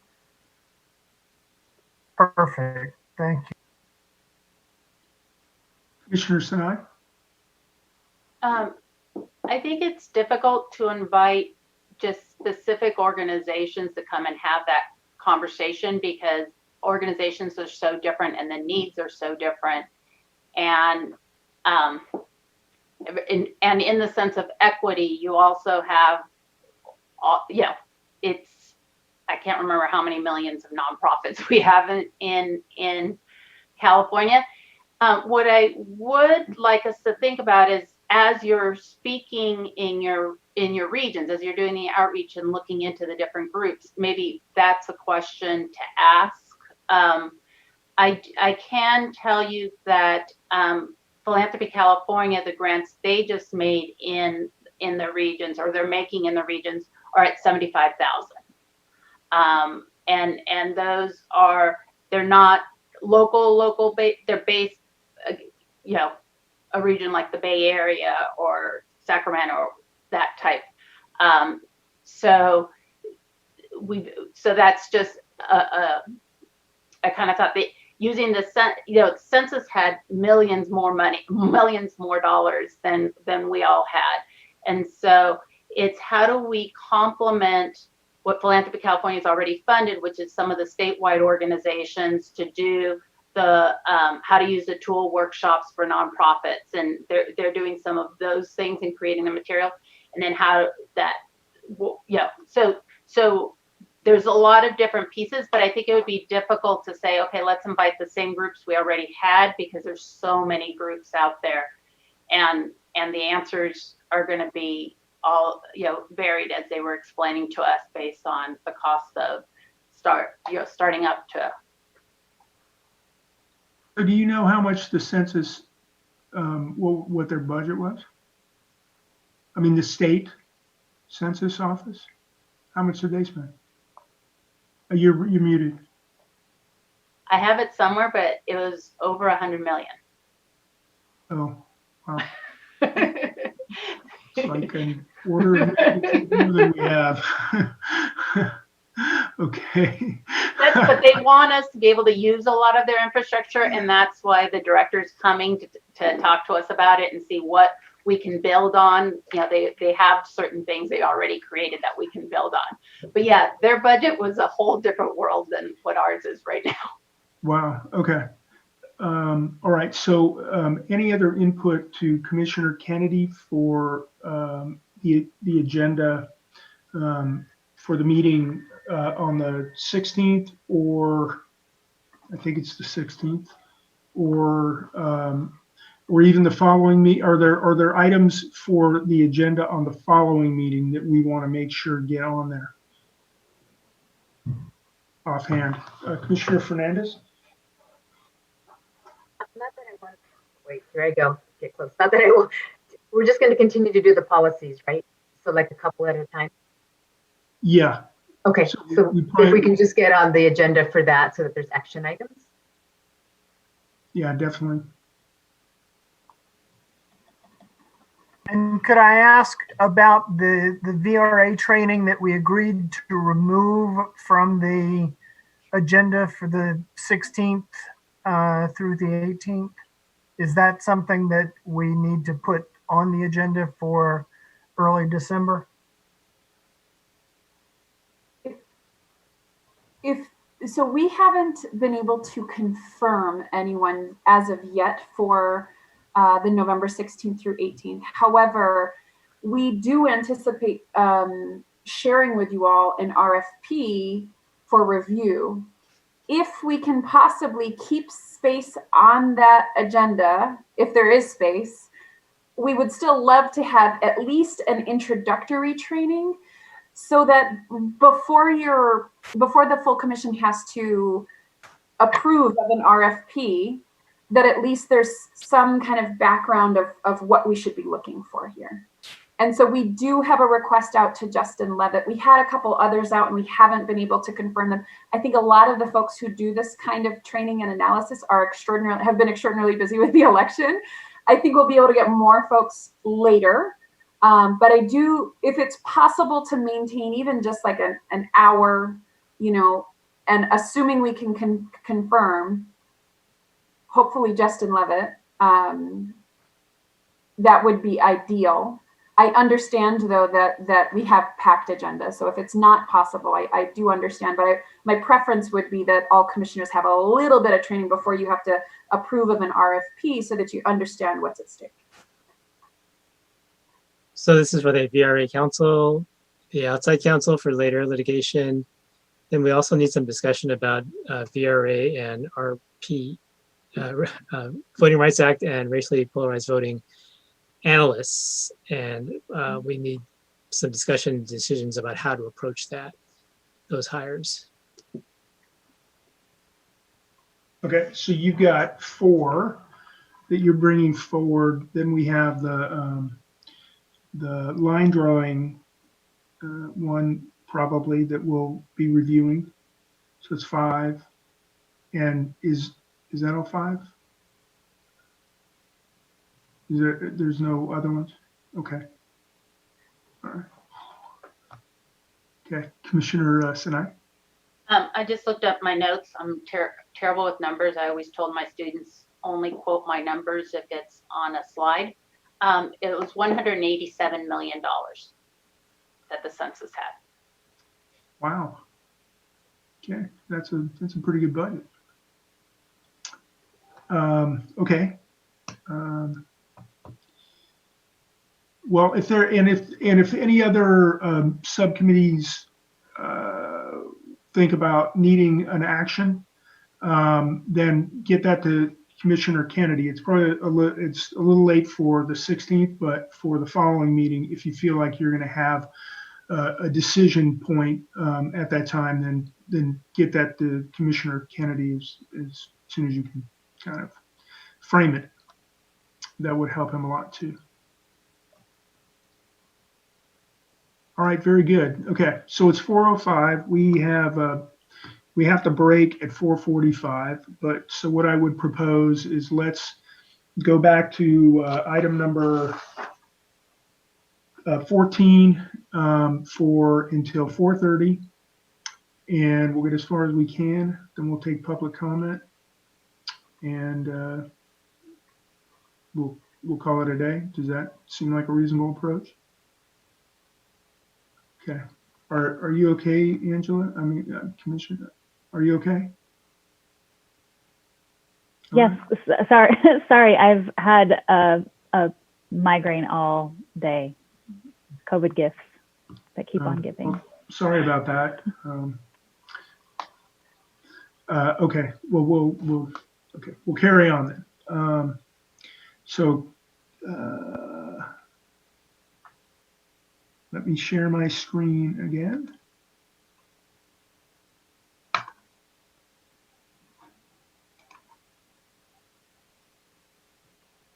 Okay, can you all see that? Okay. So the next topic was voting options. I mean, we touched on that already a little bit, but the real point here I wanted to just bring up was, we've been doing it alphabetical and starting with the same person every time, and I'm not. So I mean, one option is to do alphabetical, but switch to the next person, and so we end up going around and everybody gets a chance to be first and to be last. Although we do have the pass option, but that gets a little awkward.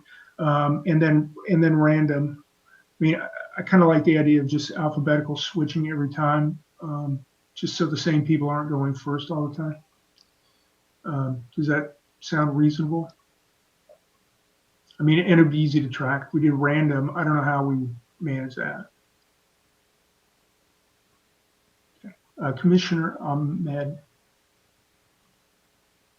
Just on that, as a person who is voting first a lot, by nature of my last name, I'm fine keeping it with alphabetical, just so that it's easier for whoever is calling roll for votes, trying to keep track of the order from meeting to meeting, or from item to item might get confusing. So I'm okay with that if that was a point of consideration. Well, I mean, it definitely was. I don't. So I mean, I'm throwing it out there. If we're happy with the way we're doing it now, let's just stick with it and move on. Okay, we're happy. Stick with it and move on. Okay, I've got. Okay, all right, good deal. Okay, so I added this. Kennedy's trying to get your attention. I'm sorry, who is? Oh, you're in charge. You're in charge of the speakers, so you can speak if you want. I mean, I'm okay with it as it is, and particularly since people do have the pass option, and I don't see awkwardness in the pass option. But another option, if we did want something else, is that we start with the person after the chair, so that the chair always votes last.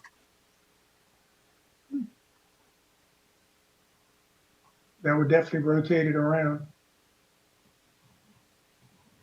Huh. Do you want to comment, Commissioner Anderson? Yes. Now, unless, say, Commissioner Yee, who is at the bottom and always has to go last, I would like to hear from him because, being an A all my life, you're ready. Like, oh my God, I got to come up with an answer. No matter, they're gonna call on me, and so you're kind of already attuned to that. So in terms of that stress, in terms of it being, is it not being fair? If that's the issue, then let's hear from people who are lower in the alphabet to see. But otherwise, does it really matter? Just stick one way and then we're done. Next item. So let's hear from Commissioner Yee. getting called on today. um, it matters to me. I mean, you get a sense of how the vote's going, which is, you know, if you're later, that's something you get that others don't. But that doesn't necessarily matter to everyone equally either. I like it, but you know, very happy to share the blessings of that. And I think Commissioner Kennedy's proposition would be probably the easiest to implement and would ensure, you know, circling around fully. Whereas if you just go down to up to down, you know, then everyone in the middle is always in the middle. So, but I don't feel strongly about it. But yeah, I feel that it does give me a slight advantage of knowing how the wind is blowing. Okay. Does anyone with the letter V in their last name have a comment? Commissioner Vasquez? Yeah, I like being last in this case. It drove me nuts in school when I always had the right answer. But yeah, I like it, and so would be happy for others to experience that. I rarely experience the Commissioner Anderson and Ahmed problem of getting called on first. And I do think Commissioner Kennedy's proposal would be the easiest to implement if we wanted to do something different. So yeah, I think trying to make it easy and not particularly challenging for whomever is calling the roll is also a priority, because I don't think this is that much of an issue, whichever way we go. Okay. Well, how would you guys feel about, let's try Commissioner Kennedy's suggestion? And if we feel like we need to do something different down the road, we can revisit it. Is that okay? Okay, I will add that to the list. Okay.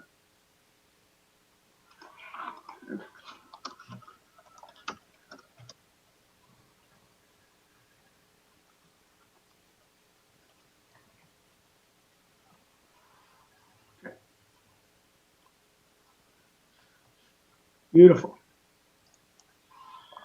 I don't know that this next part's controversial. I just wanted to kind of capture it. I just thought it was important that we, because we've had a few times where the break we had to take was right in the middle of our speakers, and today we went long and you know, didn't have a choice. But you know, I'd like to see if we could try to sync up our breaks with our speakers. Commissioner Fernandez. I'm sorry, Commissioner Kennedy, I'm stepping all over you here. Oh, sorry. Good. Are you okay? Go. Okay. No, just as spotter. He called on you rather than letting me call on you. No, I do like that number 2, and that's what Commissioner Tagawa and I have been working with. So we're trying to, you know, plan out when the breaks would be, so that there's only like a 15-minute beforehand. And I think that's a really good idea, because you know, they are going out of their way to come and speak to us. So I appreciate you putting that in there. Commissioner Lamont. I just wanted to say that I support that as well. And then Commissioner Kennedy and I's discussion about planning the upcoming agenda, we talked about the importance of having them come so that they're not in the middle of breaks and things like that. So I think that it is respectful.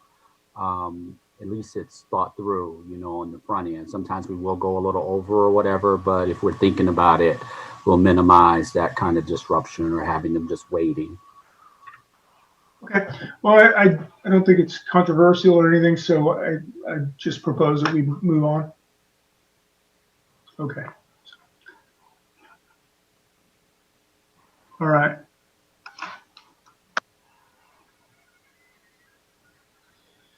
So this is where I've kind of captured some ideas that I've heard from the fellow commissioners on kind of how to manage discussion. You know, I certainly don't want to.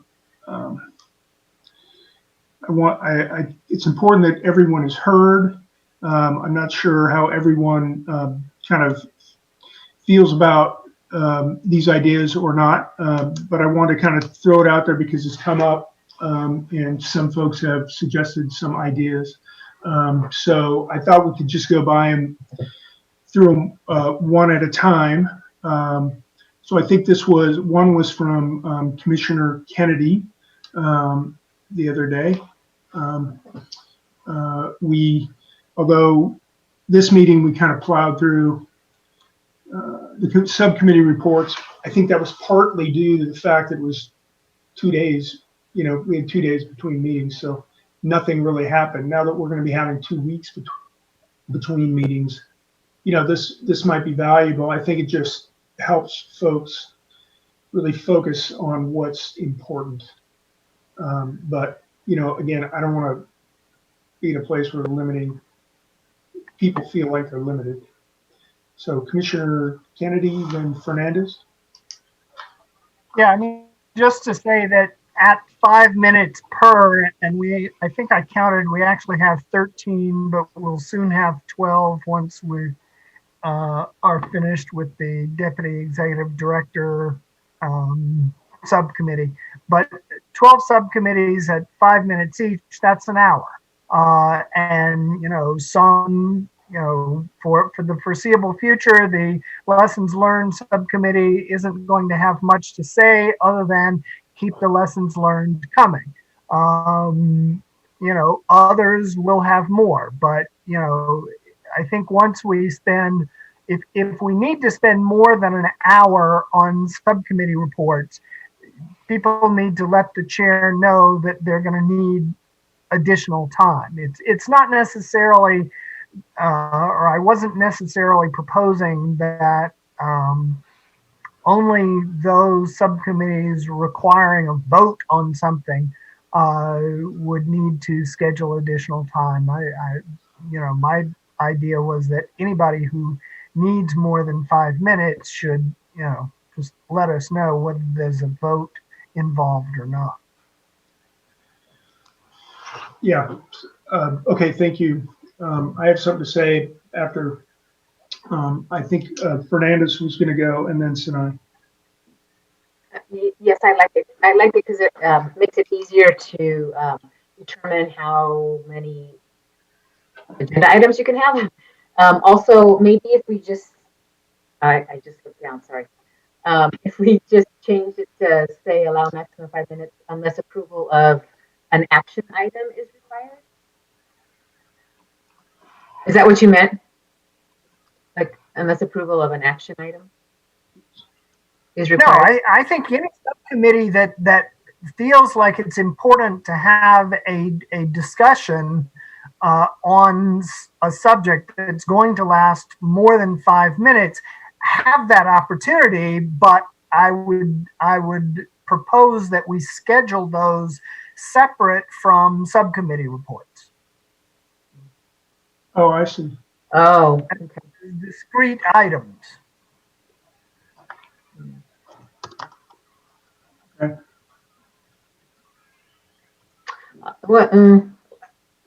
I just want to respond to that then. I like the way they did it in this agenda where if it was an approval was like on the policies and procedures that it was discussed then instead of making it a separate action item. I don't know. Well, just writing it down. It's not etched in stone. Or not. Oops. Is it okay if I go? Yeah, I don't really like the way I'm facilitating this discussion, but yes, you No, can go. you're doing fine. No, I'm not. Go ahead, Commissioner Sinai. No, I did. I was just. I just want to remind us that this is the area that is our flexible area, and it's actually where we do the most work. And the reason that we've set up the agenda this way is so that we can bring things that we might not have been able to, we didn't know 2 weeks ahead of time. So my concern is, I think people have really actually managed this piece really well and have just said, okay, if we have nothing, or we'll talk about it. I haven't seen this be the area where we have the most problem. And I do see, as we were talking on Wednesday, there is a lot of intersection between the subcommittees. And so this is a time to actually have some of those intersection conversations. And I would, it would be great for us to bring up those, think about, hey, we're thinking about this, but we know that it's part of over here. So to me, this is the heart of our work, is what all the subcommittees are doing. And this is when the subcommittees get to bring it to the full commission and get a little bit of input or a lot of input and take it back, work on a little bit more. So I'm kind of opposed to putting that time limit on it. Okay. The intent is not to limit it. The intent is to facilitate the chair in building the agenda, knowing how much time is going to be needed. So let me rephrase this and say, not schedule it as a separate item, but if a subcommittee needs more than 5 minutes, I think it's important for the chair of the meeting to know beforehand while the agenda is being put together, so that it can be planned accordingly. So are you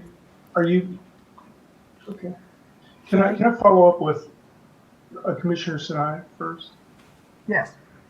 Are you so are you thinking that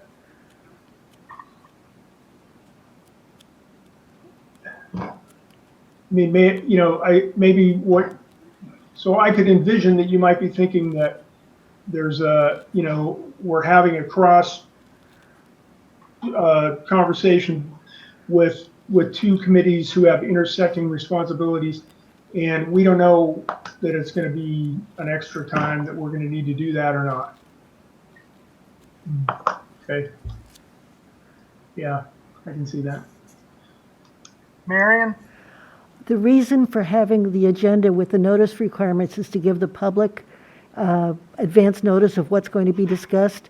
And if it's just a comment update from whatever committee, that really doesn't give much notice. If it's just a brief announcement, that's fine. But if you're going to be having a substantive discussion, if anything, that topic really needs to be identified in the agenda to give the public notice.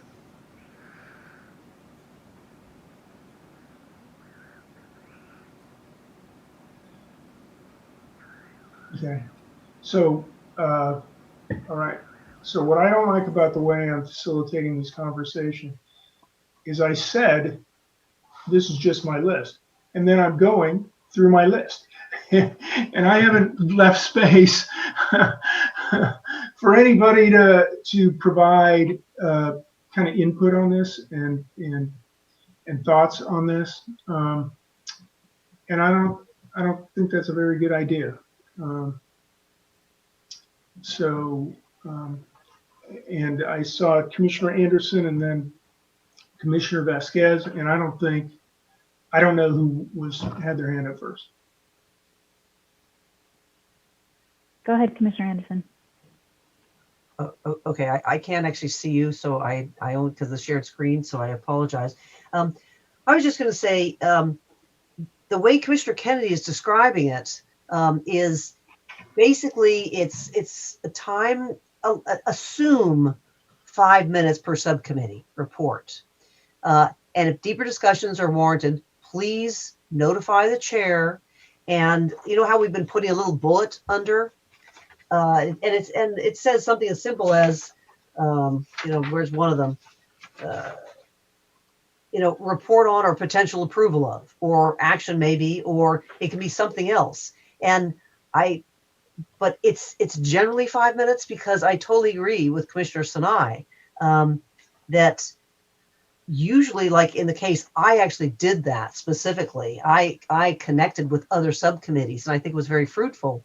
But I did have a bullet, like a little bullet below my item, thinking it's going to be more than 5 minutes. And that sort of incorporated different ideas. And I think sometimes it might go 7, 8 because, something happened and it came up, people wanted to talk about it a little longer. I think that's okay, because several items, as Commissioner Kennedy just said, he's going to say lessons learned, send the ideas coming. Great. Next. So I think it allows for the idea here is we know it's about an hour, and if we have bullets, it's going to be more than an hour. And so it's the idea the chair can come up with what they think. So then I think in terms of typing up the actual wording here, that's slowing us down. Maybe we can just sort of say, unless Commissioner Fortier, you're okay with the way this is happening, but I think you're not. So I would sort of recommend, let's have a quick discussion. Well, we can't really come back with it. Well, and then can we come back with this on next meeting in terms of just then approving everything? Or is that, if that's too long, we can continue, but No, this is obviously a much longer discussion than we have time for at this time. And so, and again, I mean, I don't want to ram my thoughts down the commission's throats. You know, I'd like to provide an opportunity for folks to maybe think about this a little more and provide their thoughts if they're so inclined. I mean, we're not going to have time to get through this today. You know, we're just not. And so, you know, I think we've made a good start here.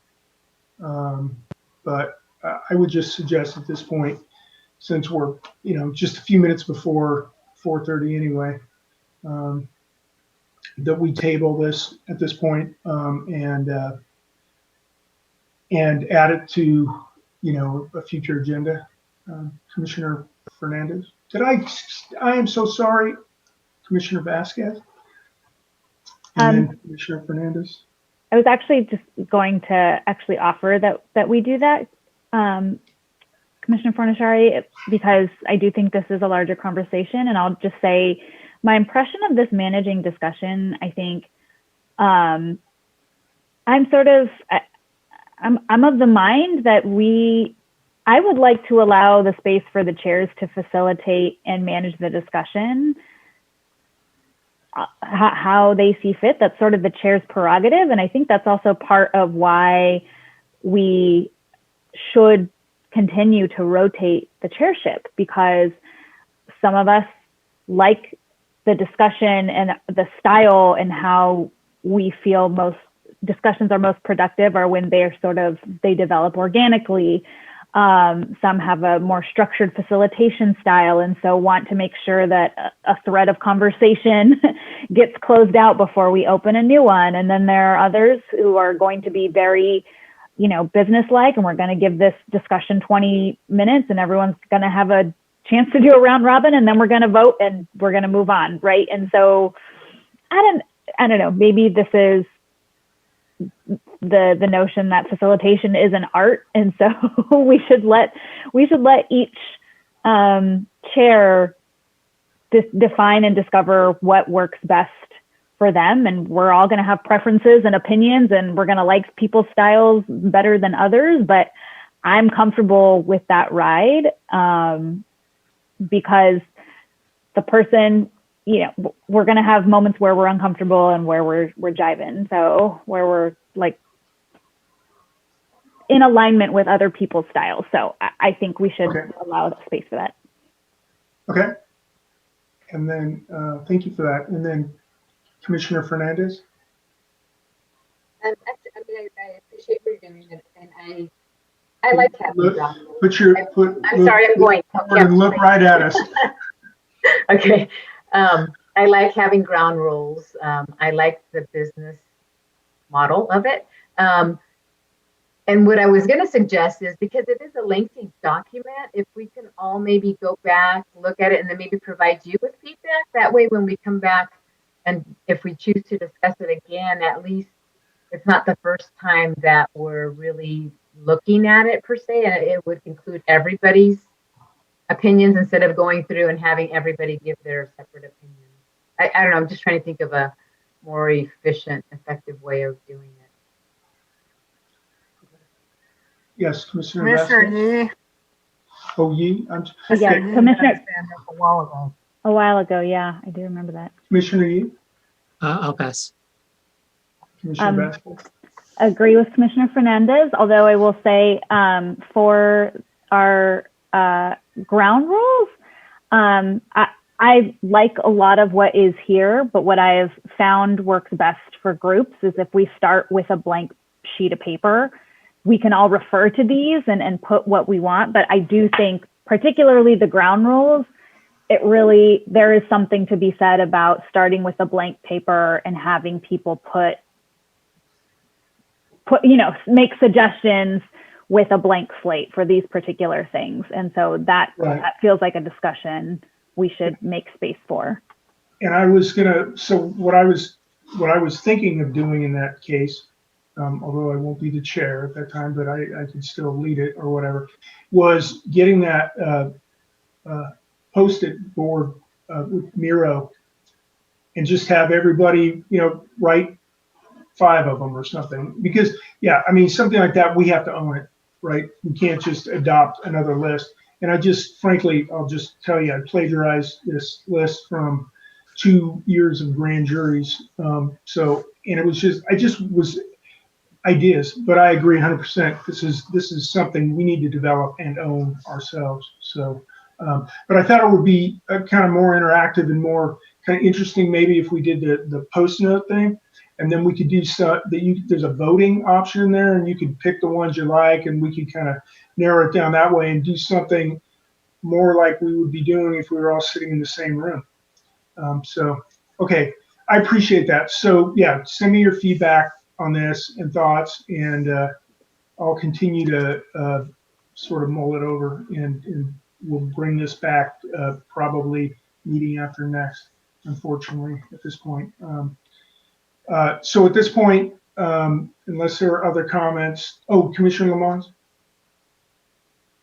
Is it possible to segregate out the managing discussion portion and just adopt the stuff that we went over earlier so that doesn't have to wait a couple weeks to be Yeah, we can definitely implemented? do that. Yeah, yes, I'm sorry. Yeah, great idea. Okay. Well, I think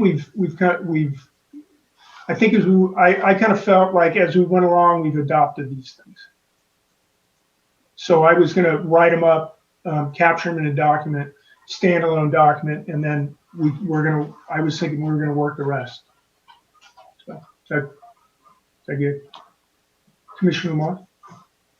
I guess the part that confused me is you said that we'd see this probably in a couple of weeks. So like not the next meeting, but the next meeting. So I didn't understand I'm confused now. Because if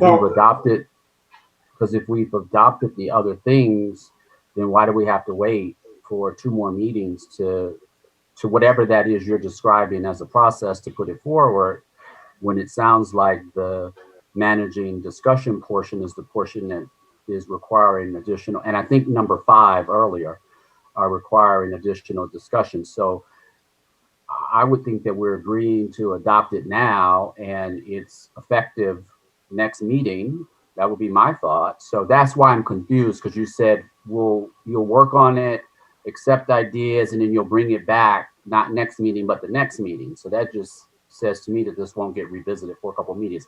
I could have just misunderstood. So yeah, I kind of felt like the parts that we've already agreed to above, that we've agreed to that. I felt like the managing discussions part and the ground rules part we haven't talked about, and that we would talk about those 2 parts in a later meeting. That's what I meant. Does that make sense? Yeah, so is there going to be some distribution? I know there was some edits earlier. This is like a working document. So I guess, is that part going to be segregated out and distributed to us? Yes. And then we know, so that was the part that I didn't understand. Yeah, I'm sorry. Yeah, I wasn't clear. Okay. Yeah. Okay. All right, great. Thanks, everyone. Jesse, can you read the directions for general public comment, please? In order Did you have something, Commissioner Ramon? Okay. In order to maximize transparency and public participation in our process, the commissioners will be taking public comment by phone.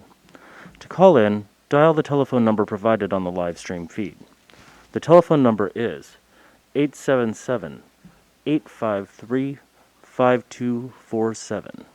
When prompted, enter the meeting ID number provided on the live stream feed. It is 934-8945-7215 for this week's meeting. When prompted to enter a participant ID, simply press pound. Once you have dialed in, you'll be placed in a queue from which a moderator will begin unmuting callers to submit their comment. You will also hear an automated message to press *9. Please do this to raise your hand, indicating you wish to comment. When it is your turn to speak, the moderator will unmute you and you will hear an automated message that says, "The host would like you to talk," and press *6 to speak. Please make sure to mute your computer or live stream audio to prevent any feedback or distortion during your call. Once you are waiting in the queue, be alert when it is your turn to speak, and again, please turn down the live stream volume. These instructions are also located on the website. The Commission is taking general public comment at this time.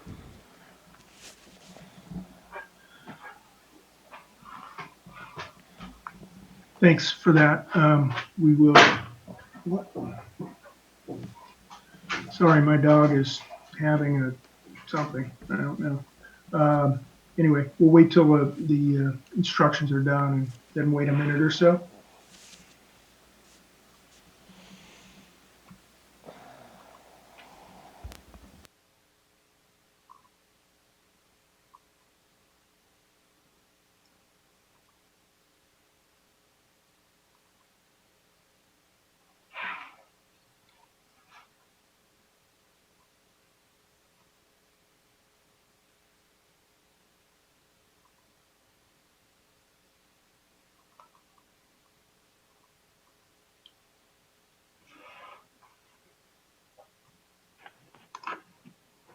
Chair? Yes, Commissioner Vasquez? While we're waiting, and in the spirit of our wonderful presentations today and for transparency with the public, you may have seen me here in this meeting and also in previous meetings. I'm doing a lot of rubbing of my head and rolling my neck. And that is nearly 100% because of some neurological and painful conditions I've developed from COVID. And so, as our speaker said, many folks don't acknowledge or aren't forthright about their disability. And I think I've been pushing myself to be more appearing of normal, but my pain is coming through, and my challenges on my nervous system are coming through. And I think, again, in the spirit of being transparent, both for the public, it is not a manifestation of my emotional state or how I'm responding to a discussion. It is just that being on Zoom it can be physically painful and physiologically really stressful on my body. And so I actually means that I should probably be more mindful of my own stress level, and will probably be more off camera if there are discussions I'm not trying to actively participate in, because laying down actually eases a lot of my symptoms. So spending all day upright is also especially challenging for me. So just as a flag for my colleagues and for the public, that is often what is happening, is that I'm just in a lot of pain and physiologically run down. Thanks, Angela, for sharing that. I appreciate it. And I'm sorry about your pain. That's not fun. Well, and I'll just share too, since you shared.